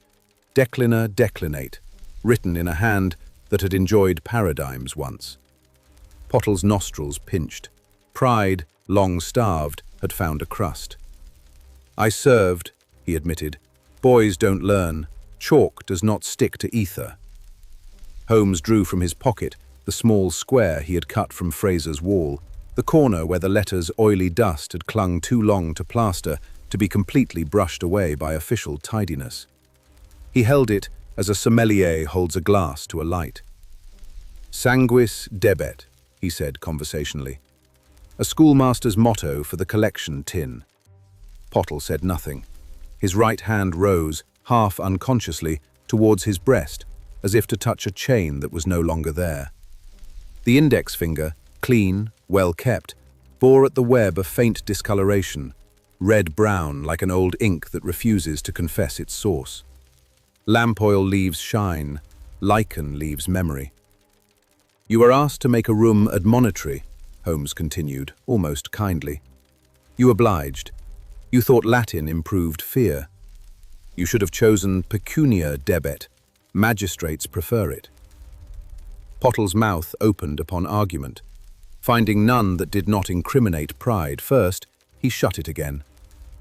"I did no harm," he said at last, with the weak ferocity of men who have helped worse men and now wish to claim abstraction as a defense. "I wrote a warning. I cleaned a rag. I banked a fire. If they did evil, I did housekeeping." "Housekeeping kills," Holmes said, and the gentleness left his voice. "You cleaned a rag used to suffocate a poor man's breath. You wrote a lie upon a wall to teach fear the wrong grammar. You took money to keep silence in a room where prayer used to be audible." Pottle's shoulders sagged an inch. Remorse does not often improve a face. Here it made it almost attractive. "What will you do?" he asked, subdued. "Ask you to write better Latin for the bench," Holmes returned. "Truth in your best hand. Names, dates, sums, who brought rags, who paid for jars, who kept keys. If you do that, you may keep your vestry, and your conscience can begin to learn a new declension." He drew a sheet from his case and set it upon the vestry table with a pen beside it. The pen was my own. It has served stranger confessions. Pottle took it with the reverence of a man who has not been asked for too long to do anything well. He wrote, neat, unhurried, useful, until the words began to cost him more than dignity, and he sat, spent. Holmes read, nodded, and slid the sheet into his case. "Thank you," he said, and meant it. "One more point. Who first told Mr. Palliser that a rock could bleed?" Pottle looked almost grateful to be asked a question that allowed him to recover some meat-safe shred of self-importance. "Mr. Grace brought a tale to the committee," he said. "He said a captain had said it in a pilot's room because he believed no one would write it down." "Kincaid," I said involuntarily. "Or his like," Holmes replied. "Mr. Pottle, your finger has done its penance. Keep it from committees." We left the chapel with its partitions and its conscience, and Holmes turned his steps at once towards the river's other temple, the pilot's house. It is a modest room above a public house, with charts on the walls, pencils in a tin, and a smell of tobacco so honest that one forgives the furniture for being ashamed of its polish. An old chart of the estuary lay pinned upon a table. Across the mouth of a shoal bar, in a hand as bold as weather, someone had scrawled 10 years ago, "After heavy northeast rain, look for red water along St. Michael's. S.K." Holmes put one finger on the initials and one on the compass rose. "Kincaid," he said, with that lack of surprise which is less condemnation than taxonomy. He wrote for pilots, not for syndicates. Grace read it for money. An elderly pilot whose eyebrows had been salted by more honest spray than Angel had ever smelt, nodded at the scrawl. "Kincaid fancied himself a poet," he observed. "Wrote where the bar cuts men who don't count fathoms. We left it. It's truth." "Who copied it?" Holmes asked. "Any man who reads a chart," the pilot returned. "Grace came here once with soft shoes and a question about tides. We watched he didn't borrow a compass. He borrows words, that one." Holmes tipped him and paid the house for letting men talk shop in it, then stood at the window looking down upon the reach where the old Swan licks pilings and London pretends to be seaward. "We will not scold Kincaid for writing truth," he said at last. "We will teach him to count listeners as well as fathoms." He did so that afternoon, in a manner which might have done credit to a bishop and certainly did to a friend. Kincaid received the chart in silence, read the initials and the note, and let his eye travel the line downriver to where fortune had advertised itself as hazard in a cipher only seamen read. "I wrote for men who steer," he said finally. "I did not think a clerk would learn the language." "Clerks hire translators," Holmes returned. "When you speak in rooms where men respect the sea, you are safe. When you speak in rooms where men respect profit, you are overheard." Kincaid accepted this as a man accepts weather. He does not like it, but the sky is not in the mood to apologize. "I'll talk less," he said, "and if I drink, I'll drink where charts are nailed too high for clerks." "Good," Holmes said, "and keep sober another hour. I need your eyes at sessions when Palliser's counsel tries to pretend a hook cannot chip slate." "An hour, then," Kincaid conceded, and even managed a grin for Jessie when she came in with Lucia to hear whether London intended to behave for a second day. It did. Pottle's statement stitched the cellar to the rag, and the rag to the committee room, with that delicate, sturdy thread only a penmanship teacher knows how to draw. Jarrett swore, with professional offense, that he had made those little hands only for a dinner and not for intimidation. The pilot's entry made the bar speak without anyone needing to call the sea, and our Neptune on the bench, who farmed turnips on Saturdays, found his patients pleased by the discovery that water can be as honest as soil. Late that evening, Holmes and I walked home past the Old Bailey's shadow, which has frightened better men than Palliser into telling the truth. He let his silence linger until the city gave us back our street like a receipt. "3 hinges," he said at last. "Pottle's finger, Kincaid's initials, Ramsay's square. Without any one of them, the door would have hung crooked." "And the 5th hand?" I asked. He smiled. Not the smoke ring smile he gives a solved cipher, but the rarer one he gives an amendment to a human document. "That is the handle," he said. "A thing juries like to grasp." Upstairs, Mrs. Hudson had left a pie that did not require philosophy, and Ramsay, mended by broth, air, and his wife's hand 3 inches from his, had slept an hour that no court in England can grant.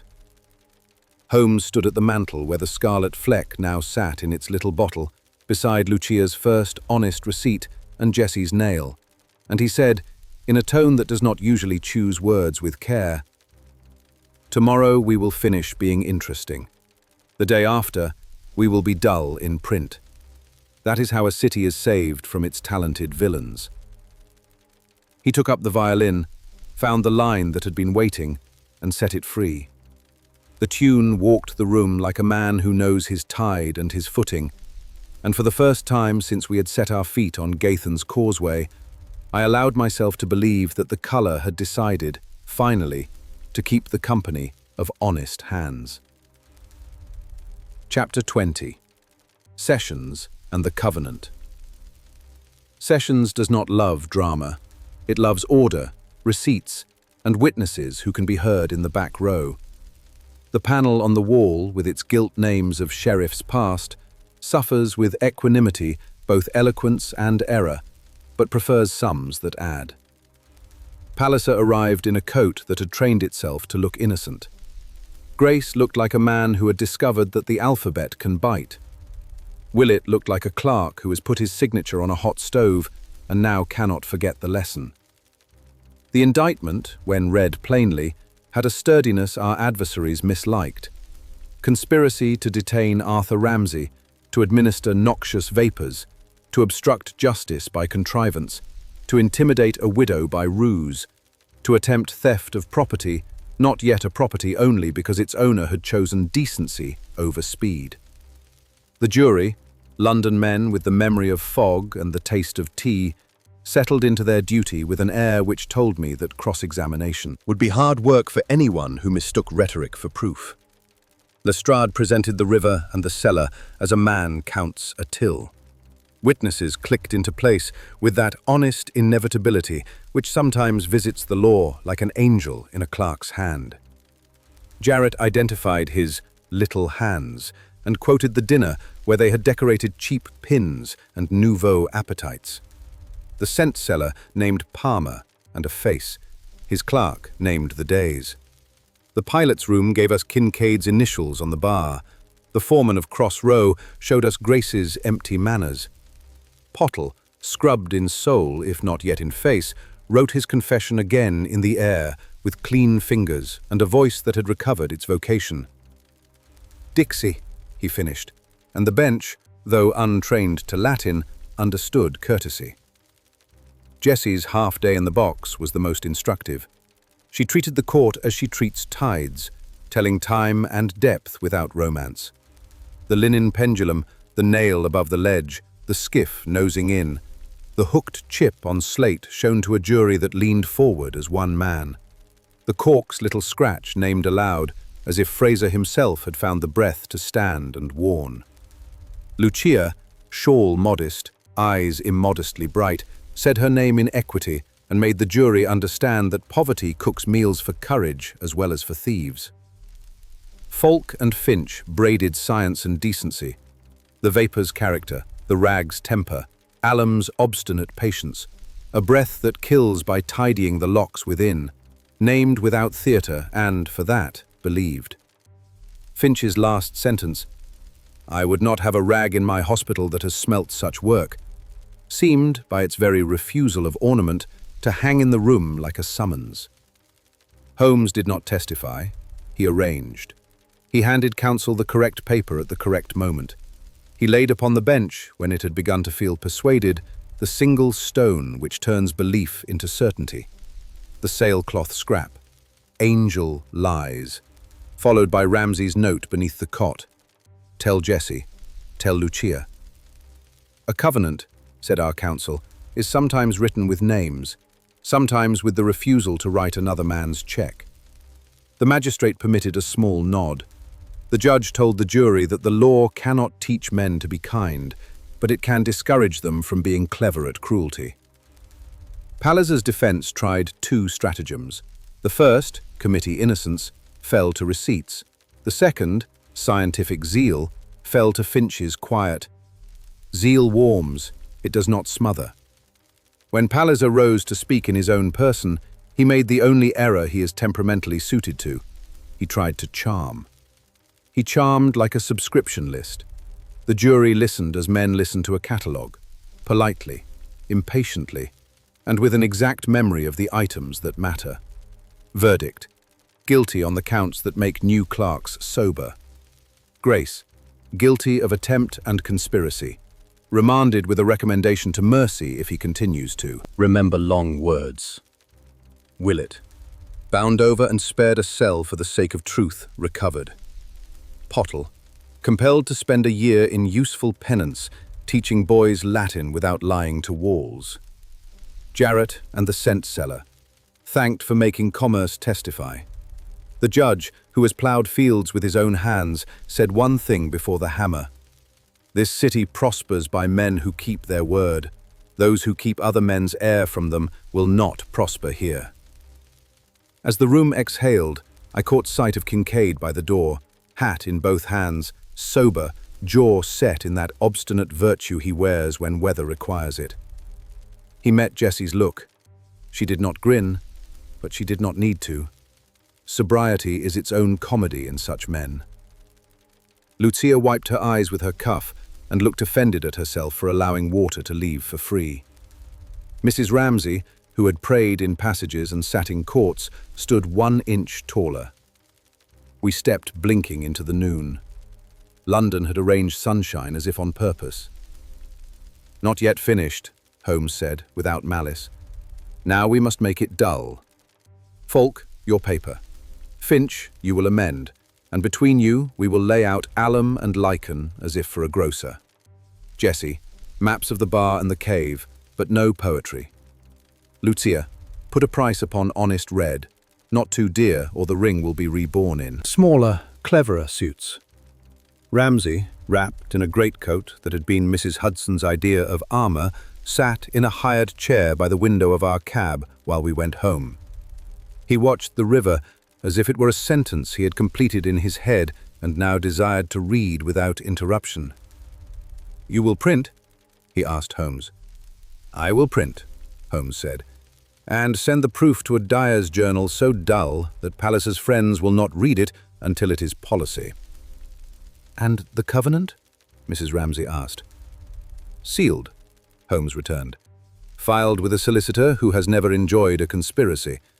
Lucia's name on the 5th line. Kincaid's wrist on the mend and his mouth mended for an afternoon. Fraser's scratch kept, not smoothed." Ramsay nodded, as one who accepts both medicine and mercy. "Then we can go home," he said. "Not yet," said Holmes, with a glance at me that warmed.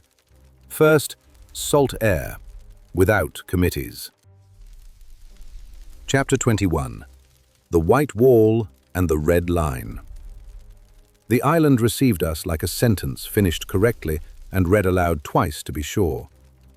Jessie's tide table had one more nail through the corner. The keeper's cough had consented to be an old friend rather than an enemy. The lantern glass had the smugness of a thing that has done its office and been told so. We brought Mrs. Ramsay and the professor as one brings a convalescent to a book he loved as a boy. The walk down to the cave, made now without hurry or mist, had that queer tenderness of revisiting a battlefield where the grass has conspired to erase courage. The 3 stones sat where they should. The slate dish cradled its round, poor relic. The faint alum blush in the pores still told its little truth to noses that had learnt its language. Jessie reset the linen, out of habit rather than fear, and laughed at herself for doing so. Lucia, who had never seen this ledge that had so impertinently kept her name from hunger, stood with both hands upon the rock, as one might upon a table where bread is cut. Ramsay laid his fingers upon the slate and did a small, human thing. He thanked it. Mrs. Ramsay, beside him, did a smaller one that holds as much weight. She simplified her husband's scarf because the wind was in mischief. Kincaid, recruited to the expedition under the strict term of 1 dram after dusk, leaned on a post and looked as if he had been born with the island under his boots and London to be tolerated at the horizon. Holmes took from his pocket a folded sheet, his proof. It was as dull as a ledger and twice as useful. On the fixation of lichen-derived colour on limestone by simple means available to the provincial. Fawkes' annotations ran down one side like honest hedgerow. Finch's cautions on vapour and rag took the other, neat as stitches. Jessie's diagram of the shelf, ship-shape without artistry, sat in the middle. Lucia's small price list for a fair bead in winter lay tucked, like a sermonette at the end. "We will send this to men who count pennies," Holmes said. "They will argue about ounces and forget to be wicked." "Wicked is dear," Jessie observed. "Honest is cheap, if you dinna mind work." The lighthouse that evening built its white wall and kept it like a promise. We sat in the keeper's room and ate a meal that deserved a silver cover and did not get one. Oatcakes, cheese that spoke frankly of cows, tea that forgave nobody. Mrs. Ramsay slept at last in a chair, chin upon chest, hand still loosely in her husband's sleeve. Lucia mended a strap with the authority of a pen that has paid once this week. Finch smoked half his pipe and forgot it. Fawkes, when pressed for a story, told one about alum that had Jessie laughing in precisely 3 places. Kincaid made good on his dram and told the keeper that sobriety, like weather, is a local condition. The keeper replied, with the compliment his sort give best, that Kincaid had hauled on the right rope this time, and might yet be accounted company. Holmes went out alone for a while, and stood on the gallery, with the wind taking what it wished of his hair. When he returned, he had that quiet in him I have seen when a thing has arranged itself to his liking, and will now, he trusts, stay arranged long enough to let a violin find a tune from it. "Watson," he said softly, looking round at the motley we called victory. "Attention again, and then neglect. We have paid attention enough to drag London's cleverness into the light. We must now neglect it by printing until it dies of boredom." "You will never be bored," I said. "No," he replied, with that thin, wry pleasure he takes in his own nature. "But I will pretend to be, for the city's sake." At dawn, clear, salt, with a sky that had foregone theatrics, we walked to the bar at St. Michael's. It bled as Kincaid's note had promised, a soft pink line drawn where rain still remembered yesterday and the sea remembered to borrow it. We watched it a minute without speaking, as men will stand silent before a thing that has no need of praise. Then Ramsay said, not to us, but to the fact, "Work, not war." Holmes touched the Scarlet with his little spatula and rinsed it in the tide. One man's reverence for two honest masters, rock and river. Then he replaced the tool and, surprisingly, took Jessie's nail from his pocket. He weighed it a moment and handed it to Lucia. "You keep it," he said. Proof that a small, cheap thing saved a colour from a dear, ugly one. Lucia closed her fingers on it as if it were a coin minted in her name. "I will hang it on a red string," she said. We came away with less than we brought. No mystery now, only habit. No ring, only a covenant. No Latin on plaster, only invoices and a proof. It is an odd sort of triumph that feels like a tidying. Holmes prefers it. On the causeway, he allowed himself one remark that had ambition in it. "We shall have to send Mrs. Hudson a jar of something that looks like jam and smells like duty," he said. "She will forgive us the fortnight." Back in London, the city tried to be herself and succeeded. One part indifference, one part greed, one part kindness, accidental and therefore pure. The sessions, sentencing, made its careful sums. The paper Fork and Finch made together arrived, obediently dull, among dyers and stewards. Lestrade received a mention in a column which will help him not at all with his inspector. Jarrett charged for a new mould with no little hands upon it. The scent seller found Palmer moved slower for a month and blamed the weather. Bedford Place resumed tea that cooled too fast because conversations grew warm.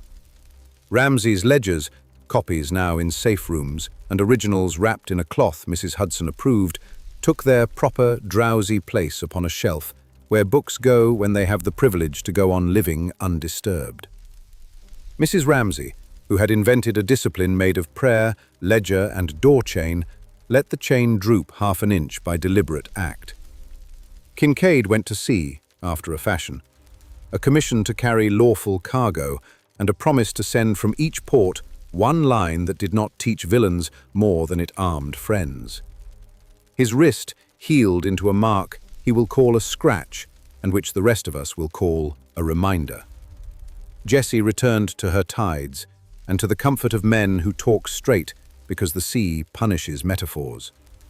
Lucia sold beads to women who did not deserve them and to girls who did.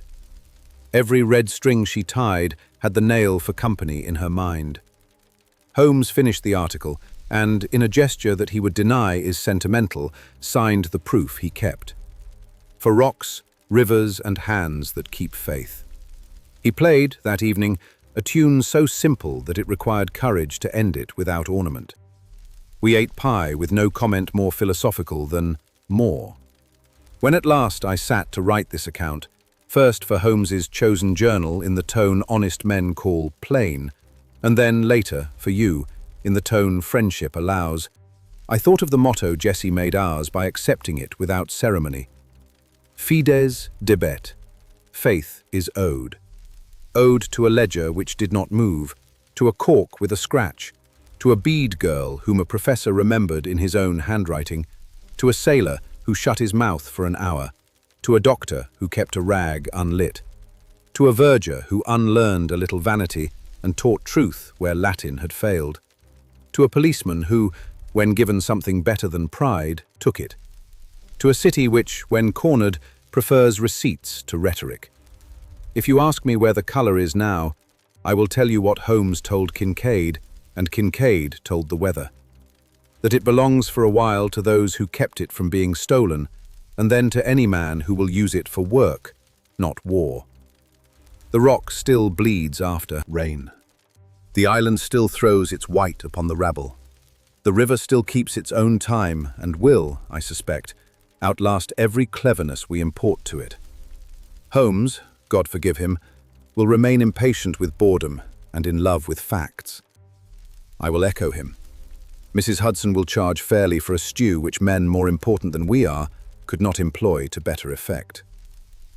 When I asked Holmes, a week later, what case had next demanded his hunger, he smiled with that light which may be invention or grace and said, "One with less Latin and more boots." He took up the bow, found the line that sits between major and minor when men have done well enough to allow a city to breathe and done badly enough to keep a detective from idleness, and played us into the evening. Outside, London's lamps wrote their own proof upon the damp, and the wind brought, faintly, unbelievably, the clean salt smell a long way upriver. Chapter 23. The Scarecrow That Kept Hours. Surrey in March is a ledger between two entries, the one marked winter, not yet balanced, the one called spring, still speculative. We took a local train down a line that had memorized hedgerows and arrived at a village with a name that sounded older than its habits, Harlow St. John. Mrs. Hudson's sandwiches did what they always do, supported a theory that hunger can be reasoned with.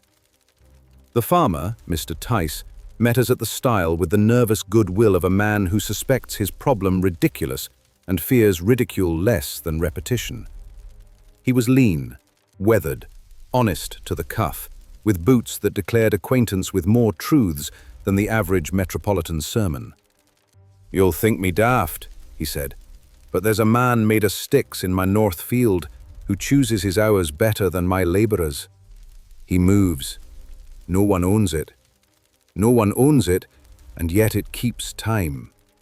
Holmes smiled with that mildness which removes shame from facts. "How many times has it moved?"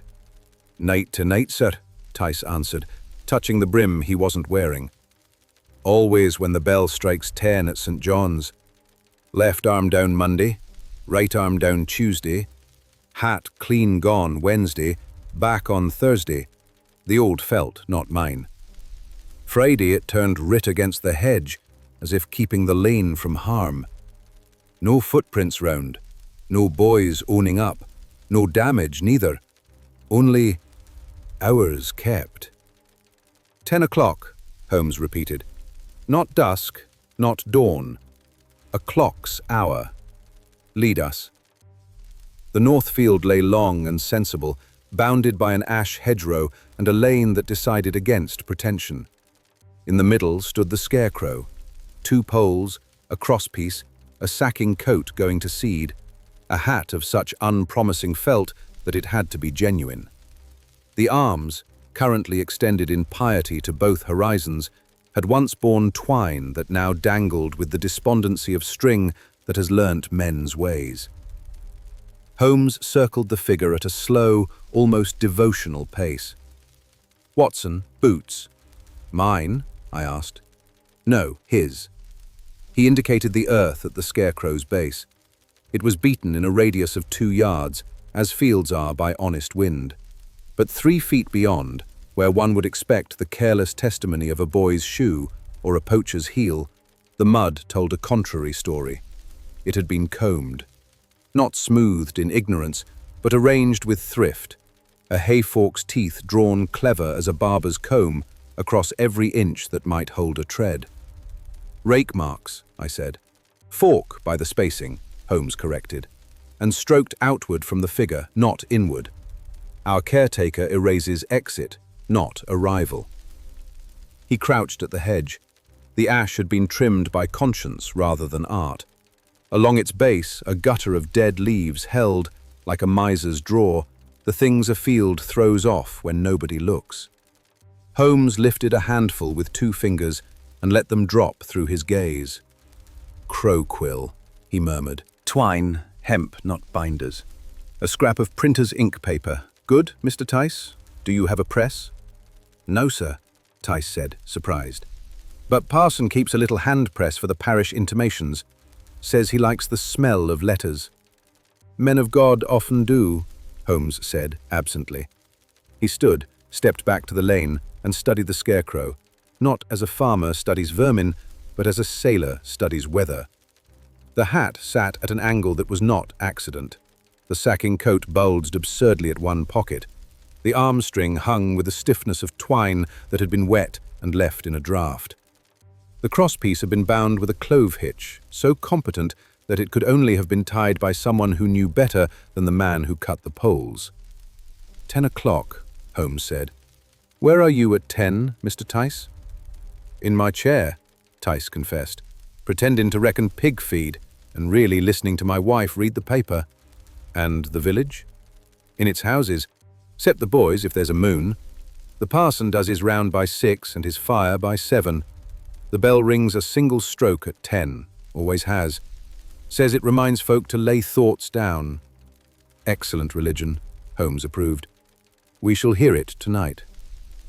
We took a turn through the little square, a pump, a school, a church like a disappointed cake, and found the parson at his press, fingers candid with ink. The Reverend Mr. Charteris wore that unfashionable clerical air of being entirely occupied with small duties and therefore unfit for larger nonsense. He greeted us with the trust country gives strangers who speak plainly. "A scarecrow with manners," Holmes said, when we had established common vocabulary. "You keep the 10 o'clock bell?" "Always," Charteris replied. "For the living and, if you like, for the dead. Old custom. It used to be rung for curfew. Now I ring that conscience might quarrel less with pillows." "And you print your own notices," Holmes observed, eyes upon the tidy rack of type. "The children set the larger letters," the parson said. "It steadies them. Why?" Holmes took from his pocket the paper scrap from Tice's hedge and held it to the press's alphabet plate. The fibers matched, not by miracle, but by the sort of inevitability that pleases him. "Because our scarecrow keeps hours and prints its one remaining thought upon a leaf." The scrap carried half a word, end, and a puncture near it where twine, wet, had dried through. "Your press uses hemp," Holmes said. "Binder's cord was promised and never came," Charteris replied, with that weary cheer of men who collect such small parochial betrayals and forgive them as a sacrament. "I make do." Holmes turned to the vestry table and regarded the neat little box of bell ropes. "And the 10 o'clock?" "A little sally from the porch," Charteris said. "A rope through a pulley, one pull, one note. It wakes the owls and warns the foxes that their hour is almost respectable." Holmes nodded and looked out of the vestry window, where the north field could just be seen over the school roof. "We shall sit with your owls tonight, if you permit sacrilege so minor that even the bishop would miss it." "Sit," Charteris said. "I will bring tea at 9, with as much milk as doctrine allows." At dusk, we placed ourselves along the lane, the parson's stone wall giving me cover at the bend, Holmes at the stile, with a view of both hedge and figure. The field flattened into its own patience. A rook railed at us and then forgave us. A dog considered all possibilities and settled upon indifference. 9 sounded fair and filial across the hedges. Charteris's tea arrived in a tin pot that had been told to behave better than its appearance suggested. We drank. We waited. At 5 minutes to 10, the lane took on that soft, anticipatory hush villages practice as habit. Voices concluded sentences, doors wickered shut, A far-off cart decided not to. The bell spoke a single, sober syllable. At that syllable, a movement came in the hedge, not at the scarecrow. A common fact misleads the inattentive. 2 yards left of the stile where the ash grew tired of being honest and allowed a gap behind its own back. Holmes lifted his hand without turning. I held my breath without needing to be told. A figure came through the hedge, lean, not tall, wearing darkness correctly, no hat. He stooped in one smooth, practiced motion at the scarecrow's base and did 3 things with a speed that spoke of rehearsal. Lowered the left arm, removed the hat, and thrust a small packet into the bulged pocket of the sacking coat. Then, with the same considered neatness, he raked the ground outward with a 3-pronged fork and slid like a fox into the parish's blind spot. Holmes did not spring. He has learned, to my benefit and to many rogues' sorrow, that early zeal is the enemy of complete truth. He waited a count of 50, then went soft-footed to the scarecrow and put his hand into the pocket with that exactitude a thief would envy and a magistrate approve. A twist of paper, tied with hemp. Within, a bead, red, Venetian, threaded upon a nail like Jesse's, and a narrow strip of proof paper printed in tiny type. End the war of colour. Work, not fashion. 10 o'clock remembers. Holmes's face, which is rarely sentimental and never smug, permitted itself a light I have seen when an ugly knot becomes, unexpectedly, a bow. "A parish post," he said. "Watson, our scarecrow is a sermon." We followed the hedge's secret to its end, where it met the churchyard wall. There, upon the inside, beneath the angle of a U, lay a bundle in a careful oilcloth. A tinker's fork, a parson's spare bell rope, and a little parcel of beads threaded upon short nails, the poorest rosary in Christendom and the most persuasive. The figure, had he kept the lane, would have met us. He had not. He had chosen the churchyard. We went over the wall with the discretion of sinners. He was waiting by the lich gate, hat now on, not in apology but as a uniform. He was neither boy nor poacher. He had the tidy wrists of a man who handles small things for honest pay. "Mr. Holmes," he said, as if we had been introduced at tea, "I hoped you'd read the pocket before you fetched me. Men learn better when they fetch themselves." "Your name," Holmes said. "Abel Keene," he answered. "Printer's apprentice in Guildford by day, son to a farmhand by birth, and in the hours the parson lends me, annoyance to fashion. I won't run." "No," Holmes said. "Running is for men who are wrong. You are not wrong. You are only in danger of being untidy." Keene looked past us to the field, where the scarecrow, arm lowered in its latest doctrine, made the line of hedge and lane look almost devout. "I told them," he said, "in words they could find. Not in town, where all words are already sold. Here, to Mr. Tice, to the boys who go to the hedge to smoke when they should be in bed, to the women who cross the field by day and think at night. 10 o'clock is when a day either forgives itself or does not." Holmes's voice held no reproof, only that practical mercy of his which has rescued more rascals than contrition has. "And the hat?" "Once for Mrs. Tice," Keene replied. "Her father's old felt. It went missing. I put it back where Mr. Tice would see it and think of her. Scarecrows share if they are to preach." Parson Charteris stepped from the shadow of the porch where, being a parson, he had been honestly listening for an opportunity to be useful. "Mr. Keene," he said, "you may abuse my press, but do not abuse my heart. You might have asked." "I did," Keene said softly.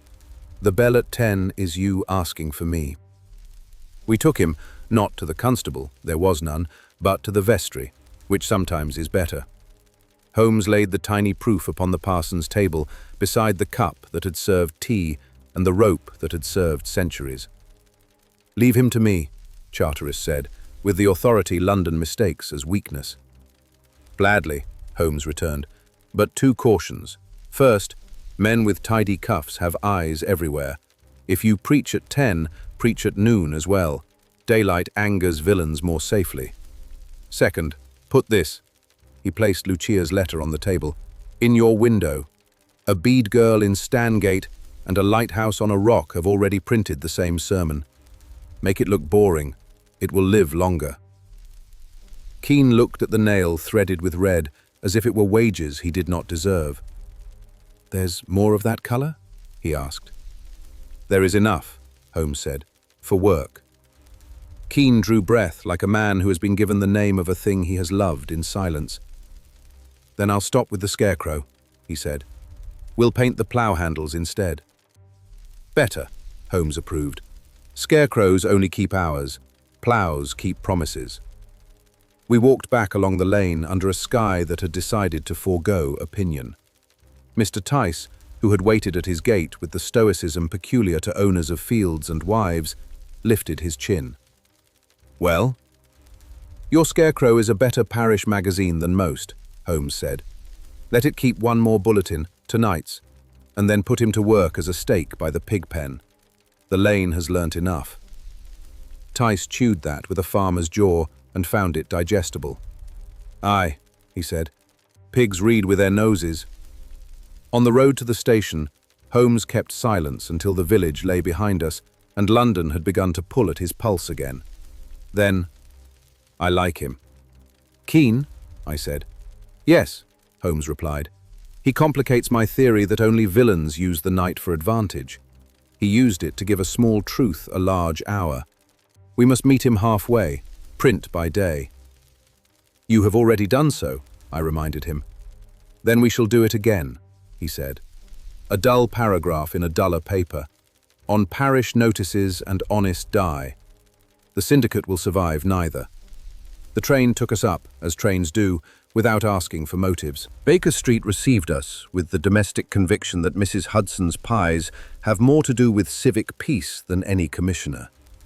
On the mantel, beside the bead string and Jessie's nail, Holmes placed the little strip from Keene's pocket.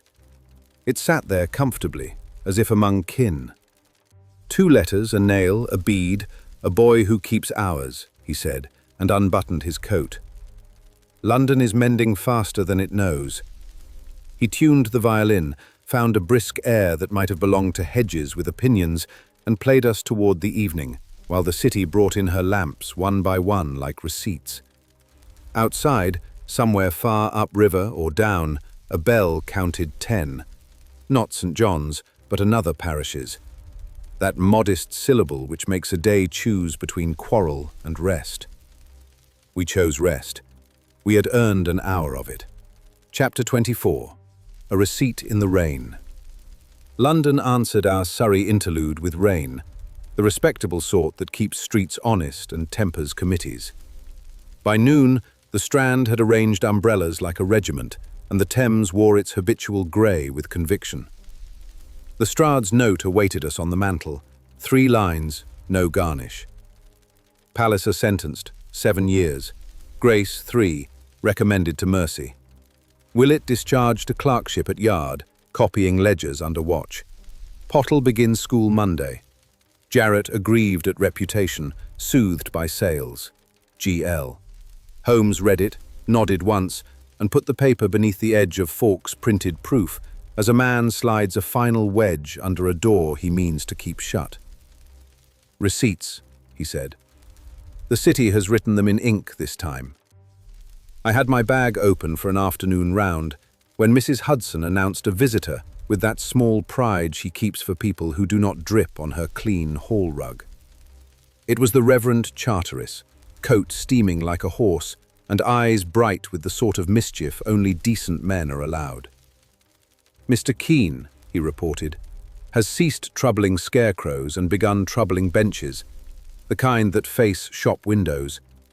He sets a strip of paper in Lucia's every market day, printed in letters large enough for a grocer. Work, not fashion. The bishop has not noticed. The village has. Holmes offered him the hearth and a towel. Let him annoy benches, he approved. He will put better words upon them than most politicians. Charteris chuckled. I came also to return stolen goods. He produced, with theatrical care, a small parcel, our scarecrow's fork, cleaned and retied with Lucia's red string. The vestry has no agricultural use for pikes. Keep it, Holmes said. Hang it above the press. It will remind your alphabet who mended a parish.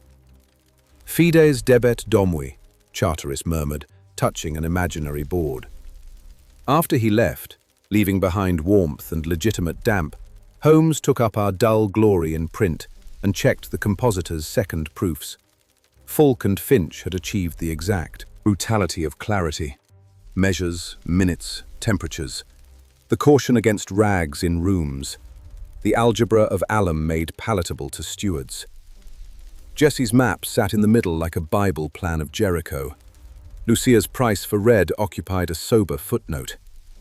Kincaid's initials rode in a caption the judge would not read, and the pilots already knew by heart. Tomorrow, Holmes said. 100 purchasing clerks will yawn, turn the page, and then mark it with a stub of pencil. That is how conspiracy dies. A rap at the window broke the thought.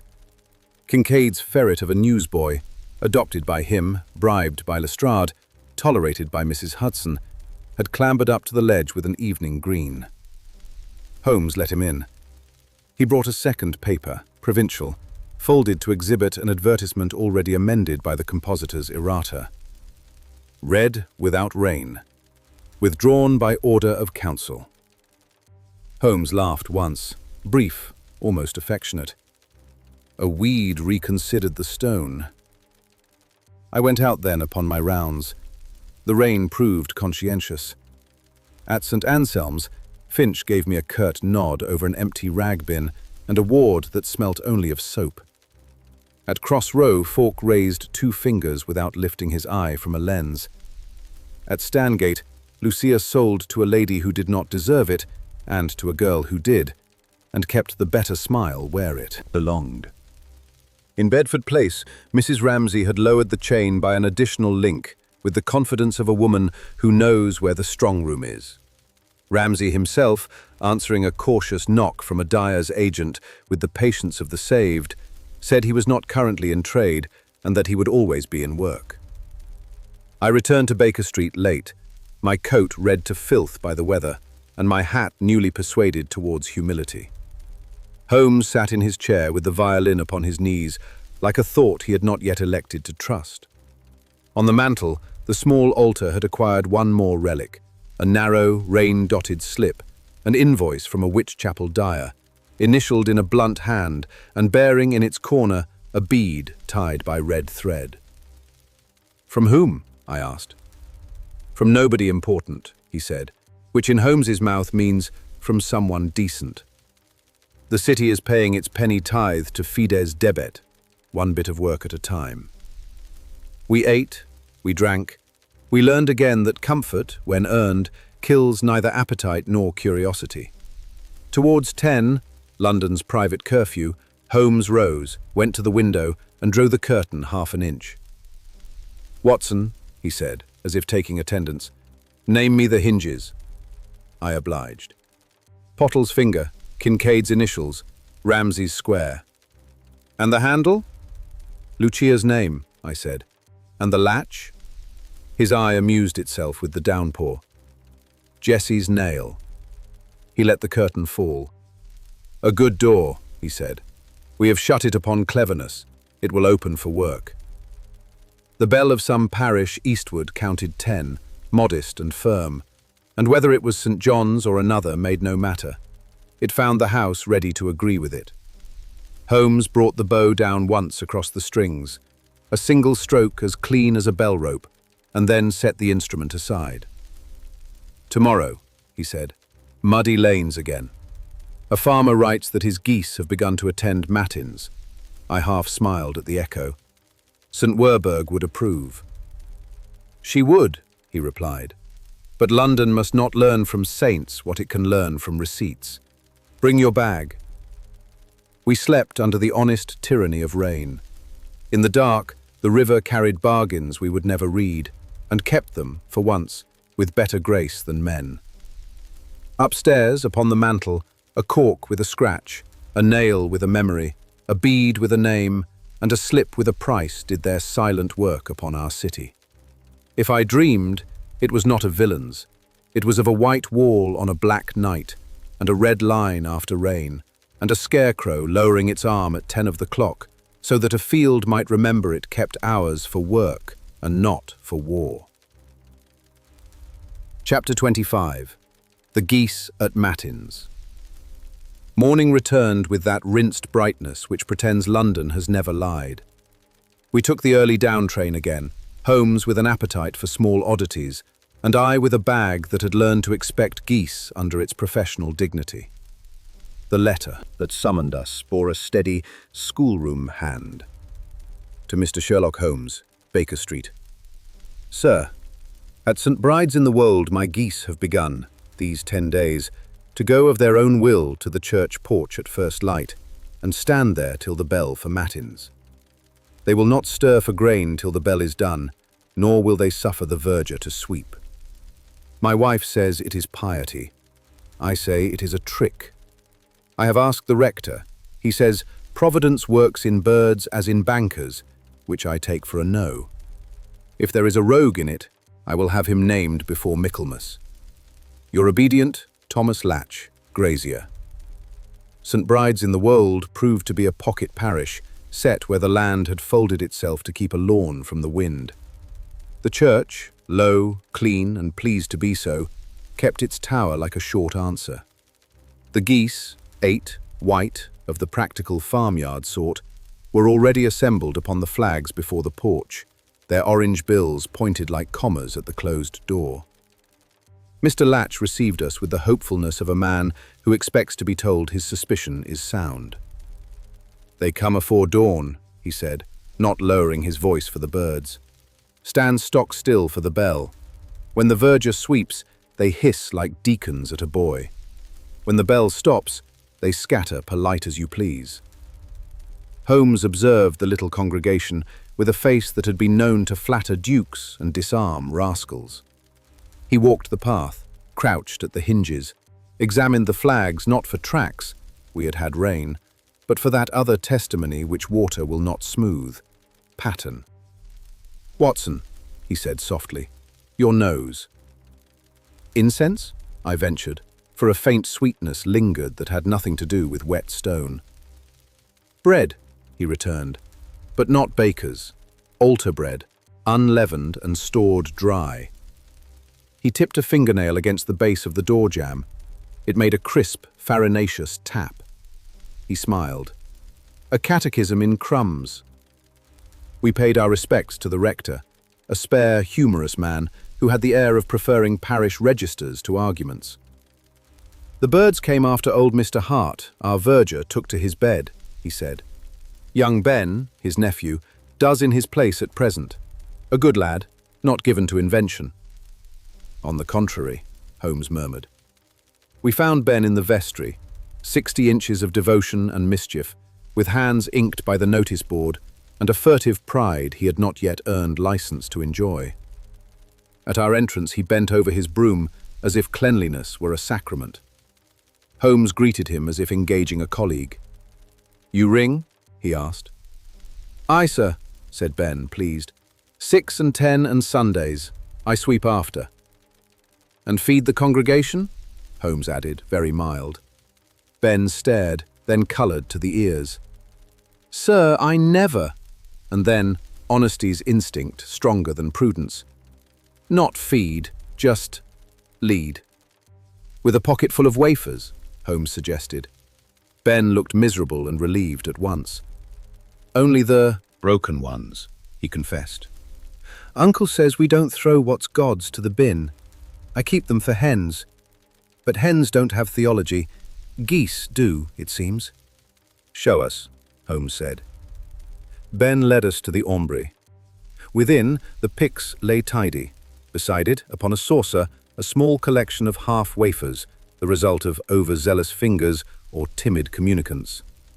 Ben took 3, looked at the rector's door as a dog looks at a master's chair, and then, with that guilty competence which belongs only to boys and certain politicians, he crumbled them to dust between finger and thumb and let the fall trace a pale, almost invisible line under the door's lip to the outer stone. Holmes knelt and blew gently. The dust, reluctant to declare itself, made a delicate map, exact to the hinge. He touched the sill. His fingertip came away tasting pious. "You make a liturgy of crumbs," he said.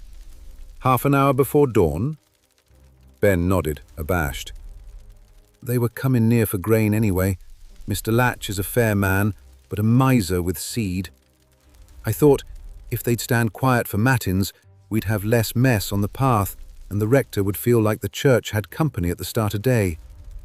Geese keep hours better than men. It were only the broken ones." Holmes's mouth twitched. "And the bell is their amen. Very good. But there is a thief somewhere, Mr. Latch says, and I must scold somebody, or London will think I have gone sentimental."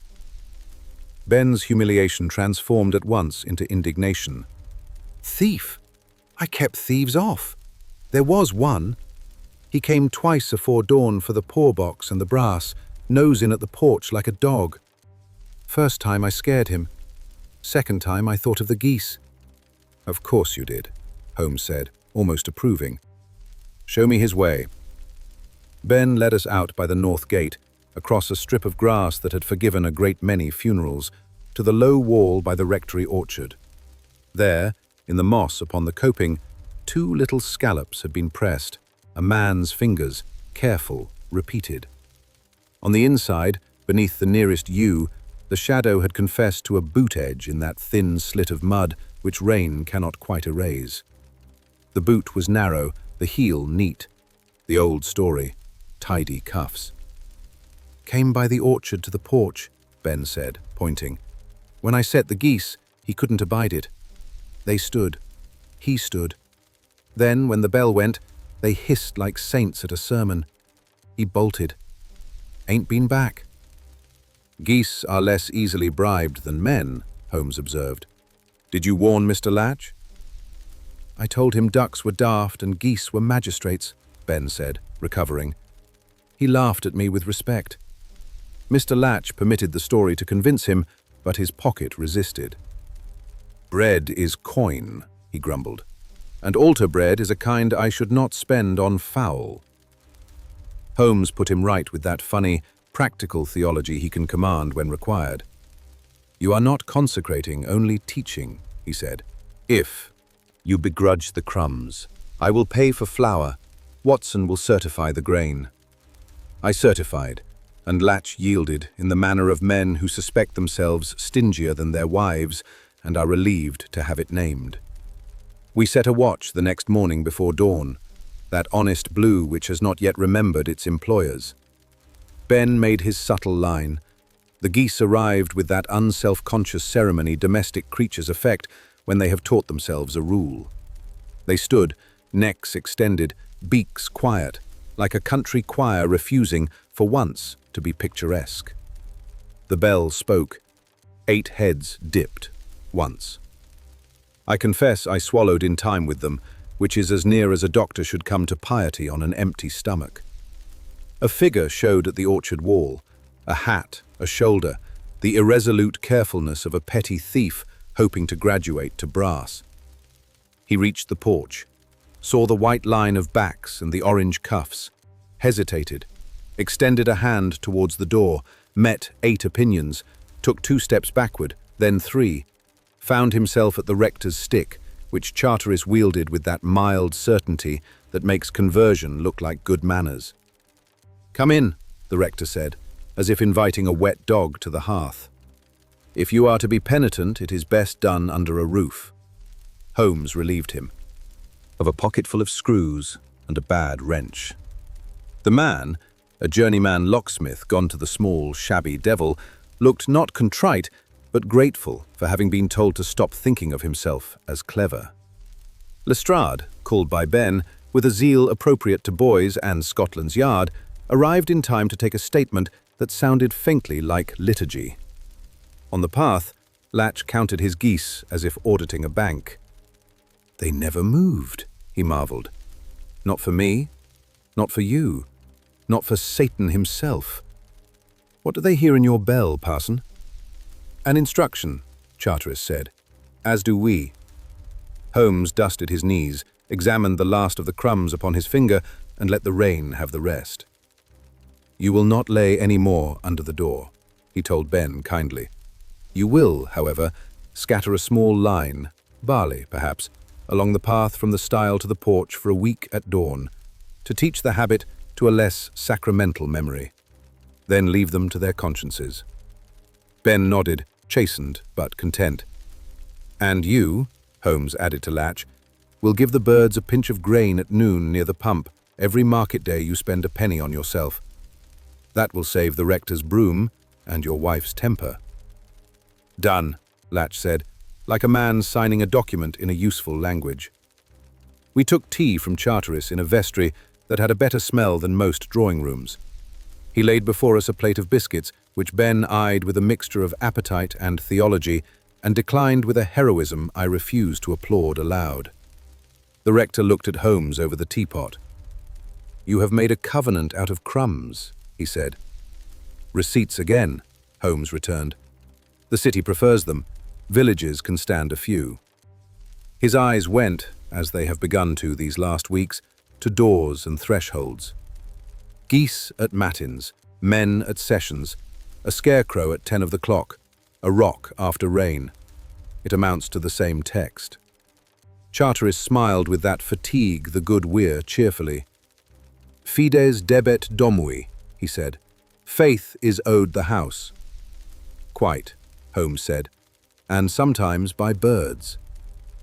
We returned to town by a train which had decided to be punctual, a miracle which London regretted by sending us 3 damp clients and a bill for coal.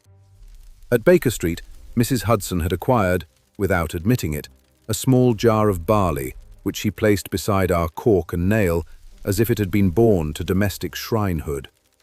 Holmes added, with a flourish that he pretended was absent-mindedness, a church key that Charteris had presented him with, the air of a man who enjoys practical jokes upon thieves. You see, Holmes said, settling with the violin across his knee and the look of a man restoring an accustomed diet. We keep ordinary hours again. Villains, farmers, bead girls, pilots, vergers, boys. The city will not be cured by cleverness, but by habits that bore rogues. And bells, I said. And bells, he agreed, and drew the bow. The phrase he found had in it, I swear, the small, sensible pause of a matin's single stroke. It made a day begin properly. Outside, the rain reconsidered its zeal and chose, for an hour, to be merely weather. On our mantel, barley lay beside bead, cork and nail, 4 receipts for 1 covenant, which is the right number for a London pleased to be decent when given permission. Chapter 26. The quiet week that earned its name. Quiet weeks in Baker Street are not inert. They are deliberate. Holmes took ours as a craftsman takes a whetstone, moving the blade just enough to remember how it bites. He rose earlier than Mrs. Hudson prefers and later than villains allow, walked twice a day with a long, useful stride that frightened idlers, and played airs so plain that you might have mistaken them for exercises if they had not made the room honest.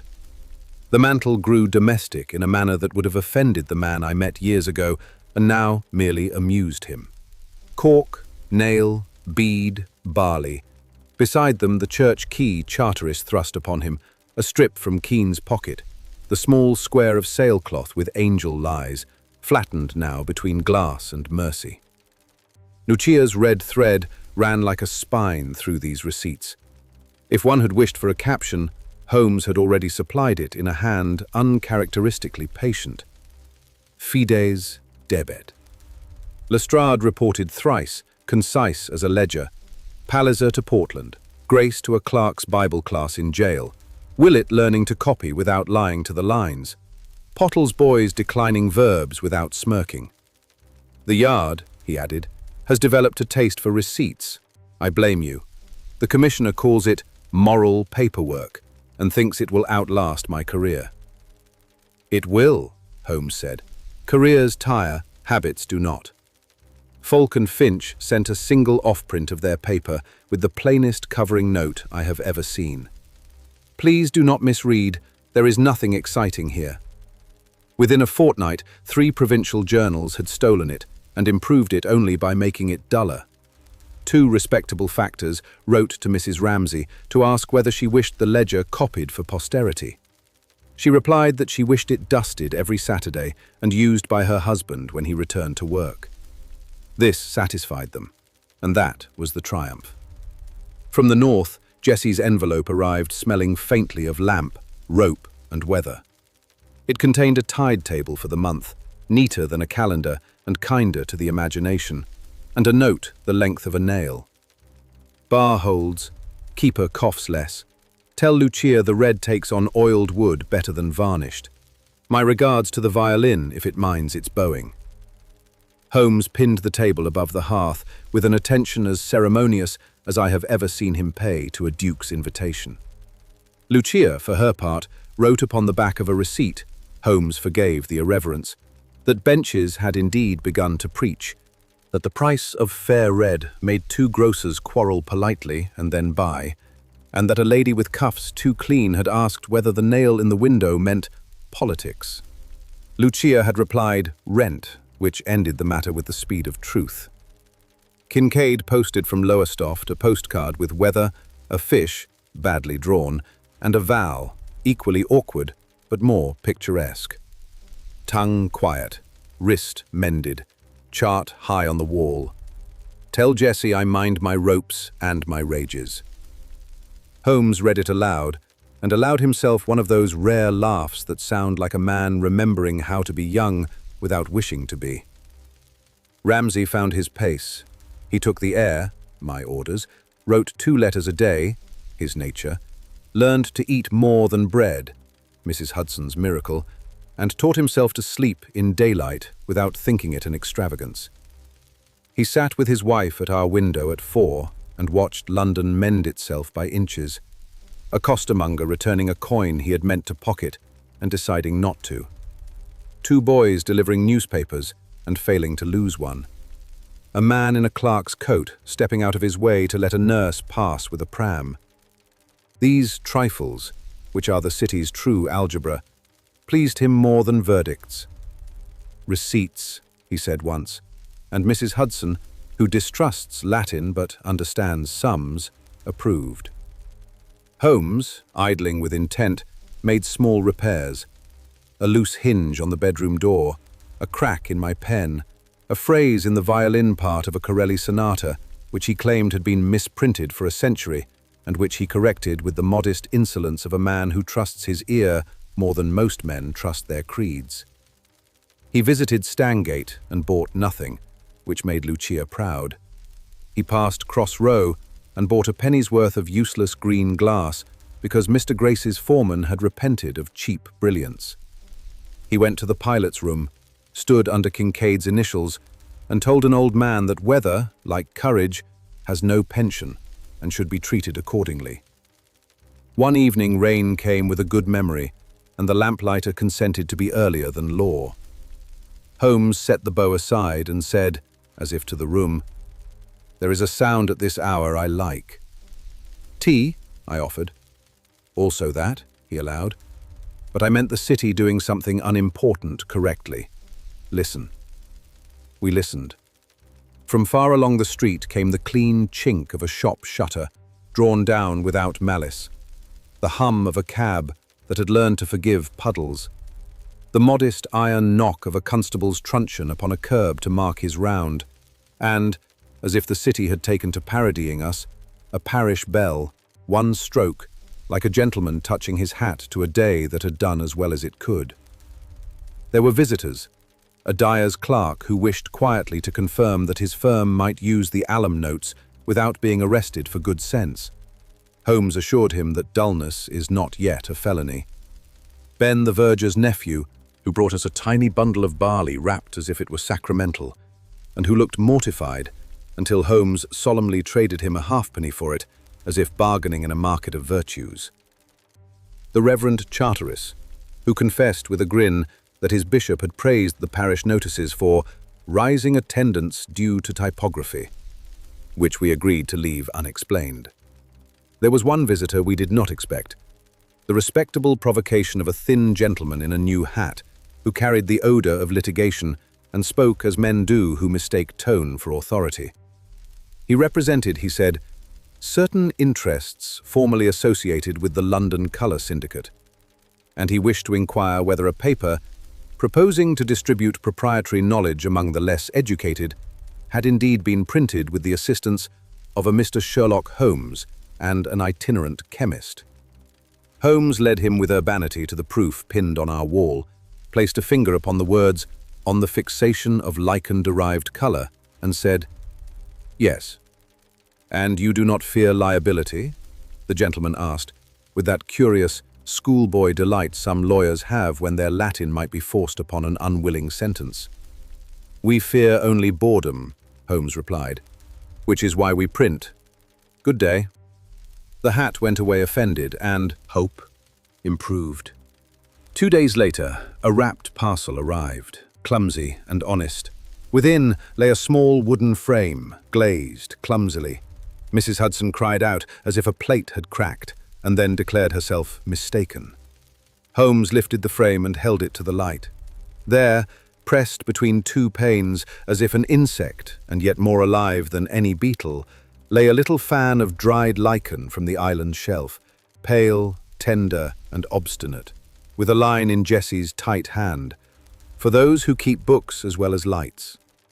Beneath it, Lucia had threaded a red bead upon a single hair of hemp. Falk had teased a fleck of alum into a letter F that no one would notice without love. Finch had contributed the neatest label ever to grace a specimen. Not to be inhaled, to be respected. Holmes set it upon the mantel and, this is not my sentimentality but his, stood a moment with his head half bowed, as if a room could be blessed from a shelf. "It is a shrine," I said.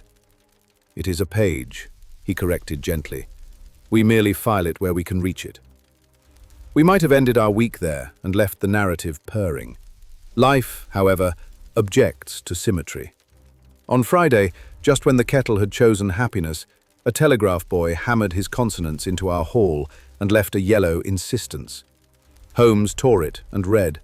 His face arranged itself not to alarm me, and succeeded only in making me set down my cup very carefully. "Jessie?" I asked. "No," he said. "The opposite point of the compass. A letter from the north, Cromarty, signed by a schoolmaster who has mislaid a boatman and a barrel. He writes as if words are more strongly built than boats. I admire him. There is mud and there are boots. Will you object?" I did not. Fellows who have lately been forgiven decency in London will always consent to go fetch a man from weather if asked in the right voice.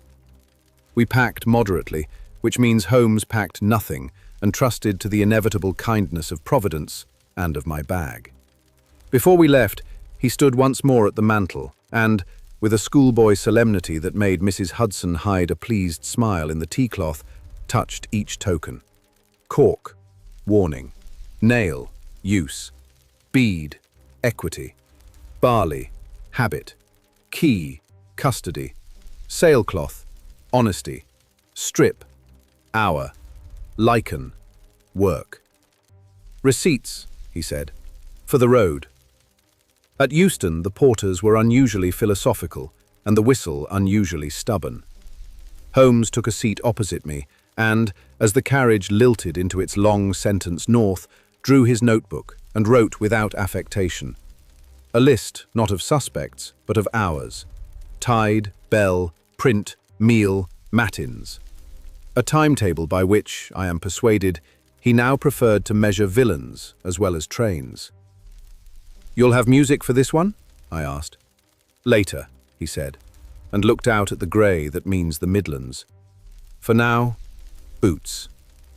"Boots," I agreed.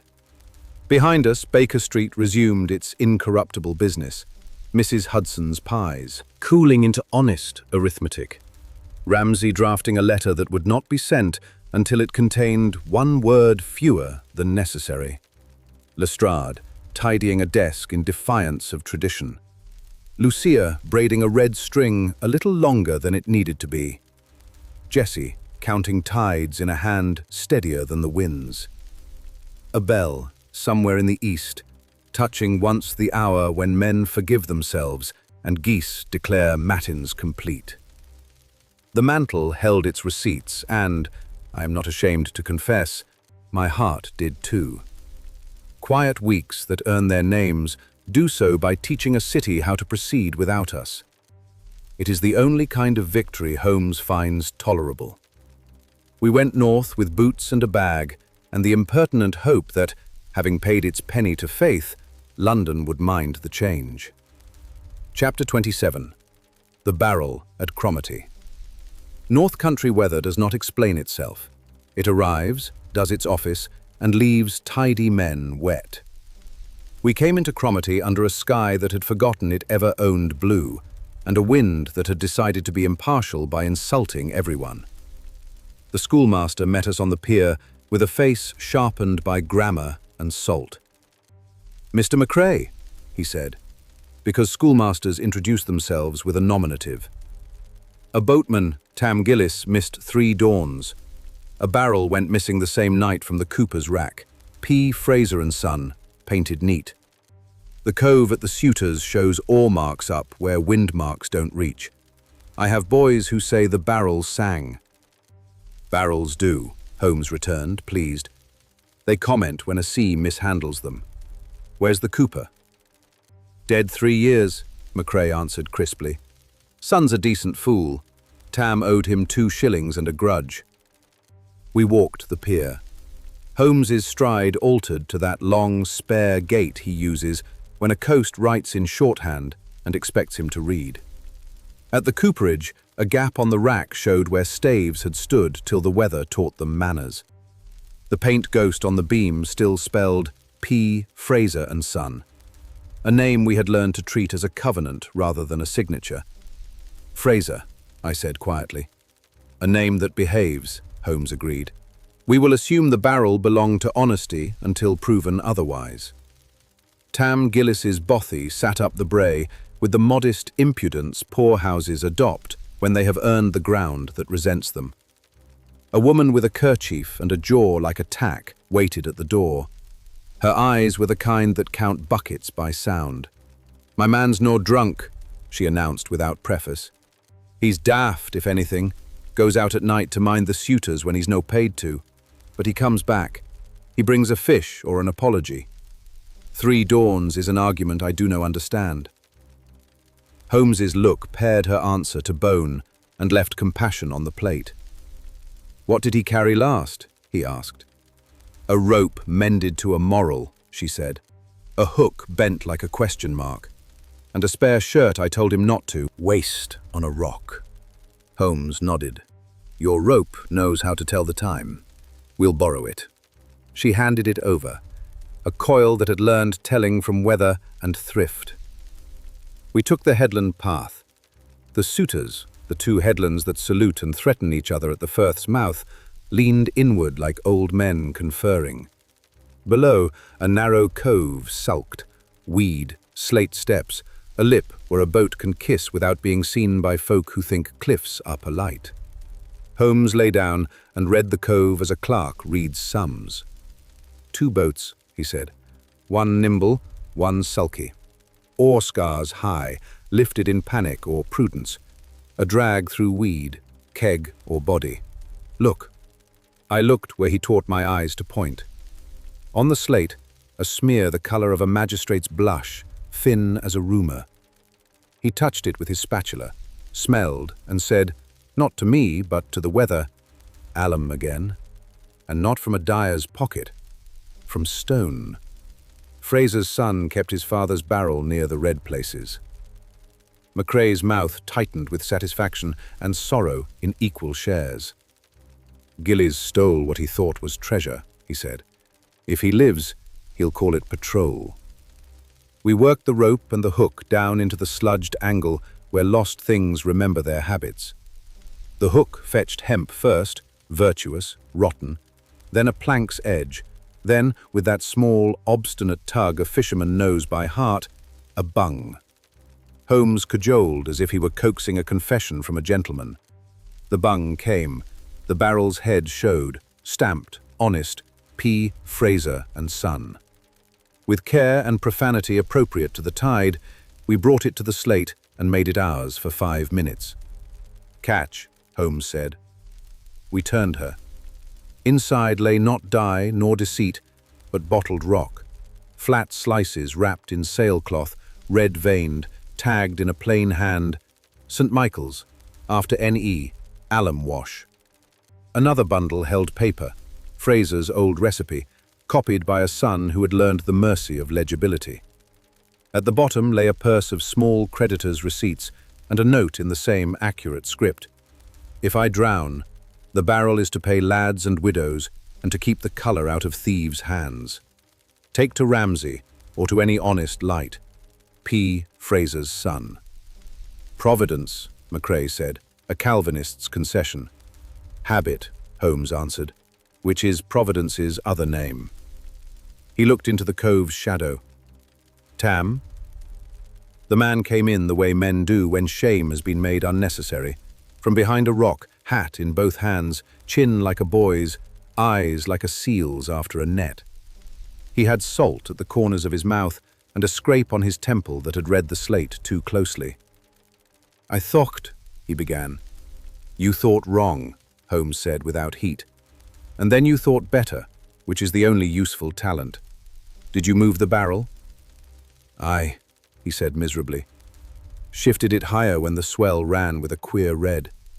Meant to fetch the cooper and say he'd lost less than he feared. Then the oar clipped me, and I took a taste asleep." "Who clipped you?" I asked, checking the bruise with the decency of speed. "Yon sleekit boat with tidy men," he said, "like lawyers wi' oars. Looked once and took the wrong thing, me for a thief and the keg for kelp." Holmes worked fast when the weather approves of haste. We roped the barrel, we man-hauled it to a slot the tide respects, we set McCrae to fetch 2 lads and a cart, with the authority only schoolmasters bring to mischief. Then Holmes squatted opposite Tam and spoke low as a man who hires a conscience, not a culprit. "You will walk with us and tell the cooper's son exactly where you put your fingers and why. Then you will go home and stop patrolling alone. If you wish to patrol, you will take a boy each time and tell the schoolmaster your hour. When tidy men row at night, they prefer silence. Give them witnesses, and they will stay home with their mothers." Tam nodded, gratitude wearing its roughest shirt. "Aye." The cooper's son, broad, chastened by famine of money and plenteousness of scruples, met us at the yard door and read the barrel's head like a name upon a tomb. He opened the purse, counted the small receipts once, and wept exactly once and not again. Then he handed Holmes the paper packet with Fraser's recipe and said simply, "London." "London," Holmes agreed. "Bedford Place, to be precise. The ledger will know where to sit." At the school, McCrae had already turned the adventure into an exercise. 2 boys with slates, a chalk diagram of the cove, measurements in yards and breadth. He assigned Tam to the back bench with a clean slate and the instruction to write each time he went to the suitors and came back. "Receipts," he told us, with that dry satisfaction schoolmasters reserve for verbs and salvation. We slept at the inn because the wind insisted on a hearing. At dawn, we saw the suitors in that dangerous courtesy dawn uses, soft-edged, false, forgiving. Holmes went down, touched the rock where red sulks after rain, and lifted his fingers with a professional's tenderness. "Same language," he said. "Different accent. Work, not war. Again." By noon, the barrel rode south on a cart that creaked honest thoughts. Holmes left a note for Lestrade. No warrant, only gratitude. Tell Mrs. Ramsay the Fraser boy kept faith. And a sovereign for Macrae's school, for ink and rope. He left Tam with a rule and a path. He left the cooper's son with a receipt that has rescued more souls than sermons, a list of names paid in full. On the train, the North slid away with that old dignity which obliges men to shut their mouths and keep their hats on. Holmes opened his notebook and added one line under our absurd household litany: cork, nail, bead, barley, key, sailcloth, strip, lichen, barrel. And beside it, a single word: custodium. Latin again, I grumbled, to keep him in humor. I keep, he translated, or I am kept. Both will do. We are carried by habits we pretend to choose. The rock teaches a coast. The coast teaches a man. The man, on his best days, keeps a note. And London? Will continue to be itself, he said, with that wry affection which is love in other men. But just now it belongs, for an hour, to a barrel stamped with a decent name and to a schoolmaster who rings his grammar as well as a bell. He closed the book. The afternoon coasted. At Willesden, a faint, sauceable fog began to practice its evening. By Baker Street, full dark had proposed itself and been accepted. Mrs. Hudson produced a stew that forgave everything, and upon the mantel the small museum received a new exhibit, a bung, stamped Fraser, cleaned and set between bead and key like a syllable inserted in a faithful word. Holmes looked at our odd altar and said, not to me, Fides debet custodiae. Faith is owed to keeping.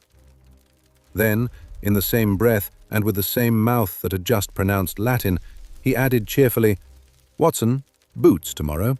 A miller has written to say his flour sacks have learned to walk where no legs are. Boots, I said. Receipts. Both, he agreed, and reached for the violin. The line he drew out had the patient roll of a northern tide remembering its work after wind, and the room, which had not asked for poetry, received it as a receipt it had already earned. Chapter 28. The Sacks That Learned to Walk. The letter wore flour in its creases. Mrs. Hudson set it down with the tact she reserves for tradesmen and miracles. From Mr. Joseph Hargreaves, Miller, Wandle Bank. Sir, 3 sacks in 8 nights have gone for their health from my loft, and 2 from the ground floor, though doors were locked, the carter innocent, and the watchman sober when he is. Footmarks are none. Flour lies where it never lay, and not where it should. I am a just man to men, and a miser to rats. If you will tell me how sacks walk where legs are not, I will pay your fee in decent coin, and never speak of it on a Sunday. J. Hargreaves. Wandle, Holmes said, approving the river as a witness. A mill writes in a grammar a city can understand. We went that afternoon by the Southwestern and a tram that behaved as if men kept it honest. Wandle Bank is work made visible. Brick, water, wheel, and a yard swept to the point of religion. Mr. Hargreaves met us in a coat that smelled of grain and thrift. His eye held the weary courtesy of men who have been made ridiculous and will not be again. 5 sacks, sir, he said, leading us beneath the long lintel. No broken locks, a loft window latched, a watchman who swears by his wages, and this. He gestured with a flat palm to a sight that would have amused me had Hargreaves not looked like a man who had lately discovered he was fond of mercy. Down the centre of the paved yard ran a pale, fan-thin track of flour, no more than a thread, beginning near the loading dock and ending, precisely, against the north wall where an old millstone leaned, ornament and warning. Everywhere else the paving was clean, the corners broom-satisfied, the door-lips flourless. The thread neither crossed a boot print nor confessed a slide. It began as if created in air, and ceased as if commanded to. Holmes bent at the thread, touched it to his tongue — he is shameless when truth demands — and straightened with that small inward light I have learned to respect in preference to lamps. "Fine, bolted twice," he said. "No bran.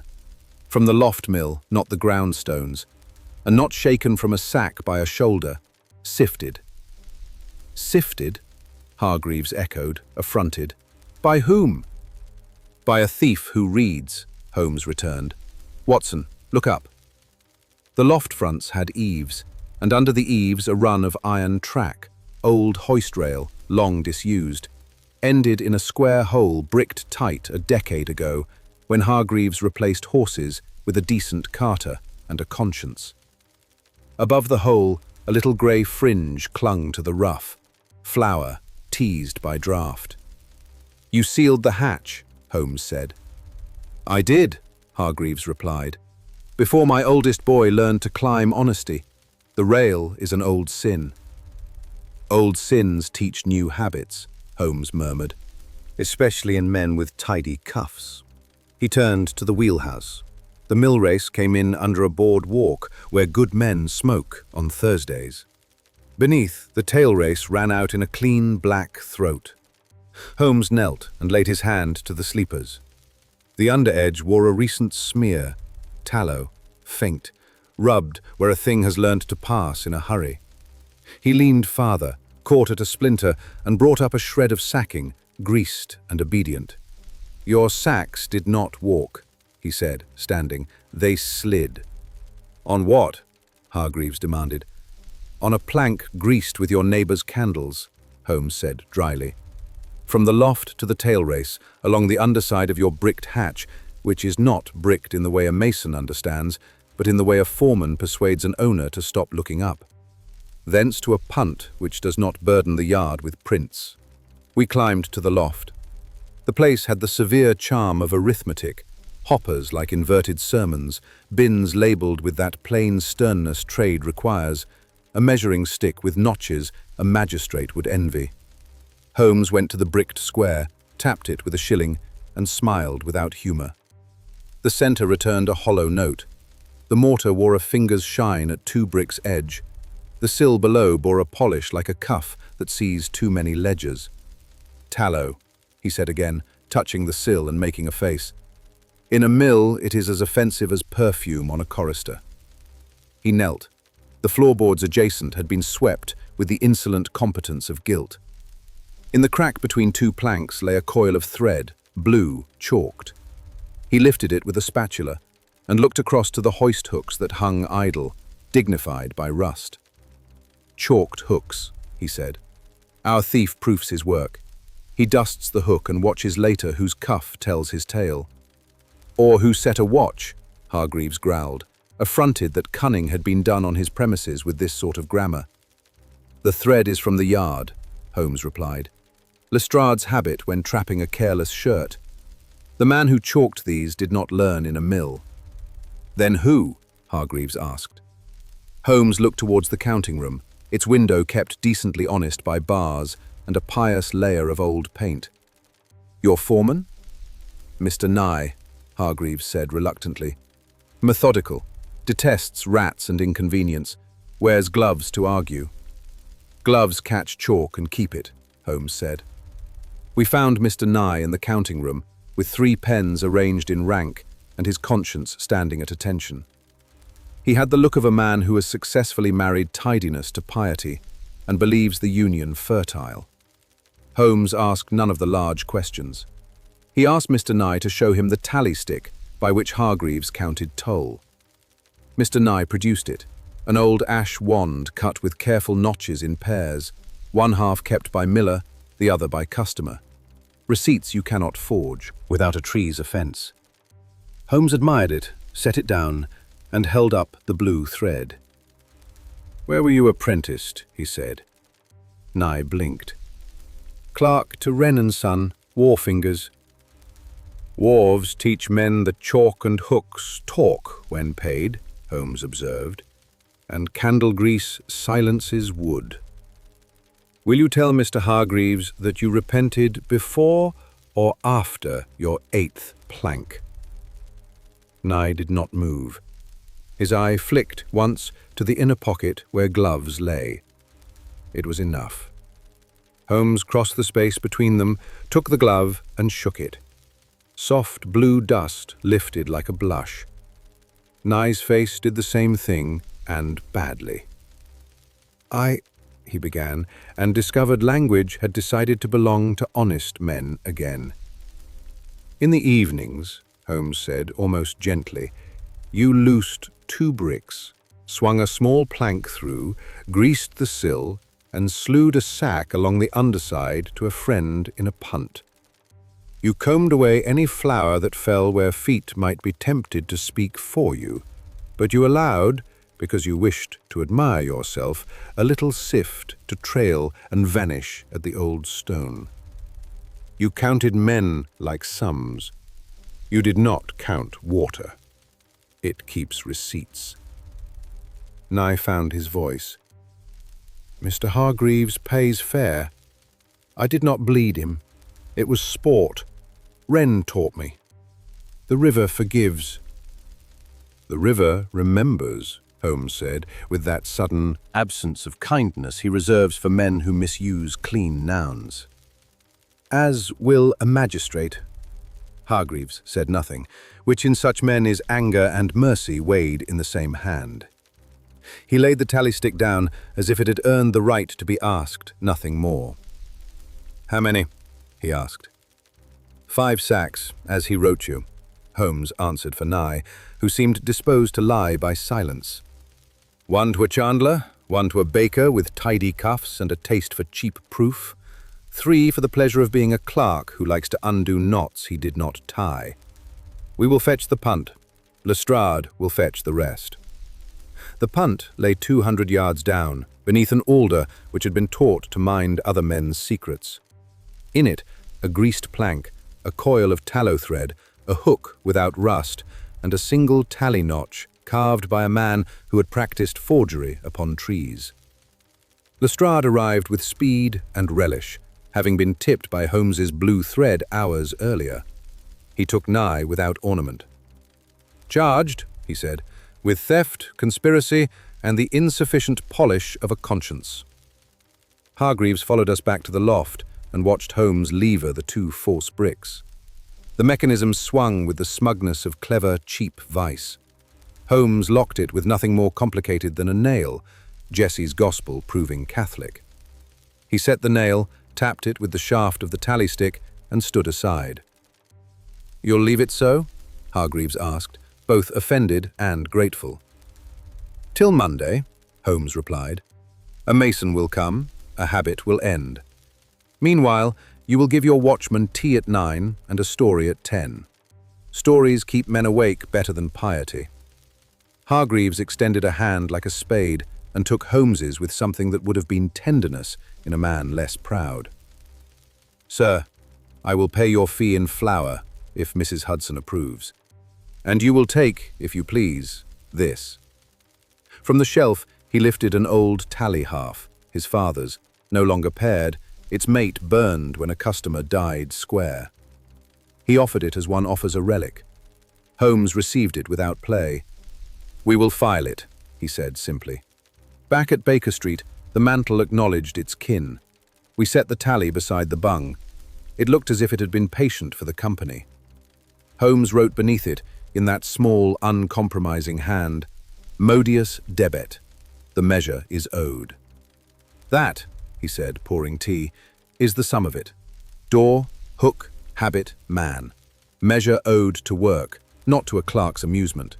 The sacks did not walk, a vice crept. We have nailed it until Monday." He tuned the violin and gave the room a phrase with the steady lift and drop of a mill wheel minding its job. Outside, the wandle went on with its receipts.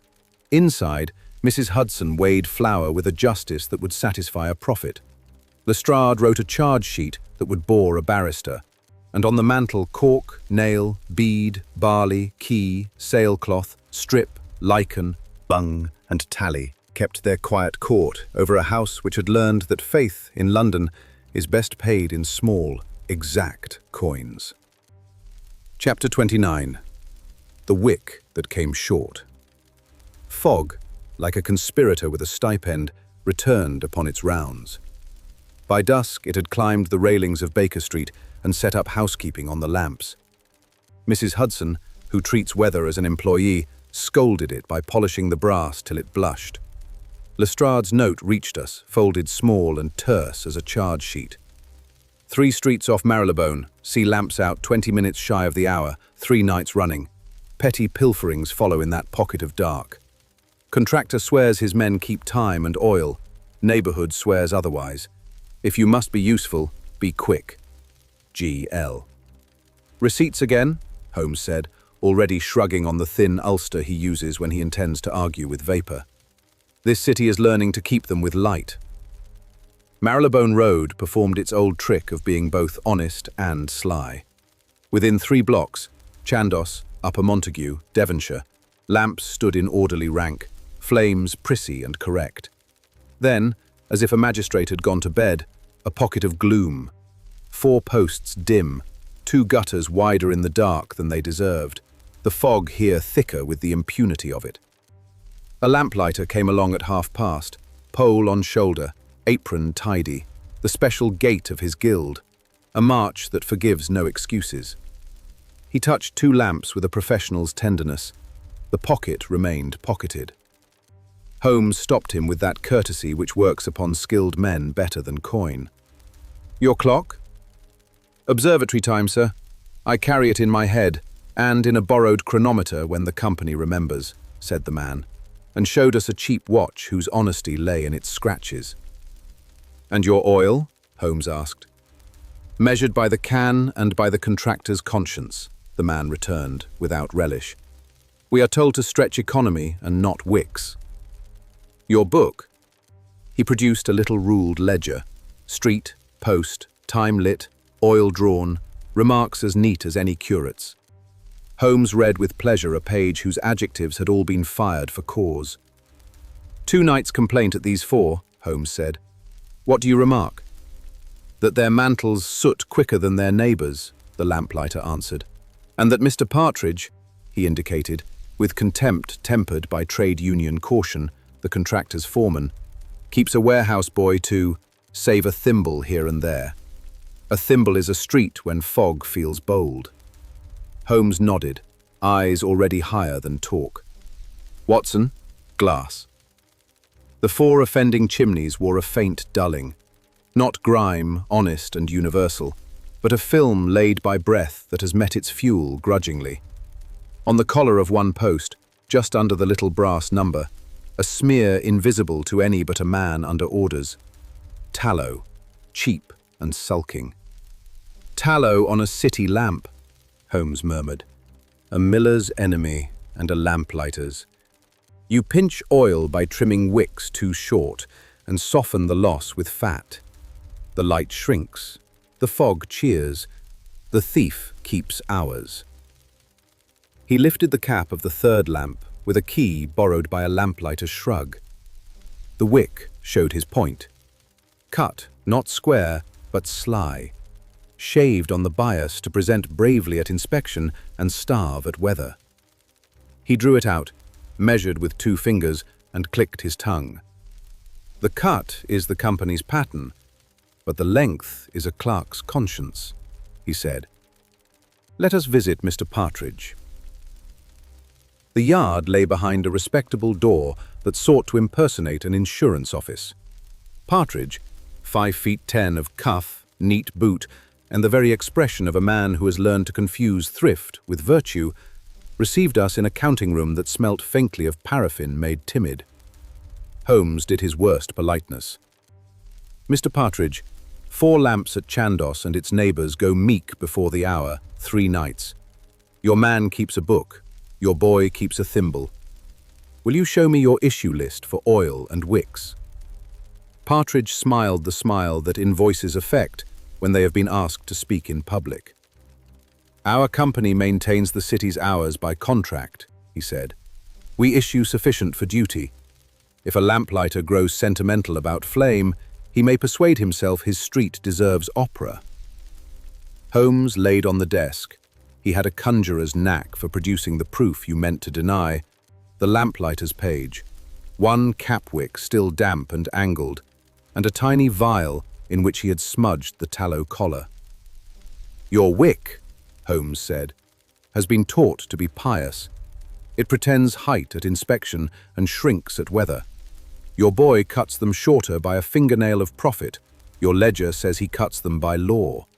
Oil is saved, dark is made, thieves discover calendars." "Allegations," Partridge murmured, but the colour had already begun to lose interest in his cheeks. "Receipts," Holmes returned. "Open your bin." The bin, wicks bundled by the hundred, spoke without rhetoric. Half had the company's measuring string still knotted. The other half bore a fresh knot, meaner and closer to the lip. Holmes picked the new knot loose and measured the theft upon his own nail. Then he looked at the apprentice, anxious, chalk on sleeve, too young by 2 years for honesty's habits to be safely trusted unattended, and said only, "Who taught you to make 2 knots?" Partridge opened his mouth. The boy opened his. Only the boy found words. "Mr. Partridge said the city would never know," he said miserably, "that the fog forgives." "The fog invoices," Holmes said, sharp as a wick trimmer. "Lestrade?" The inspector, who had been planted by prior telegram in a back room amongst paraffin tins and hearsay, emerged with professional gloom. He took the bin, the ledger, the knot, the boy's sentence, and Mr. Partridge's vanity into custody with equal efficiency. "Charged with fraud upon the contract and abetting theft by negligence," he recited. "Also with offending our friend's sense of proportion, which will read as public endangerment on the paper." Outside, the lamplighter trimmed square, set proper height, and, with a tradesman's ritual that moved me more than Latin, breathed once upon the glass to see if it fogged evenly. The 4 lamps steadied, brightened, agreed among themselves to behave. We walked the pocket. Shop shutters showed their praiseworthy iron. A pair of elderly ladies took their trot with parasols now decorative again. A child looked up and believed the city meant it. Holmes touched the iron post, lightly, as one touches a patient who has accepted the stitch. "Measure is owed," he said. "A lamp is a tally in fire." We paid our lamplighter a compliment in the currency his guild values, a new wick trimmer, bought at once from his own yard, heavy and honest, with a teeth edge like a maxim. He accepted it with the grave nod of a man who intends to outlast all foremen. Back at Baker Street, Lestrade sent a line. "Partridge to be tried. Company frightened. City pleased." Pocket pilferers moved on at the newsagent's end. The fog refuses to testify, but knows it's beaten. GL. Holmes placed upon our mantel, beside the tally, a small addition. An old brass wick picker the lamplighter had pressed upon him in return, scarred, serviceable, still faintly warm. He wrote beneath it, as if a clerk for a temple, "Lux debet." "Faith is owed to light," I translated. "Or light is owed, if you prefer to make theology practical," he said, amused. "Either way, the city keeps ours honestly for another week." Mrs. Hudson arrived with tea and a satisfaction that smelt of nutmeg. "The woman at number 8 says her little boy can see the stairs again," she reported, as if we had patched a roof rather than a municipal habit. "Then we have been paid," Holmes said. He took up the violin. The phrase he chose had the small, clean insistence of a newly trimmed flame. It burned without fuss. Outside, the fog practiced contrition upon the pavements. Within, wick, tally, bung, lichen, strip, key, barley, bead, nail, and cork made their silent argument for a city governed, for once, by receipts and decency rather than clever men's economies. Toward 10, the parish eastward gave its single knock. Holmes saluted it with a bow across the strings, and set the fiddle down. "Boots tomorrow?" I asked, out of habit and a certain affection for mud. "Boots," he said. "A baker writes that his loaves have learned to swap places in the night.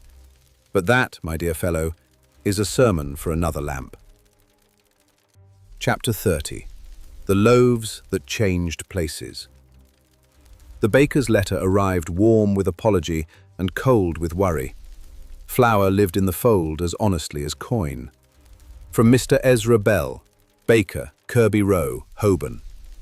"Sir, of late my loaves are not themselves at dawn. Orders mislay their names. Mrs. Pike's farmhouse wears Mr. Lomas's 4-slashed cap. 2 cottage doubles come out where 3 should. And twice a batch of best has been found 1 shelf lower and the same weight wanting. Door locked, window barred, cat innocent. Journeymen swear by their burns. My own hands are past deceit. If there is a trick, show it me before my good name is overbaked. E. Bell." "Bread keeps hours more severe than astronomers," Holmes said, already reaching for the thin ulster he reserves for ovens and officious fog. "If the night lies, morning complains." Kirby Row smelt of yeast that believed in itself and of coal that had accepted humility. Mr. Bell proved the sort of baker who wears honesty on his forearms, the pink, proud scars of peel and stone. His eyes had the unsettled kindness of men who feed neighbours and, in return, must daily endure their opinions. "It is not theft," he began, leading us through shop to bakehouse. "Or not only. Things move. Tickets wander. A split top becomes a bloom wears a cottage seam, and Mrs. Pike, who has the patience of a cow, threatened to go to Parmenter's on Chancery Lane because her heel came light." Holmes went grave at once. He honours the sort of treason that begins with bread. The bakehouse glowed. 2 deck ovens kept their temper like magistrates. Bannetons stood in ranks. The flour bin breathed quietly. On the cooling racks lay the morning's work, caps scored cross and crescent, bloomers with their proud 4, long tins with modest shoulders, a half-dozen cottage loaves like stout sermons, and, on the top shelf, left, 6 round best, with the glossy brown that tells of an egg brush Mrs. Hudson respects on holy days. Mr. Bell showed us his book, tickets written at 8, shaped at 11, proofed at 3, baked by 5, racked at 6, doors open at 7.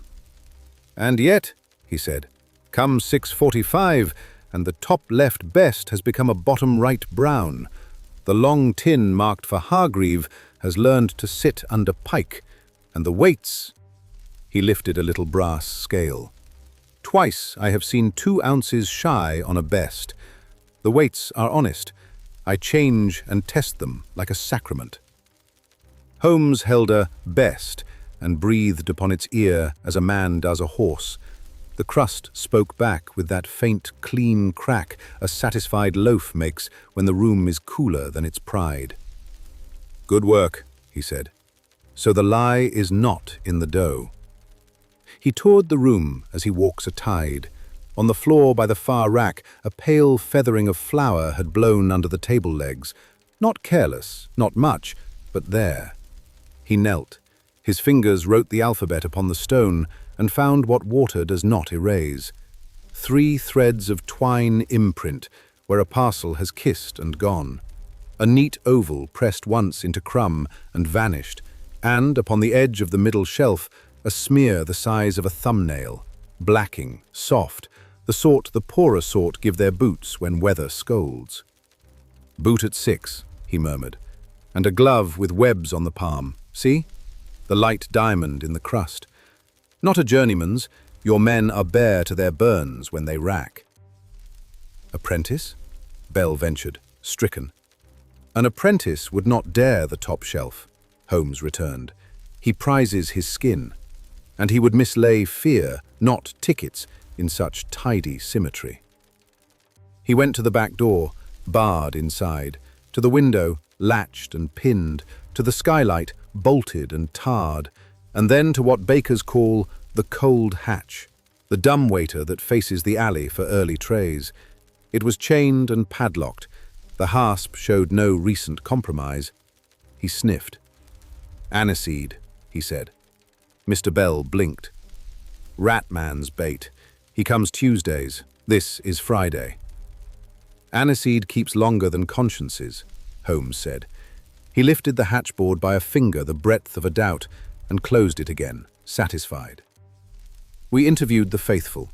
2 men with forearms like loaves, a girl who brushed the best and took fierce pride in shine, and a boy who swept with devotion and hunger.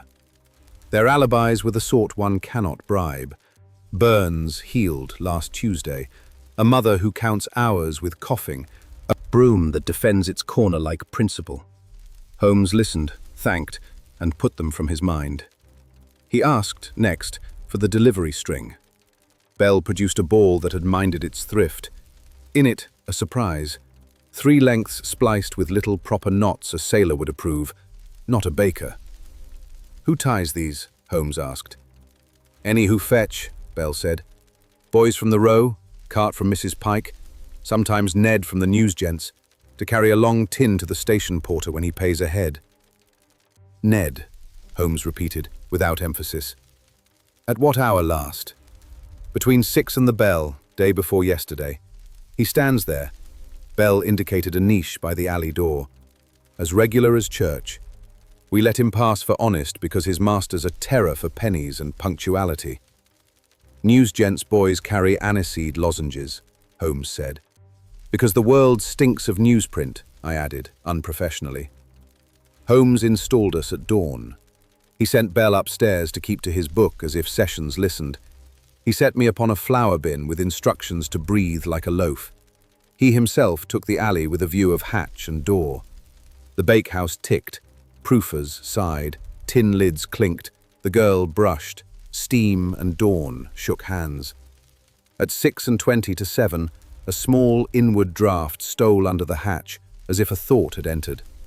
At 6:20 to 7 precisely, Ned of the news gents arrived, a boy quick to salute and quicker to shy, with a cheap glove whose palm wore a diamond mesh, a boot wiped on a public stair, and aniseed in his pocket fighting with ink and rain. He did what boys trained by punctual men do, stood exactly where his master would expect to find him, if the world were the sort of place that kept accounts. Bell, above, called an order down the chute. The girl carried to the counter. Ned took 1 long tin, 2 bloomers and a cottage. Tied with a knot a pilot would not fault. Took his penny for the station porter's loaf, and paused, as boys will, between duty and mischief. His eyes went to the top left, best, shone once, then veered to the bottom right, brown. His glove closed upon a ticket. The brown went 1 shelf up. The best came down and became for Mrs. Pike. In the 3 beats that clean hands take to brush pride upon crust, Ned set an exact lie upon the rack. Holmes neither coughed nor sprang. He stood where boys can feel fairness in their spine. "Ned," he said pleasantly, "what hour do you feed the canal?" The boy froze. Those who imagine courage belongs only to soldiers have never watched a child hold still for his own soul. He swallowed. "Sir, only when I have 3pence. I never steal coin. Only when the navvies have a night shift, and Mr. Partridge, the lampman's cousin, sends them off with light and no loaf. They'll take gin for heat. I'd rather they took bread." "And you pay yourself," Holmes said. It was not a question. Ned's lip worked once. "With a best," he whispered. "Not for me. I take the heel for me, the best for 8 men. I swap the tickets so Mr. Bell's book thinks a brown went to Pike. She never minds. She tells me to grow straight." "You take 2 ounces too," Bell said from the stair, not angry. There was more satire than sorrow in it. "Not in coin, in pride. The best has weight Mr. Bell pays for with sleep." Ned wanted to argue. Honesty would not do him the favor. He shook his head once and chose the older bravery. "I am sorry," he said. Holmes's justice is not temperance, it is proportion. "You will stop swapping," he said. "You will not stop feeding the canal. Mr. Bell, set aside at 4:30 each morning 2 cottage loaves stamped poor. Charge them to receipts. Place them on the bottom left. Ned, take those. Sign here in a book kept for the purpose, and let your newsgent find out that punctuality is not the only habit a city requires. If he questions, send him to me." Bell breathed, let the anger pass him like a hot oven, and nodded once. "I can afford charity," he said. "I cannot afford deceit. We'll stamp the poor with a cross. The girls can see not to brush them." Ned's face did something I will call relief, until a better theologian writes me a stricter word. He looked, not at Holmes, but at Bell, took his cap off, and stood taller by a year. "Yes, sir." Holmes plucked the glove from him gently, held its diamond to the light where flour had confessed, and returned it with that odd, courtly humor which makes boys suddenly wish to be men in the best sense. "And buy a better glove. You leave your lattice in crust." We took one more turn of the room. Holmes weighed a best upon Bell's scrupulous scale, and found the ounces returned to their duty by the mere presence of a habit named. He went to the hatch, lifted the board again, and looked at the chain. "Lock this only when you go to your book," he said. "A door is honest when it keeps out thieves and lets in errands. Also, give the rat man his aniseed, and tell him, with my compliments, to keep it to Tuesdays." Bell, who has been bullied by accountants and praised by breakfasts since he was 12, put out his hand as if taking a pledge. "I'll do it," he said, "and I'll put a jam tart by on Saturdays for the lad when he brings me his book." We left the bakehouse, smelling more powerfully of work than when we came. In the shop, Mrs. Pike, patient as advertised, collected her brown without noticing she had not been provoked into parable. The newsgent's boy carried his loaves as if they were half his reputation, and a woman with a shawl tight against weather paid 2 farthings and looked as if a city had kept a promise. Back in Baker Street, Holmes set a new trophy upon the mantel, a small, battered pewter stamp that Bell pressed upon him at the door, a baker's poor in reverse, to mark the charity loaves he meant to send forth. Holmes wrote beneath it, with uncharacteristic largeness, "Panis debet." "Faith is owed to bread," I said. "And bread is owed to work," he returned. "We are dangerously near to founding a liturgy, Watson. Mrs. Hudson will be insufferable." She was, to the precise degree decency allows. The kitchen smelled of honest crumb. She had bought, with her own coin, Mr. Bell's small bloomers, and declared them proof against all ill humor save my habit of leaving a spoon in the sugar. Lestrade's line came before noon. Partridge's cousin, Lamps, indeed has a finger in the canal gin. Moved on for publican impropriety. Will not enjoy your note. Boy Ned noted on my side of the ledger as useful, GL. Holmes took up the violin. The tune he found rose like dough, content with its proving. No hurry, no vanity, a simple architecture that heat would not offend. Outside, a cart went past with a rattle that meant cups and plates, and the sort of domesticity we have lately learnt to regard as victory. On the mantel, the stamp sat beside wick picker, tally, bung, lichen, strip, key, barley, bead, nail, and cork. One more small, sufficient receipt for a city that, when properly coaxed, will choose work over war and habit over cleverness.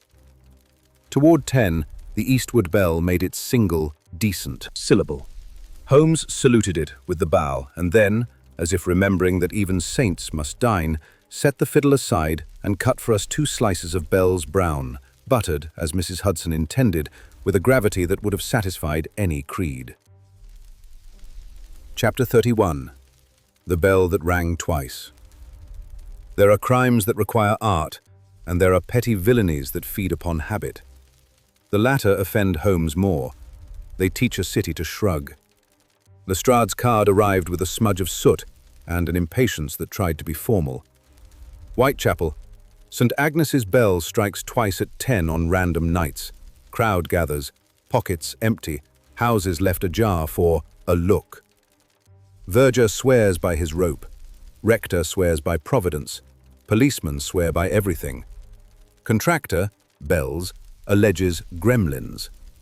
If this is mischief and not theology, come and end it. G.L.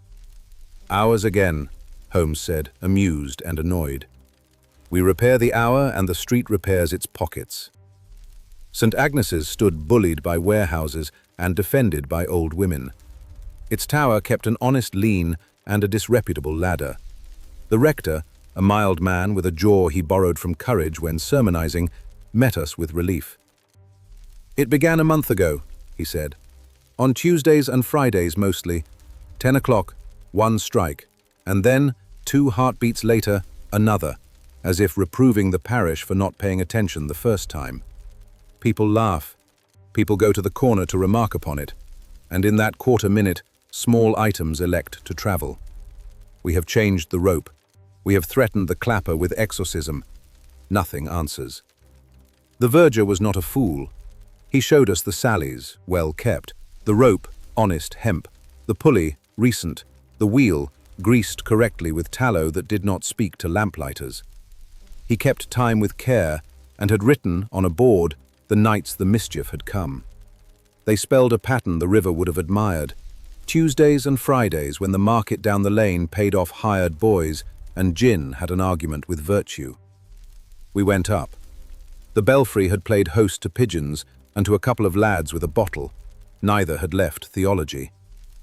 Holmes lay along the ring beam like a cat and peered where bricks confess only to men who keep strange hours.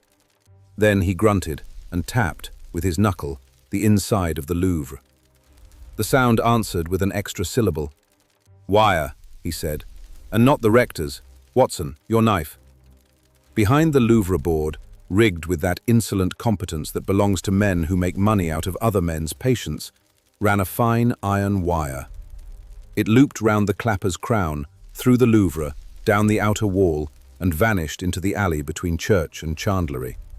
Not tight enough to ring the bell alone, just enough to tug the clapper fractionally back after it had kissed, to let gravity give St. Agnes an afterthought. Holmes traced it to the alley. There, behind a barrel scarred, with the alphabet of commerce, a small cleat had been bitten into the brick. The wire tied off to it with 2 half-hitches a sailor could respect. A second cleat sat 6 feet farther down, insurance or a partner's whim. Between them, the scuff of cheap soles, sometimes wet, sometimes chalked.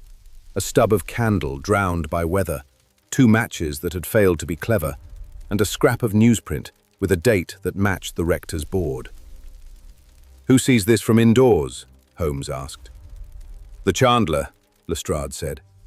Keeps late on Fridays, hates saints. We entered by the chandler's side door because Lestrade's knuckle speaks a language proprietors understand. Mr. Fairbrother, tall, tidy, with the specific cleanliness of men who make other things clean, met us with the weary hauteur of a tradesman long bullied by customers and now about to be bullied by law. Holmes complimented his benches. It disarmed him better than warrants. We need your back room at 10, Holmes said, and your roof now. The roof told the rest. A narrow parapet ran level with the belfry louvres.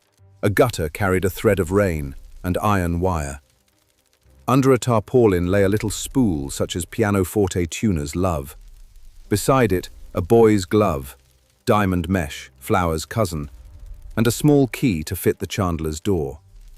From this perch a man could, with the slightest tug at the appointed second, turn 1 stroke into 2 and send a parish to its corners. Who closes for you? Lestrade asked. Apprentice, Fairbrother said, stung by the suggestion before he had weighed it. "Tommy Boyce, quick, too quick. I keep him late Fridays for varnish that pays at 8. "Does he take the 10 o'clock air?" Holmes said mildly. "He does," Fairbrother admitted. "To see his mother to bed with cough. I have a key cut for him, honesty's shortcut. Why?" The answer came at 10. We sat in the back room with the lamp turned down and the door cracked to the alley's small damp. Holmes had tied the wire's alley cleat to our table leg and then, with a pocket handkerchief, added a second string of his own to a bell on the shelf. "Parish and pantry," he said. "Let them ring together." St. Agnes spoke its single note. 2 heartbeats. The wire under our hand gave a flea's tug. Our shelf bell ticked in sympathy. Outside, footsteps paused. Laughter gathered itself. Conversation turned a corner, and 2 shadows slid in a practiced "after you" towards the street mouth, where a blind turn lends courage to fingers. "Now," Holmes said. Lestrade went like a truncheon with manners. I took the darker shadow. Holmes stepped out of the room and plucked the wire where it came through the brick with thumb and forefinger, as if chastising a violin for being too clever. It snapped. The alley's echo returned to being a decent hole for cats. The 2 pickpockets, one with a new button hook, one with a reputation recently earned at sessions, found. Their wrists adorned not by cuffs, but by Lestrade's precise notion of bracelets. "Tommy," Fairbrother said from the back step, voice flat with a hurt the law cannot write down. "Go home. Bring your mother to me in the morning. I will find you work that keeps the building trade indoors and the devil out of gutters." The boy had the sense to cry twice and not again. We climbed once more. Holmes loosened the wire at the clapper crown and brought it down with the tenderness he keeps for instruments. He cut a small wedge from my pencil, placed it at the clapper's staple to stop any foreign loop from catching, and showed the verger how to test it with a tap. "You cannot keep rogues from inventing," he said. "You can keep their inventions from finding foothold." The rector thanked us with the poverty of a man who thinks gratitude breeds vanity. Holmes spared him and asked only for the little iron cleat from the alley wall. "A souvenir," he said. "I collect receipts." In the chandler's room we took tea that remembered soap. Fairbrother sat with his face set for Monday and decency. The boy wiped his nose with dignity and looked as if 2 men had signed him up for a regiment without asking, and he did not mind. 2 knots, Lestrade observed, examining the wire length. "Partridge's cousin had. Cleverness migrates," Holmes said. "Receipts stop it. The ward officer will learn to listen for the second stroke. So will his wife. That will do more good than all our Latin." Back in Baker Street, the mantle took a new small citizen, the iron cleat, scrubbed and set between wick picker and tally. Beneath it, Holmes wrote, with that superior neatness which triumphs over bad pen nibs, "Hora debet." "The hour is owed," I translated, because by now the Latin had ceased to be pedantry and had become a ledger. "To whom?" Mrs. Hudson asked from the door, arms folded in the rightful pride of a woman whose lamps now held their own. "To those who keep it," Holmes said. "Verger, lamplighter, baker, bell. And occasionally," he made a face which is as near to confession as he comes, "to detectives." He drew the bow. The phrase he coaxed out was a single stroke with no echo, tidy as 10 o'clock done correctly. He let it hang a breath, then smiled and ruined his own solemnity. "Tomorrow, boots. A co-merchant in Lambeth says his sacks, unlike Mr. Hargreaves's, refuse to go up the right stair. But that, Watson, is the sort of prose a city uses to keep us from tragedy." We slept under a night that chose to count properly. Somewhere eastward, a bell did its one decent task and then held its peace. In Whitechapel, the alley learned boredom at 10.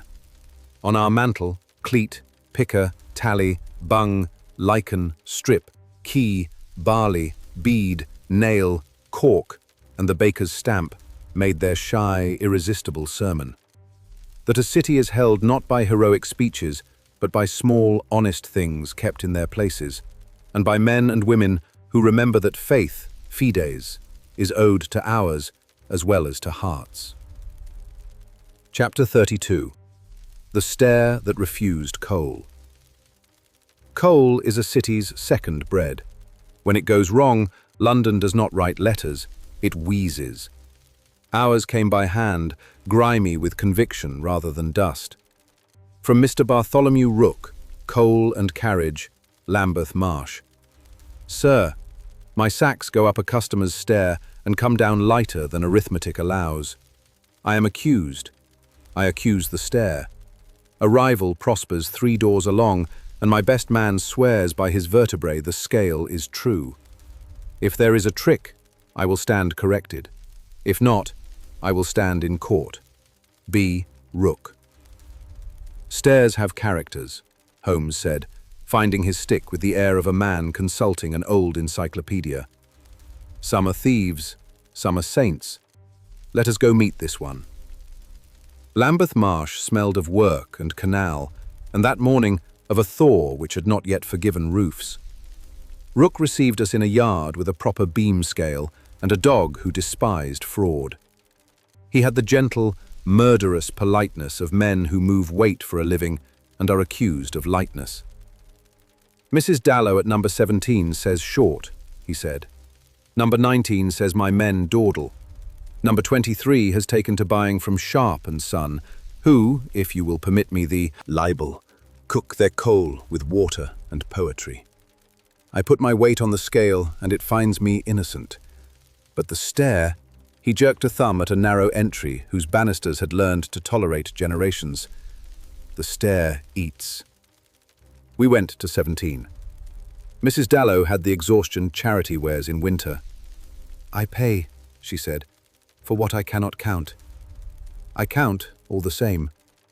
6 sacks, and the scuttle finds itself embarrassed. I am not a fool, Mr. Rook. Your men sweat. My fire sulks. Holmes asked for the order day and hour. She gave them with the exactitude of the poor. And you are out, he said. Why now? Not last year? Because Sharp and Son began to sing, she said bitterly. Neater lumps, kinder price. I do not trust songs. Number 19's landlady cared only that her stair not be scuffed. 23 was bright with new coal, as if it had remembered youth, and 3 doors farther, Sharp and Son had newly painted boards and the look of commerce that has learned to keep its cuffs visible. Holmes returned to Rook's yard and set his ritual to work. He had a sack filled to the scale's utter honesty. I marked the twine with a medic's discreet ink. Rook's man, Sims, a slow, decent fellow who had built his conscience out of vertebrae and rope, shouldered it and took the stair at 17. Holmes and I followed 2 floors up, saying nothing and listening to wood. At the first landing, the stair made a sound that was not a tread's complaint, but a confession. A dry rasp, as if a board had learned to speak through its teeth. Holmes halted, tested the tread with the cane's ferrule, and nodded without pleasure. Trap, he said. Not a pit, a letterbox for coal. He went to his knee and peered along the skirting where painters lie and landlords don't. The baseboard, near the turn, wore a smear of glossy soot like a child's finger. He pressed. A slit's edge yielded. Narrow, sufficient. He stood, shouldered the cane under the tread, and lifted, but not enough to betray us to the stair's accomplice. Wood gave an inch. Below, something soft offered like a tongue. Shoot, he said. Runs under this stair into the house next along. They take what sacks give. 1 shovelful maybe, 2. Quick, as the man shifts grip. The sack goes on. The stair thanks them. The neighbor dines. I took the inked twine. It had left a secret on the paint. A kiss of black at the slit's lip. Sims, sweating, knew only that the tread yielded less than it should. At what hour? Holmes asked Mrs. Dallow later, kindly. She told him. He went outside, paced the line of houses, and judged their mean anatomy as a surgeon learns a family's illnesses by its walk. Number 21, between Dallow's and Sharp's preferred client, had a constable's chalk on the door jamb, a mark for rent arrears. Next door, the rivals' cellar windows were new and smug. Their grills wore fresh polish on the lower. Bars only, where honest dust had no business to be excused. Two houses share a joist, he said. A man with a plane and no conscience has taught them to share a scuttle. We returned at the hour. Holmes set me at the landing above the talking tread, with instructions to cough if a mouse learned manners. He himself went by the yard to Sharp's alley gate, where a little tin hood disguised as rainspout fed into a coal bin with a position of unfair advantage. Rook sent Sims again, ink fresh on the twine. The stair made its dry confession. From below there came the faintest rustle, a shovel's breath. I coughed once. Holmes's stick answered once on the alley flag. We moved together, the sort of choreography London teaches men who keep hours. Holmes's boot tipped the little tin hood. It sprang like a guilty eyelid. The chute's snout showed its gloss. A boy with a shovel and the ethics of hunger flinched. Behind him, a man in a decent apron took one step and then remembered the police exist. Lestrade, who had been let into the far side yard by a scullion who detests Sharp and Son's manners, came at his leisure and found his patience rewarded by two men with the wrong kind of soot in the wrong place on their cuffs. Inside, at the tread, I had lifted the board the inch Holmes had permitted and seen the mouth of the chute, a planed oak lip, rubbed with tallow to ease sin and wrapped at its edge with sacking to quiet it. The slit ran cunningly beneath the turn, where weight shifts and men blink. A scoop, sprung by a wire, stole a pound here, a pound there, no more than pride and arithmetic permits unnoticed, into the neighbour's well. We shut the mouth with a nail, Jessie's doctrine again, universal, and called for the landlady. She came like a weather front, threatening rain and delivering law. "In my house?" she cried. "In your staircase," Holmes corrected. "A joint tenant you did not see. Sharp and Son will be pleased to explain rented carpenters to a magistrate." Sharp's proprietor appealed to commerce. "We all do it," he said, before memory reminded him we do not. He shut his mouth and let Lestrade collect what cooperation remained in him. Sims stood on the landing with his sack and a wounded vertebra's dignity. "I told you," he said to Rook without glee. "It were the stair." "It was the stair," Holmes amended, "and a man who taught it bad habits. You will weigh each sack at the landing for a fortnight. Mrs. Dallow will keep a pencil, and the landlady will put her ear to boards at noon. Habits will unlearn themselves in public." We paid number 21 a visit in courtesy. The arrears had grown like fungi. The tenant, a woman with that flat, apologetic bravery the poor carry like a tray, had been offered coal money by a man in a neat apron, the price of allowing his carpenter a half-day's work for repairs. She had taken it to keep a roof from insolence. Holmes did not scold. He gave her the name of a parish officer who can be trusted to be honest because he is too vain to be clever, and he wrote, with her leave, "No repairs in the chalked space on her lintel. Receipts," he said, "on wood if not on paper." In the rival yard, the little hood came down. The chute was pulled, tallow and all. Lestrade wrote fraudulent conversion upon chattel with a relish barristers admire until they read it twice. Sharp and Son found themselves unpopular with men who move weight for a living. In London, that is, a sentence. We returned to Baker Street with a souvenir, the planed oak scoop, rubbed and guilty, with a wire that had learned to love the wrong spring. Holmes set it on the mantel between cleat and wick-picker and wrote beneath it, "Onus debet." "The load is owed," I translated. "Exactly," he said. "Weight is a covenant between a man's back and his bread. Teach a stair to lie, and you teach a street to wheeze." Mrs. Hudson produced a coal scuttle, polished to the morality of mirrors, and declared the matter satisfactory on domestic grounds. Lestrade's line arrived before supper. Sharp charged. Carpenter confesses. Boy discharged to Rook. Cart work, no scales. Mrs. Dallow wrote her name in the ledger like a queen. The commissioner inquires whether you intend to reform all trades. I advise him the budget will not bear it. G.L.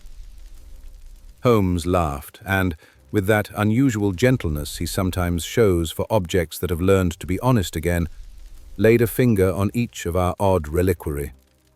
Cork, warning. Nail, use. Bead, equity. Barley, habit. Key, custody. Sailcloth, honesty. Strip, hour. Lichen, work. Bung, keeping. Tally, measure. Wick picker, light. Cleat, time. Pour stamp, bread. Scoop, load. Receipts, he said, a city's gospel. He played then.